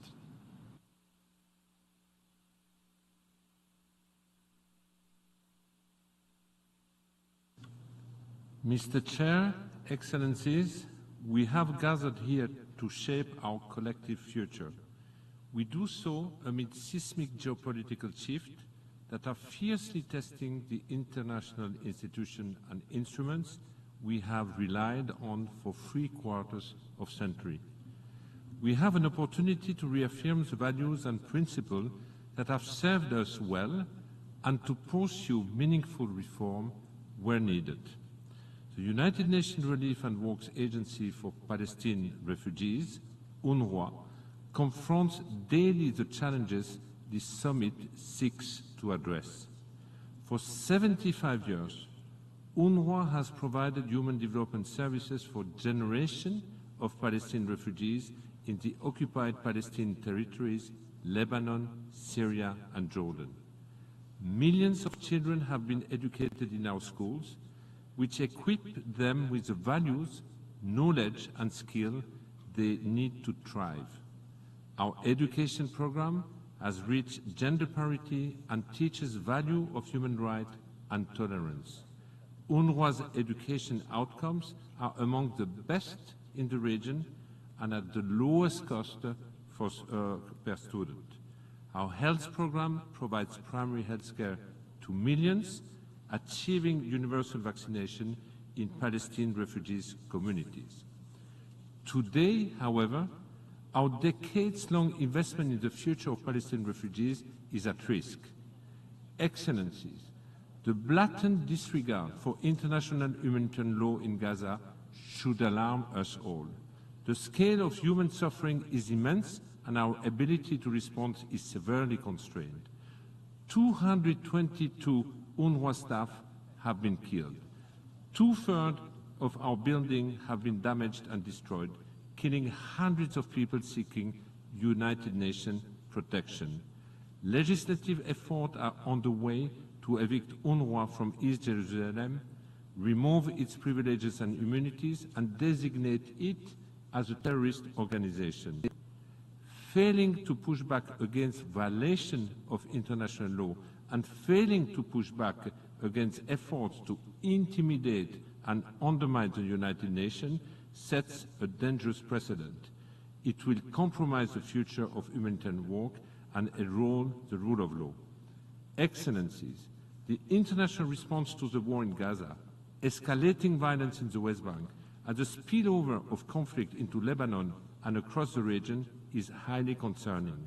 International law is implemented selectively or not at all, reinforcing perception of inequality and injustice. Dehumanization is rampant in public discourse. I thank the distinguished representative of UNRWA and give the floor to the distinguished representative of the United Nations University.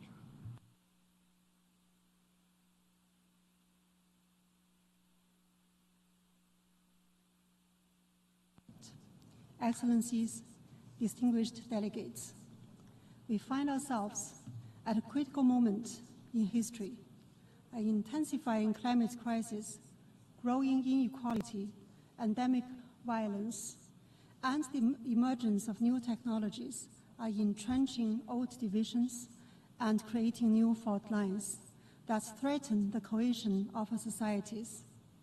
The Summit of the Future is an opportunity to collectively address these challenges and deliver on the vision we established here almost 10 years ago with the launch of the Sustainable Development Goals.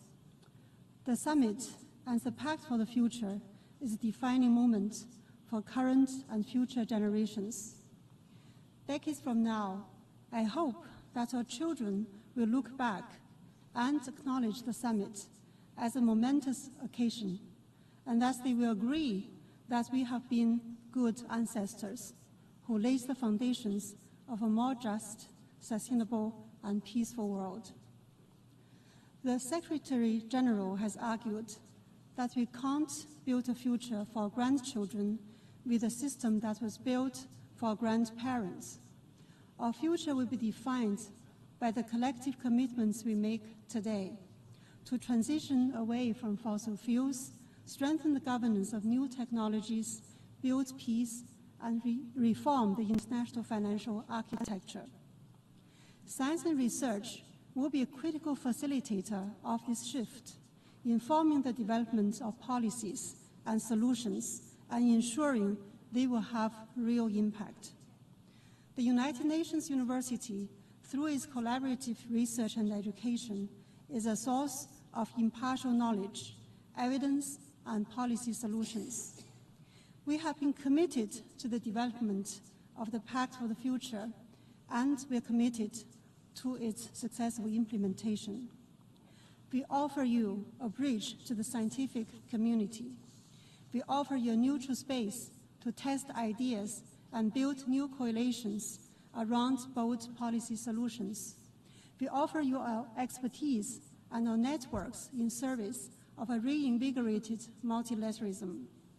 Today, as we seek a new consensus to accelerate the attainment of the Sustainable Development Goals and secure a prosperous, resilient, and peaceful planet for current and future generations, it is imperative that we acknowledge and make strategic use of science and scientific institutions. I thank you. I thank the distinguished representative of United Nations University and give the floor to the distinguished representative of the Comprehensive Nuclear Test Ban Treaty Organization.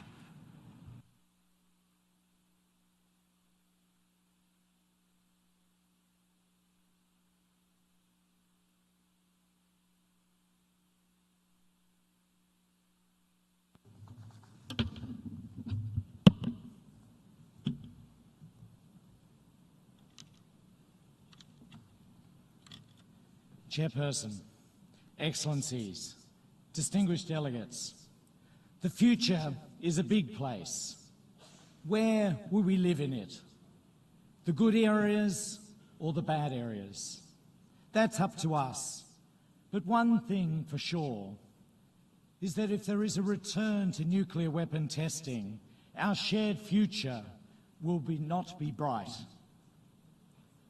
There were 900 nuclear weapon tests between Hiroshima in 1945 and the signing of the Nuclear Non-Proliferation Treaty in 1968. But even then, the nuclear tests kept going, an average of one a week for over 25 years. In the future, what if we return back to a renewed nuclear arms race? Or there's a catastrophic miscalculation? Or we're just unlucky. A pact for the future is a shared vision for a better present and a safer future. In the safer future, the Comprehensive Nuclear Test Ban Treaty is vital. The CTBT is smart. Our international monitoring system network of sensors is a scientific wonder, so sensitive. The CTBT is transparent.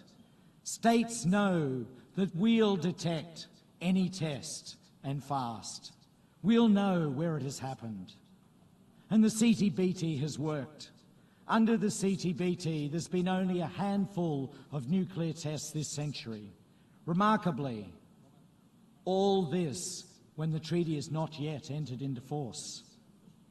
These are worrying times, even dangerous times, with reports of enhanced activities at former nuclear test sites, of threats of the use of nuclear weapons, or we're creating a bright future. We cannot do that if we're heading into nuclear war. A big step towards achieving this is ending nuclear testing once and for all. The future is a big place with big issues to consider. That's what this summit has been all about. Climate, migration, preserving the environment, the future of multilateralism. Major change usually requires major investment, but stopping nuclear tests costs so little. All it takes is our collective will and then the action of a few. There is no exaggeration, the CTBT is a great shared achievement. If this summit moves all the nations of the world towards making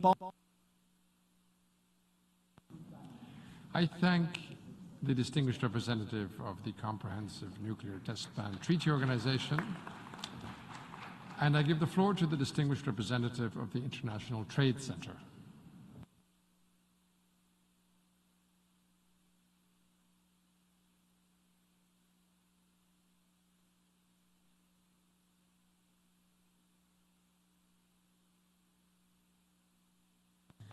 Distinguished guests, ladies and gentlemen, we're here today because we're facing some sobering realities, some tough odds. When the Sustainable Development Goals were adopted, it was a moment hailed globally as the dawn of a new era for international cooperation, one that would finally lead to a better, fairer world. But as we've learned in the years since, achieving transformation on this scale is no mean feat. And it becomes even harder when crises seem to darken every horizon. Now, too often, it is easy to fall prey to pessimism, to see the world before us with so much human suffering and loss of life, with an ever-warming climate and mounting conflicts, and fear that things may never get better. But when I think of the small business leaders and the member states that we serve at the International Trade Center, it's clear that we don't have to look very far to see what a new world could and should look like. These small business leaders don't have the luxury of saying that it's too hard, and they already live and breathe the values that the SDGs were designed to uphold. These small business leaders are women who are running firms that tackle challenges ranging from food security to healthcare. They're refugees who are finding new ways to support their families through digital tools while sharing their expertise with the world. They are young people who are teaching us how to safeguard our natural environment while creating new jobs along the way.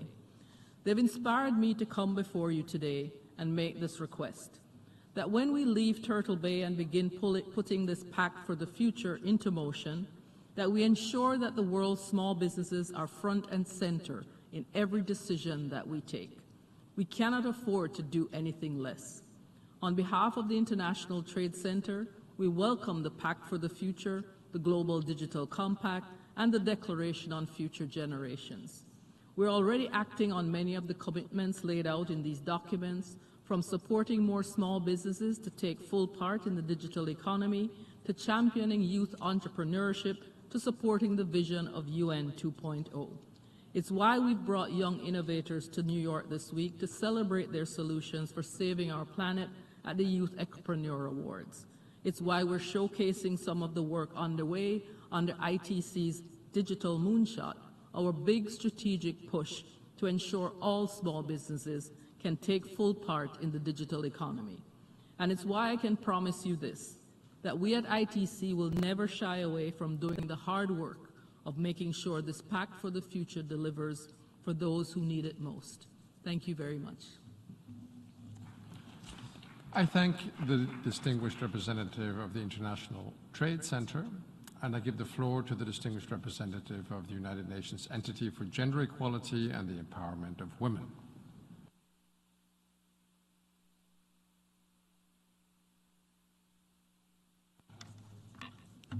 Excellencies, good evening. As you convene here for the Summit of the Future, we join you in applauding the world's commitment to reinvigorated and more networked multilateralism. We see a commitment to advancing gender equality and the rights of women and girls across the Pact for the Future and its annexes.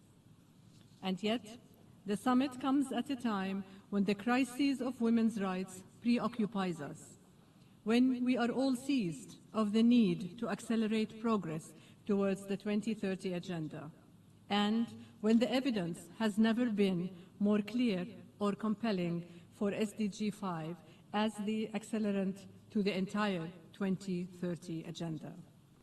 Our latest data unpacks concerning ways in which we remain off track. Without change, without acceleration, it will take 137 years to eradicate extreme poverty for women and girls, 68 years to eradicate child marriage, 39 years for gender parity in parliaments.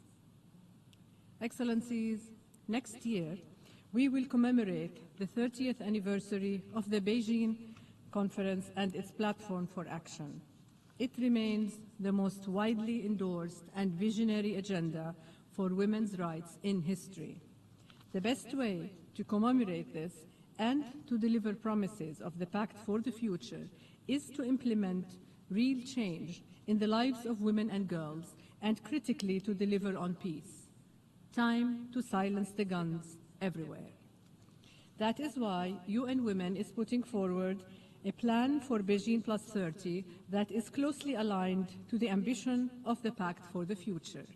First, we will work with member states and other stakeholders to advance high-impact, high-return on investment priority actions at country level that will accelerate Agenda 2030. Second, we will work to ensure more resources for the crucial role of civil society across all gender equality issues. Finally, we are echoing your call for a stronger multilateral system as a force for real change in the lives of all women and girls.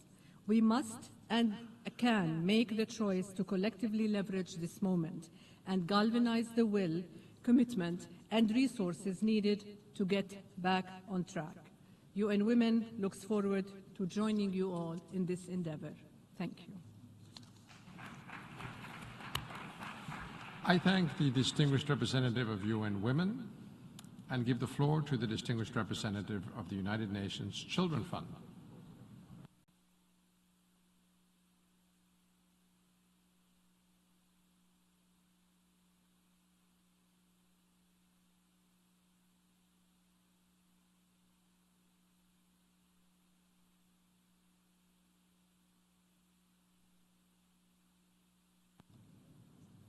Excellencies, I have 4 messages to convey. First, at this summit, I know we feel a sense of tremendous accomplishment, but its success will depend on the practical implementation of what we have decided and how these decisions are applied to domestic policies, budgets, and programs to secure a better future. Second, together we have accomplished extraordinary achievements over the last few decades for our youngest citizens, our children. We know that millions of children today are surviving and thriving, having had improved access to health, nutrition, education, protection, and participation. But we also know that millions of children across the globe are facing a confluence of intractable crises, from armed conflicts through climate change to persistent poverty and inequality. Third, we must accept that children will influence and shape the future, and it is imperative that children's rights, including their right to be heard in matters that affect them, is placed at the center of our collective development efforts. 35 years ago, we also made this commitment to our future when we adopted the Convention on the Rights of the Child, the most ratified international human rights treaty in history. We further cemented this promise in MDGs and then the SDGs. But sadly, we are off track to meet the SDGs, particularly those related to child rights. Finally, there is hope that comes with opportunity of accelerating to meet the SDGs and setting the present and future generations on a trajectory for success. This is a choice we have the power to make. Government and public financing are key to accelerating social investments in children. Just this morning at UNICEF House, we shared a comprehensive set of proven solutions to unlock benefits for child well-being across sectors. We can and must take these proven solutions to scale and achieve the much-needed impact for children that we have committed ourselves to across the 19 child-related SDG indicators. Our efforts have very real consequences for children around the world and our future. As you return home to you and your daily lives, please take with you the conviction that we can and we must work together so that every child everywhere today and tomorrow will survive, thrive. I thank the distinguished representative of the United Nations Children Fund, and now give the floor to the distinguished representative of the Economic Cooperation Organization.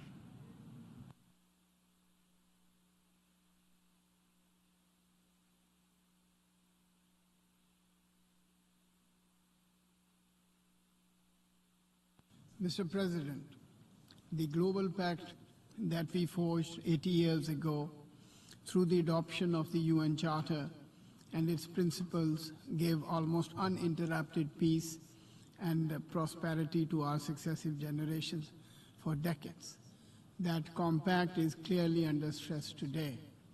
Luckily, this summit gave us a unique opportunity to reflect on the past and chart a new course for a better future.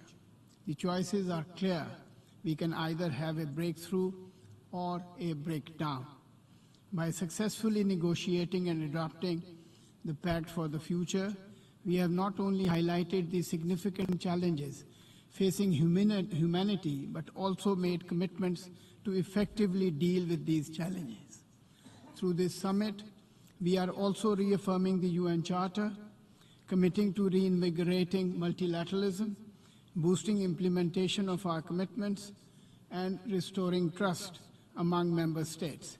We are happy to see that the summit has also prioritized technology through the Digital Compact. In an era where our ability to reach common ground to tackle pressing challenges is getting constrained, cooperative regionalism is the way forward as a building block for an inclusive and more effective multilateralism. UN is and must remain at the center of all our efforts in pursuing stronger cooperation and reinvigorated multilateralism. However, the work should start at the regional level to build a strong foundation for lasting international peace and security. Therefore, strengthening regionalism would serve the purpose of enhanced multilateralism, where our hopes and aspirations for better tomorrow are rekindled. Aligned with the Agenda for Sustainable Development 2030, we at ECO crafted the Vision 2025, which aims to boost trade, enhance connectivity, secure transition towards green energy, and promote sustainable economic growth and the welfare of our people. The ECO is also in the process of finalizing its post-2025 strategy, where we would incorporate the outcomes of this summit.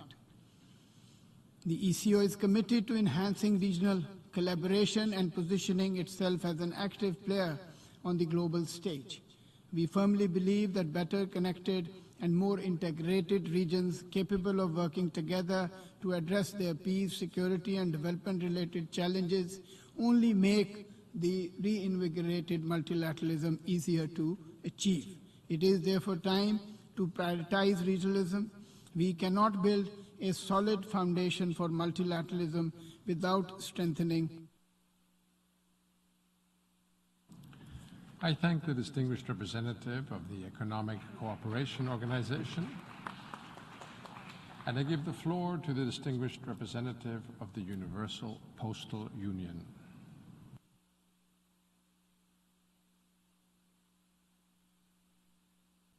Excellencies, on behalf of the United Nations Interagency Group on Aging, I am honored as a representative of the Universal Postal Union, a member of the group, to deliver this statement. The postal sector, represented by the Universal Postal Union as a specialized agency of the United Nations, plays a vital role in the development of universal postal services that meet the needs of all citizens. With its extensive network of 700,000 post offices and a growing digital and social infrastructure, the postal system reaches even the most remote communities, providing essential services to billions of people worldwide. As we convene at this summit, often referred to as a once-in-a-generation opportunity to shape our collective future, it is imperative that we adopt a people-centered, right-based, life-course approach, one that fully includes all generations, including older persons. Demographic changes are not a distant challenge. They are already transforming our world and will define the future. Population aging is a global phenomenon that is accelerating. This demographic shift, where people are living longer and increasingly healthier lives, is a human success story, not a crisis. It is a testament to advances in health, living conditions, and technology. However, whether this transformation unfolds as an opportunity or a challenge depends on the policy choices we make today. The dominant narrative often frames population aging and increased longevity as inevitable burdens on national economies, health, and social care. This perspective is both limiting and inaccurate. The outcomes will depend on how we craft our policies and whether we seize the opportunity to invest in inclusive, age-responsive systems that benefit everyone. In reviewing the Pact of the Future, the group recognizes its bold and ambitious vision for a sustainable and equitable future. Nevertheless, we are disheartened to see only one mention of older persons compared to 30 references to youth. This stark imbalance ignores both the needs and contributions of today's older populations and the fact that today's youth are tomorrow's older generations. Furthermore, we note with concern that the Global Digital Compact, while rightly recognizing groups experiencing vulnerabilities, fails to specially mention older persons. This omission is particularly troubling given that older persons are among the group most affected by the digital divide. They must not be left behind. Members of the United Nations Interagency Group on Aging stand ready to support member states in this endeavor, and we look forward to continuing our work in partnerships with all stakeholders. I thank you.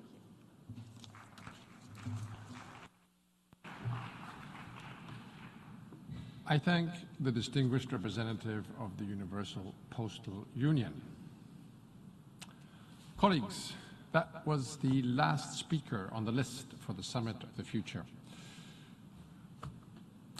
I understand that you're all very relieved want to go home, which I have full sympathy for. It's been a long day, but nevertheless, there is still one really important segment coming up, and that is the closing segment for the summit.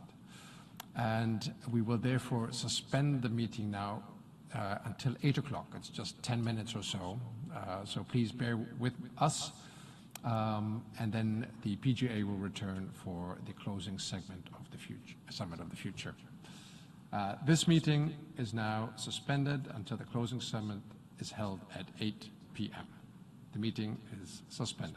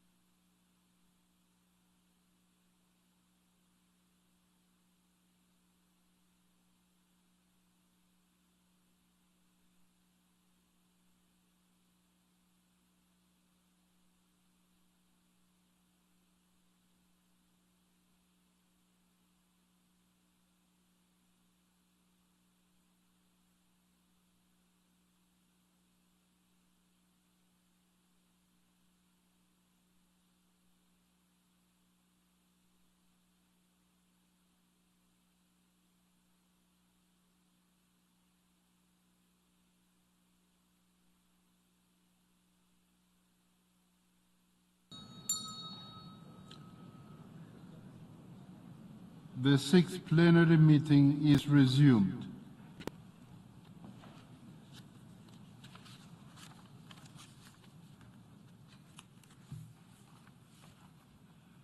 Your Excellencies, Heads of State and Government, Mr. Secretary General of the United Nations, ladies and gentlemen, at the 75th anniversary of the United Nations in 2020, Member States issued a call to action. Guided by the United Nations Charter, it was a call to better respond to current and future challenges, to reinvigorate multilateralism, and to strengthen international cooperation towards those ends. Today, the Summit of the Future and its outcome document, the Pact of the Future, has answered this call.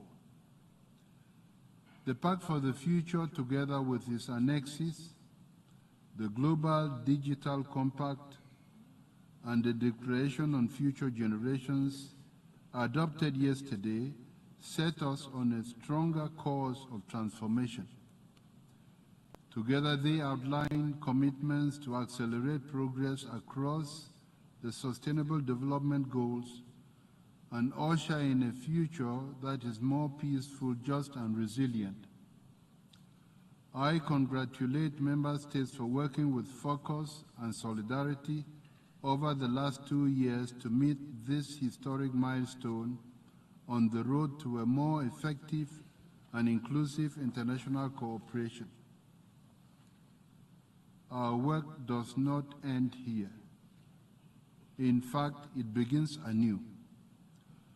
The Summit of the Future is a major step in our continuum of efforts to deliver faster and smarter on the 2030 Agenda for Sustainable Development, the Addis Ababa Action Agenda, and the Paris Agreement on Climate Change, amongst others.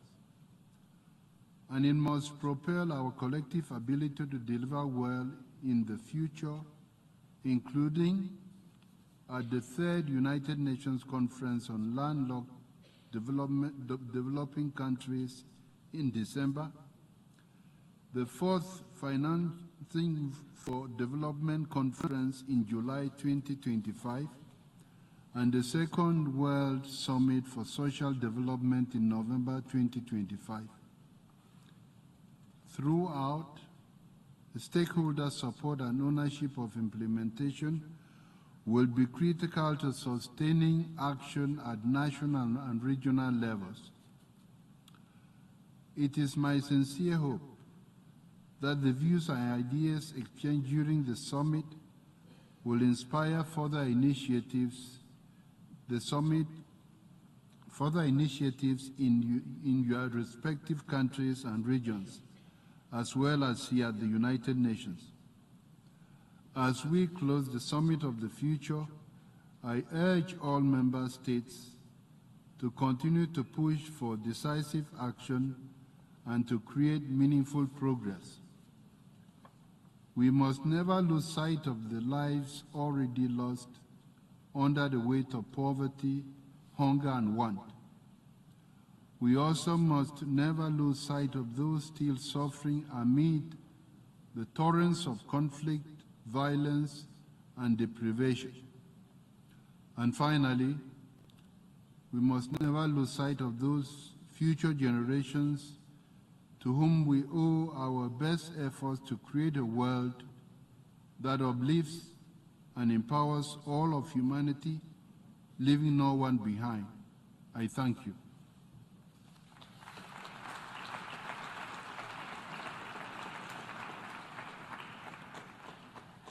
I declare closed the Summit of the Future. The General Assembly has thus concluded this stage of its consideration of Agenda Item 123. The meeting is adjourned.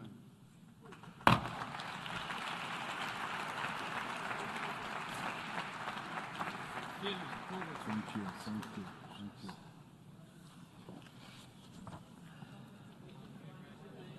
fantastic beginning of a